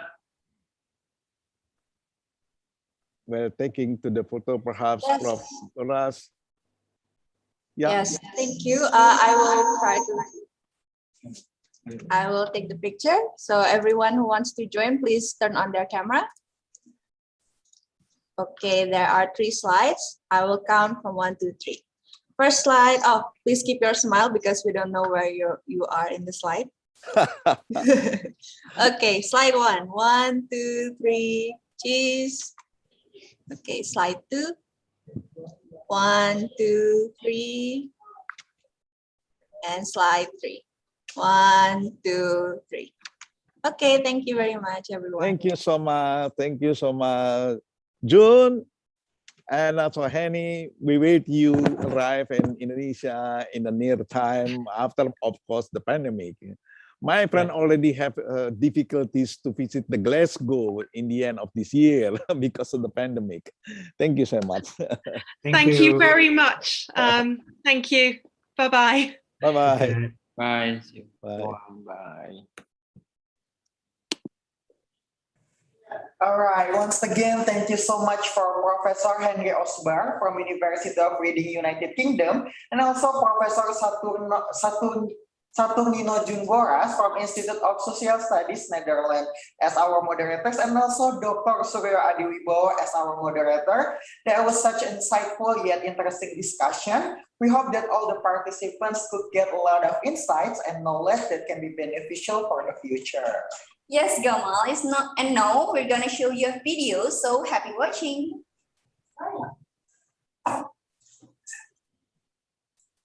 All right. Okay. Okay, actually there is some miscommunication, but we are going to move to the next agenda, which is committee session that will explain about our further collaboration that based on the event that has been held today. And the committee session will be delivered by the chair of committee. So to Dr. Alfian Helmi, the time and screen are yours. Okay, thank you, Master of Ceremony. Assalamualaikum warahmatullahi wabarakatuh. Good afternoon, everyone. The Honorable Dean of Faculty of Human Ecology, IPB University, Professor Dr. Ujang Sumarwan. Good afternoon, Pak. Good afternoon, Honorable Head of Department of Communication and Community Development Sciences, IPB University, Professor Dr. Arya Hadi Darmawan, and also distinguished keynote speakers, professors, lecturers, and all participants of the RUSET conference. And all of the participants, I think, already get insight and fruitful discussions during this conference. I believe during this conference, all of us have obtained fruitful discussions, interesting talks. So in this conference, we have also learned a lot from 7 amazing keynote speakers who have shared their interesting work. So on behalf of committee, once again, thank you for delivering such important materials so that all of us can deepen our knowledge about rural and emerging topics that still need to address in rural development. Ladies and gentlemen, as we approach the end of the main part of the second international conference on rural socio-economic transformation, please allow me to make a final statement in my capacity as a chairman of the RUSET conference. I would like to express our thanks, our gratitude to all presenters, all keynote speakers, and all participants who have joined this conference from all over the world, from China, from Japan, from Nigeria, France, Pakistan, USA, Turkey, and Indonesia. I'm certainly that every presenter has presented their interesting topics, and I sincerely hope that through your presentation and discussions, all of us can collaborate to solving the rural problems in our own world. Even though the contribution may be small, but it's still valuable. Ladies and gentlemen, although this conference, in the last day of this conference, the conference process is not over yet. There are still some steps that should be done. First is please revise your manuscript, for the publications, covering like all comments from participants, all comments from moderators or all college, and please submit your full paper on the end of September, 30 September. So regarding this matter, we will select the papers and send all of your papers to the publisher. However, we cannot guarantee that your paper will be published by the publisher because the final decision of the publishings are based on the publisher themselves. And also the waiting time for the publications will also be various from one article to another. So therefore, we kindly ask your patience for this publication process. And for those who want to publish in our journal, we have like sodality, communication and developments, and also agrarian extensions. So please adjust your paper template according to the requirement of the journal in which your paper is going to be published. And because one of the main output of this conference is publications, so we have all presenters that already published, that are already present in our conference, are published their work in the journals. And ladies and gentlemen, finally, I would like to thank to the committee members, for the organizing the nice conference and ensuring that the process proceeds smoothly. And please allow me to call our amazing organizing committee one by one. Mbak Anissa. Yes, hello everyone. Thank you for participating. Bu Hana. Halo Bu Hana. Bu Rizka Amalia. Pak Bayu. Thank you. Halo, Pak Amir, thank you.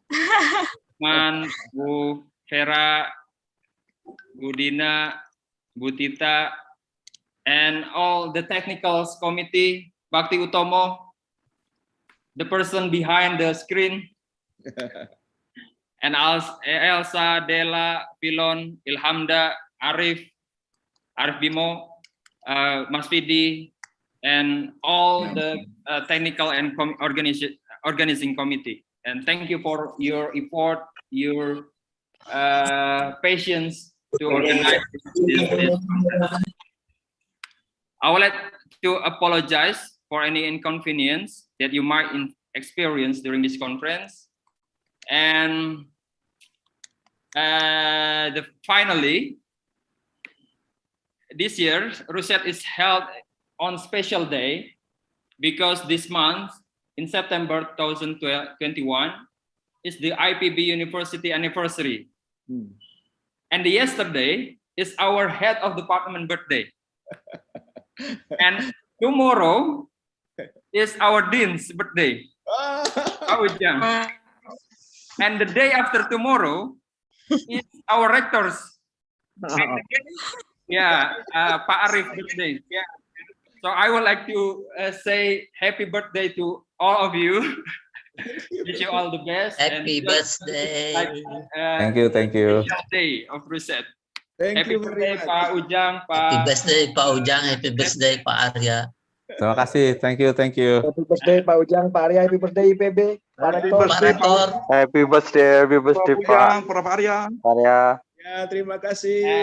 And finally, I hope that you enjoy your participation in our conference. And on behalf of committee, once again, I apologize for any inconvenience that you might experience during this conference. And thank you for your participations. And I do hope that we can meet again in the next RUSET conference. Thank you. Thank you, Pak Helmi. Thank you, Pak Wo. Thank you, Pak Helmi. Over to Okay, thank you very much, Dr. Alfian Helmi, for the committee session.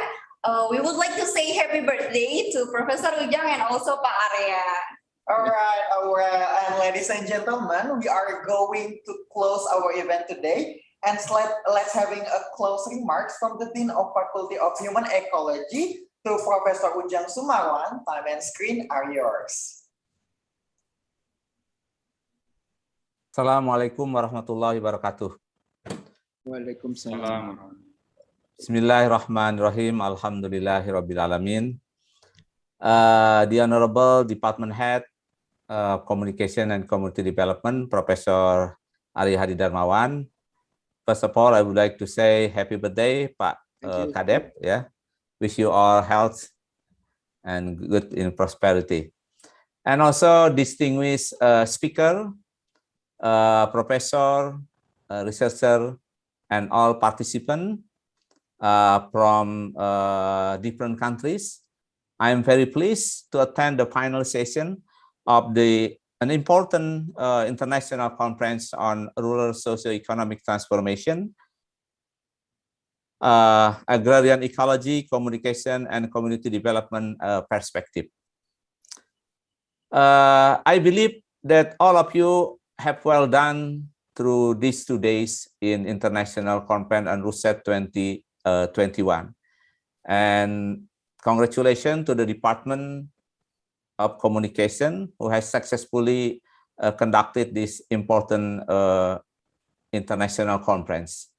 And I do believe that the exchange idea, the exchange mutual understanding among the researchers are important for providing the basis for our policy, especially for the rural areas.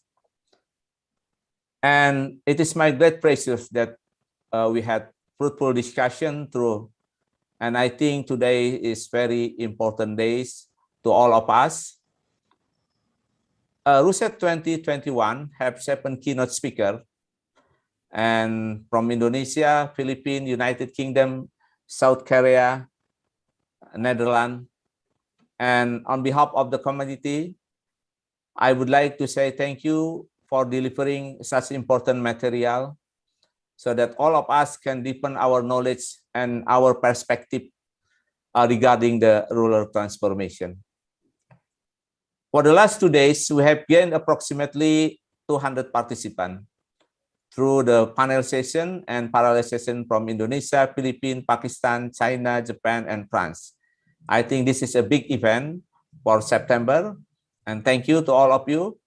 I would like to give my respect to all participants for your positive participation in the conference, and I hope all of you have fruitful discussion and will inspire you for your future in understanding the rural transformation. As we understand that our Sustainable Development Goal, 17 Sustainable Development Goal, has facing major challenges and obstacles due to the pandemic COVID-19.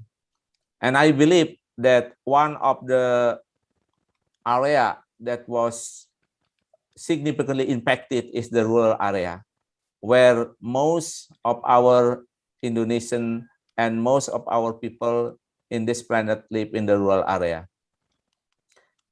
In Indonesia, we have the well-known term what we call by the gotong royong, and it means it's mutual assistance. So it is an individual obligation for each individual to the society. And I hope that the RUSET 2021, all of the participants who comes from different institutions, government, NGO, education, and also student, and also the community as a whole, I think for the objective to pursue our Sustainable Development Goal, we have to work together. We have to enhance our network beyond our border and beyond our geographical limitation. And of course, with the spirit of gotong royong, I think we can do better to achieve the Sustainable Development Goal. And finally, I would like to thank to all the committee members for organizing this conference and ensuring that it proceeds smoothly. And I would like also to apologize for any inconvenience that you might experience during the conference. And thank you once again for your participation, and wish you all a healthy and safe in this pandemic era. And I hope that you enjoy the conference, and I also hope that we can meet again in the 3rd RUSET next year. Thank you very much, and congratulations to the successful international conference. Assalamualaikum warahmatullahi wabarakatuh. Thank you very much, Professor Ujang, from the closing remarks. Ladies and gentlemen, now we are in the end of this event. Thank you so much to all speakers, moderators, and also participants who already participated in this event. I hope all the participants will get a lot of knowledge and insights from this event. We are apologies for any mistaken. I am Cindy Aureli. And I'm Gamal Nur Andika as Master of Ceremony, officially signing out. Maybe that's all from us. Thank you so much for your attention. Wassalamualaikum warahmatullahi wabarakatuh. Waalaikumsalam. Thank you for all of you. Terima kasih semuanya. Sampai jumpa. Terima kasih Pak Dekan. Ya, thank you. Terima kasih. Sukses, Mas Helmi. Terima kasih. Mas Helmi. Luar biasa. Terima kasih semuanya. Muda ini. Terima kasih Pak Dekan, Bapak dan Ibu. Offline keren. Apa kabar? semuanya. Semuanya. Selamat. Selamat, Bu. Selamat. Sampai jumpa lagi. Selamat, Bu. Terima kasih Pak Juara. Terima kasih Pak Juara, Pak Ridho. Mari Pak Iwan. Terima kasih Pak Arya. Terima kasih Mas Helmi dan teman-teman panitia. Permisi.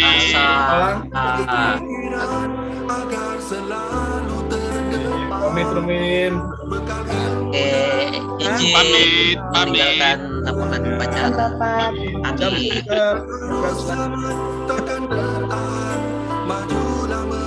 Mbak Titi sehat-sehat, Mbak Titi. Kita pamit semua ya. Ya Pak, terima kasih Pak.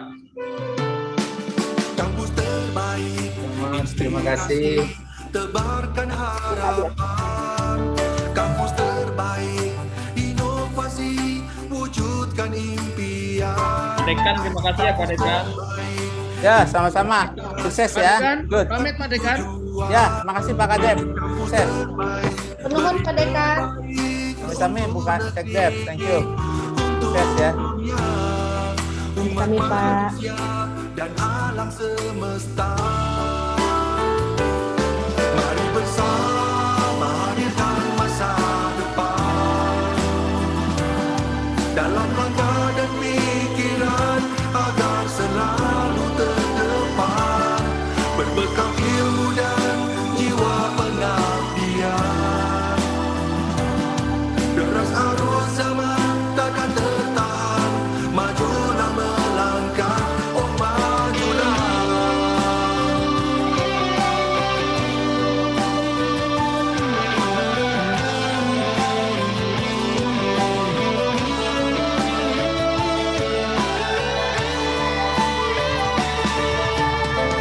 Terus berpacu dalam keunggulan.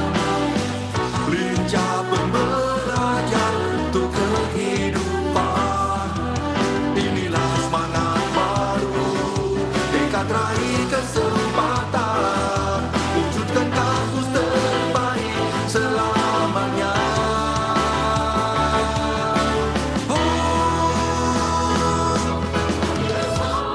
Menghadirkan masa depan dalam langkah dan pikiran agar selalu terdepan. Berbekal ilmu dan jiwa pengabdian. Terasa zaman takkan tertahan. Majulah melangkah. Mari bersama hadirkan masa depan. Dalam langkah dan pikiran agar selalu terdepan. Kemarin di belakang mall. Yeay. Alhamdulillah. Mas Helmi, maaf, saya lagi kelas, saya lagi ngomong. Maaf tadi ya, Mas Helmi, Pada kamu mau ngumpul panggil tuh di aku, situ. maafkan. Padahal di belakangnya green screen. Assalamualaikum Bu Hana, Mbak Rizka. Ya ampun, keren banget MC-nya. Ada Mbak Rizka. Assalamualaikum Mbak. Oh, iya.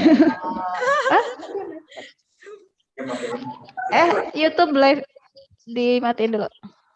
Ini YouTube-nya masih live, guys. Kita foto dulu.